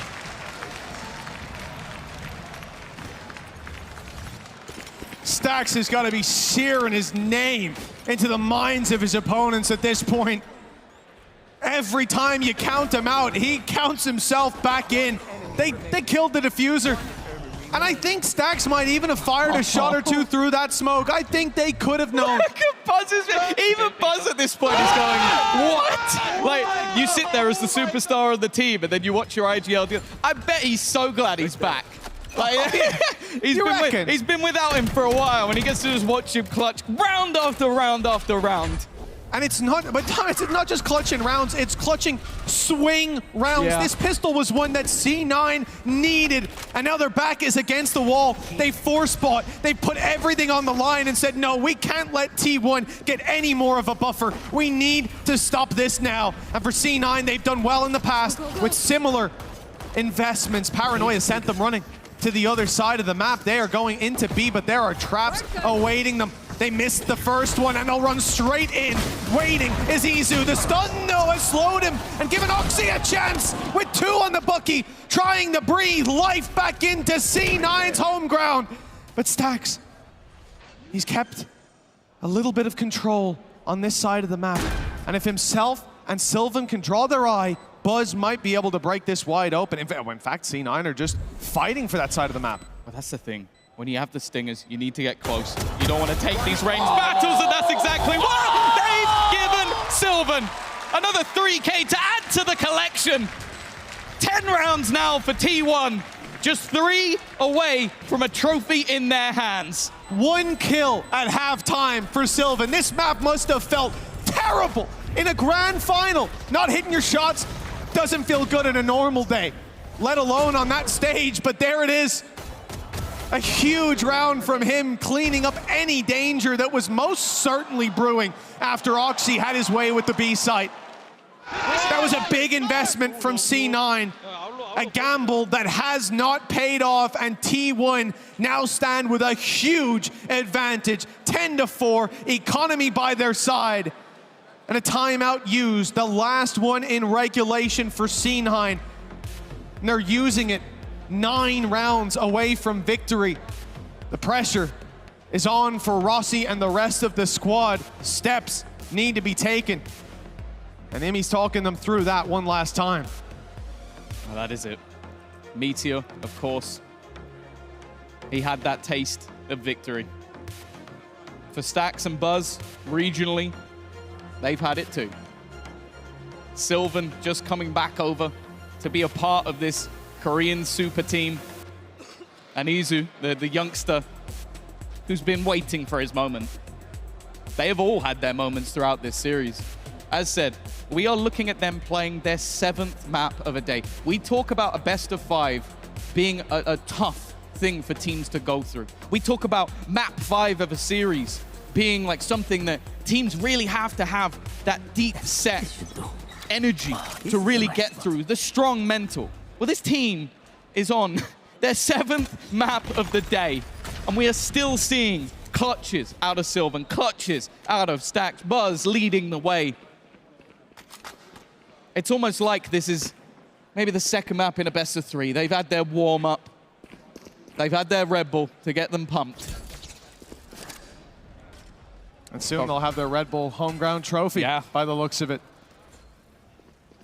11 rounds seems to be destined for round 15. As you see C9, I mean, they have invested pretty decently on some players. Vic is a bulldog to work with. Oxy, we know he can make magic happen when it comes to the bookie.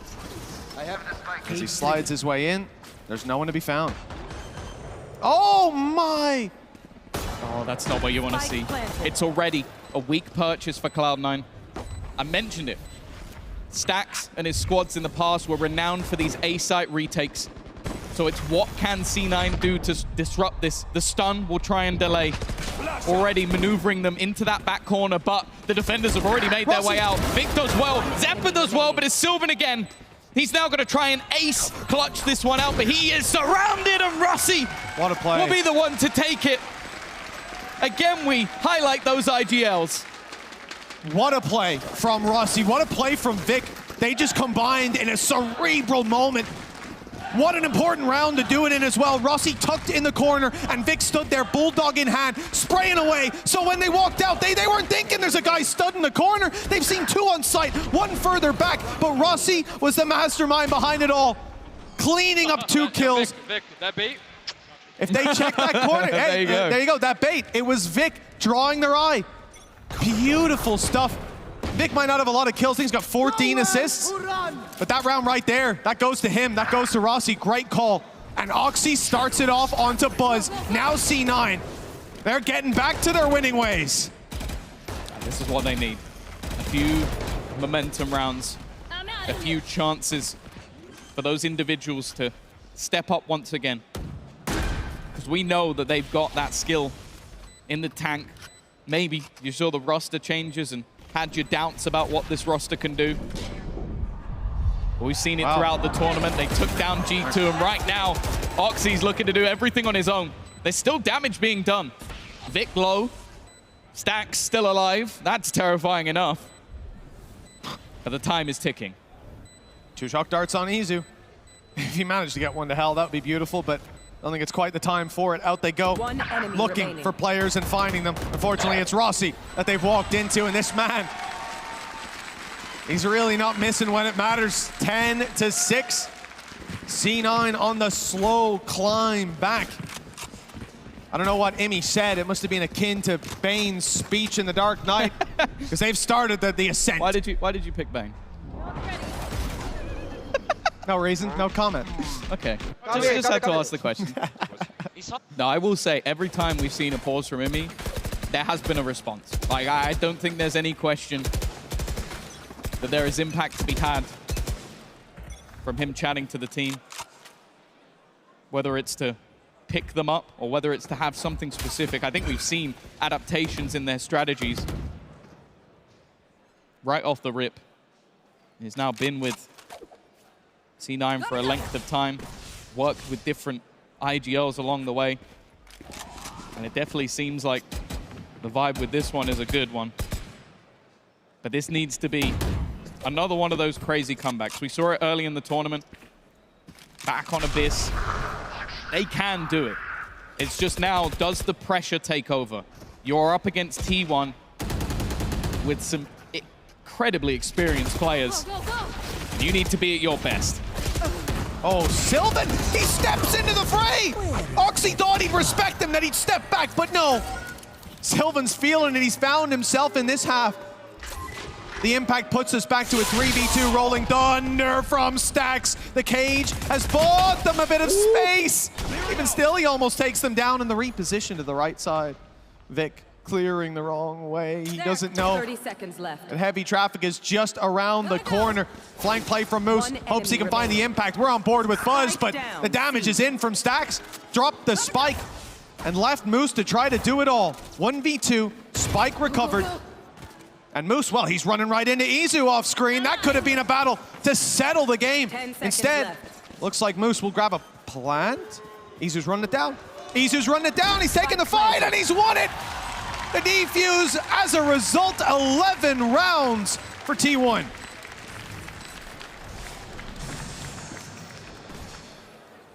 Almost out. 11-6. Again, it seemed like there were opportunities for them to try and get something in that round. Moose definitely did some damage and caused a few issues here and there. 나이스. 너 가라지 너무 좋았다 형. 가라지. We'll see if they can turn it back. The good thing for C9 is they have a hell of a lot of ults in this round. You can run it down for Oxy, the Rolling Thunder for Zephyr. And Stax had to commit his in the previous just to try and quell what was going to be an aggressive push in his direction. This time, though, C9 look like they are fully committed to C. Oh yeah, there's no backing off now. All the util put in, Paranoia slows them down though. Oxy, even hit by that Rolling Thunder.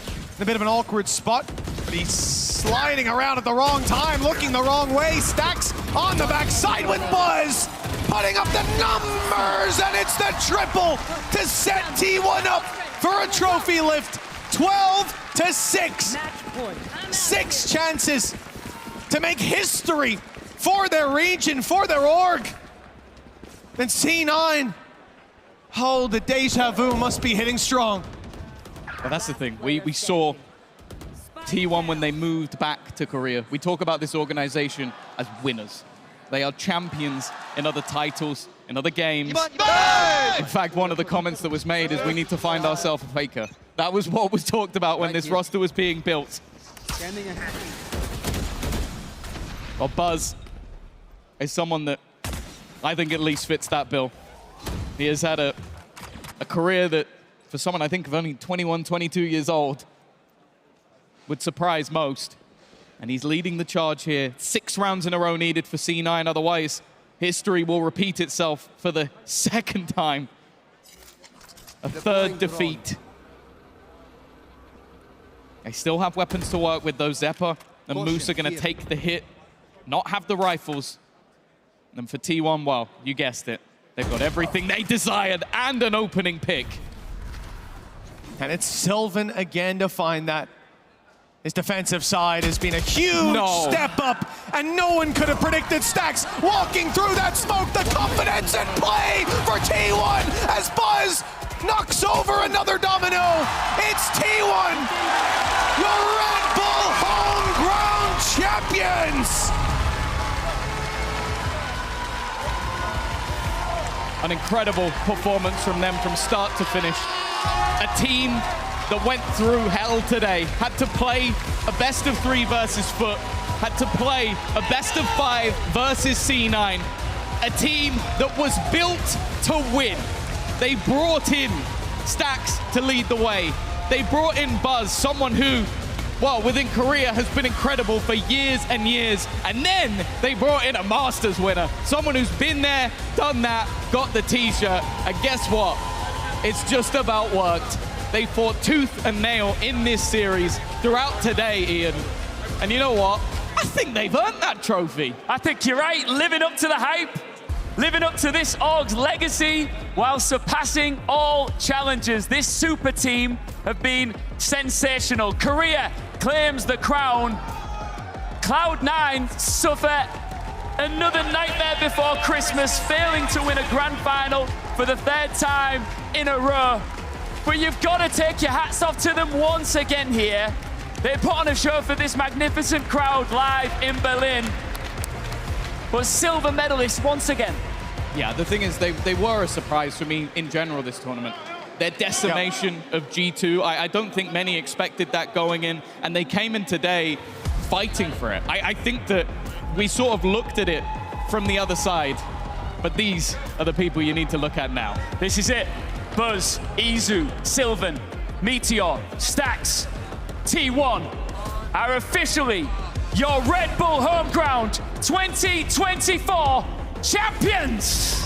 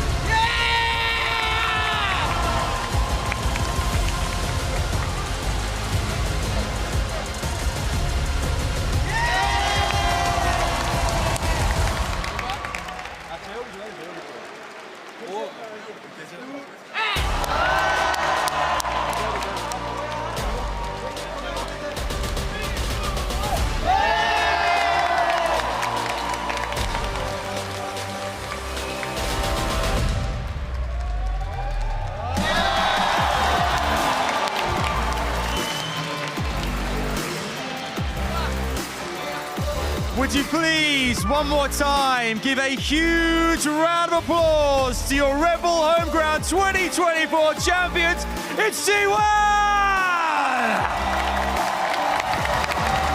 Oh, I'm so happy. Congratulations, Stax, the Staxmeister. What a way to round out this incredible week here in Berlin. You are the champions. You can see how much this means to you all. how are the team? It's a silly question, really, but how are the team feeling right now?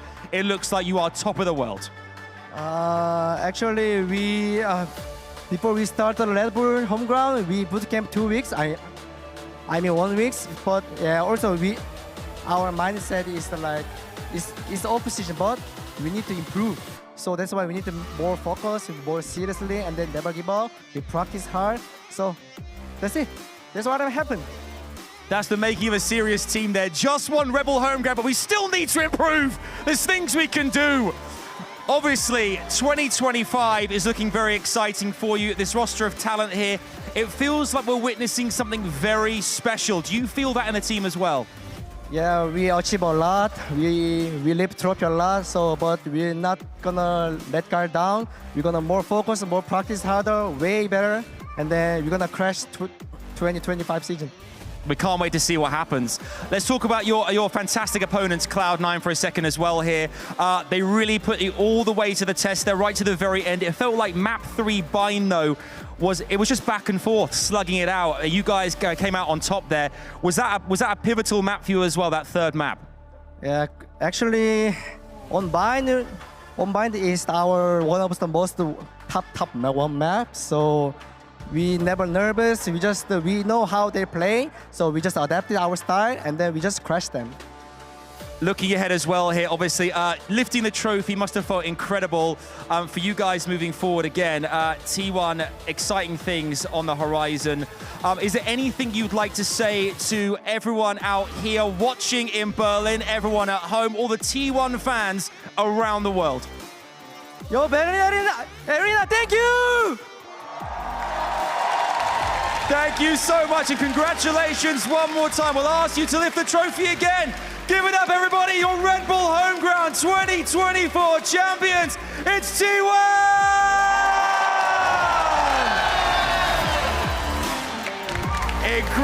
Incredible scenes. Over to you, Ian. Amazing stuff. It just gets better and better every year. The competition gets more and more fierce. T1, just phenomenal here on the main stage to wrap things up. But what a week it has been here in Berlin. Red Bull Home Ground, the 5th edition. I just want to give a massive shout out first and initially to this wonderful crowd here in Berlin. Give yourselves a round of applause. Woo! And this tremendous group of people have been calling all of the action every single step of the way, every round, every map. Tom and Mitch, you still got your voice? It's a really clean series. Could have taken another map, no problem. Worthy winners. Hazer, you were here from the beginning alongside Kyra and Billy as well. Any thoughts on the winners? Yeah, I mean, I was so happy to see T1 win. Great event. I mean, what better way to end an amazing event, mate. Honestly, it's been class. Adam, you're not allowed to say Stacksmeister again. I think Stacksmeister's going to catch on. I think it's a great new name for Stacks. I've coined it. It could be a thing. No. Could be no. Absolutely not. Fine, Stacks it is. Boring. Okay, fine. Ash, hey, you wanted T1 to win. You got your wish. I did get my wish. It's amazing to see them finally being able to lift up this trophy and a new winner to be crowned here for Red Bull Home Ground. Pavos, it's going to be a tough one to beat this year, isn't it? I mean, look, T1 definitely put themselves up as one of the best teams to be competing in VCT right now. So, yeah, super excited to see what they can actually do throughout the year next one. 4th time's the charm. 4 times the charm for Cloud9. Well said, Tom. Look, it's not about us, it's about the fans, and of course it is about the amazing professional players that have stepped up onto this stage and put it all on the line. T1, one more time, let's make some noise for our Red Bull Home Ground 2024 champions. We'll see you again next year. Bye for now.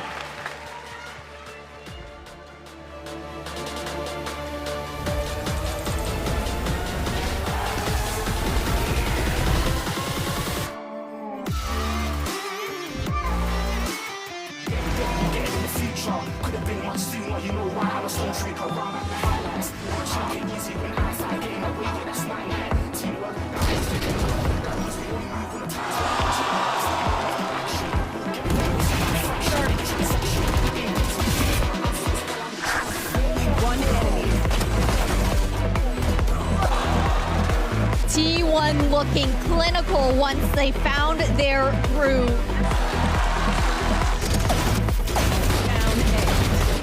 Energy gets himself the quadra to put 7 in Foot's hands. An incredible comeback.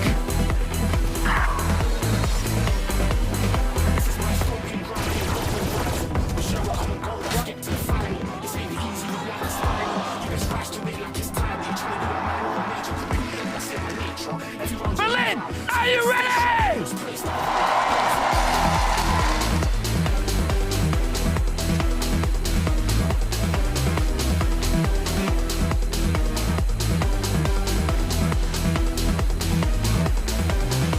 Razor sharp start from Buzz. Nice!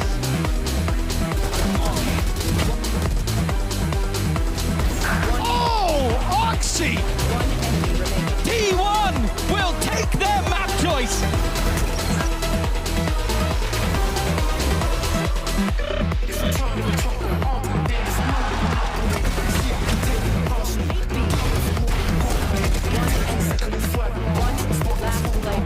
Stacks steps up when it matters.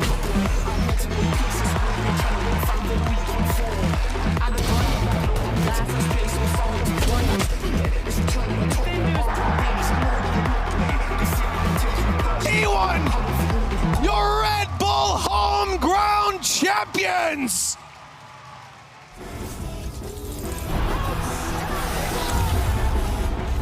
Taking out the OT, comes up with more. What is that?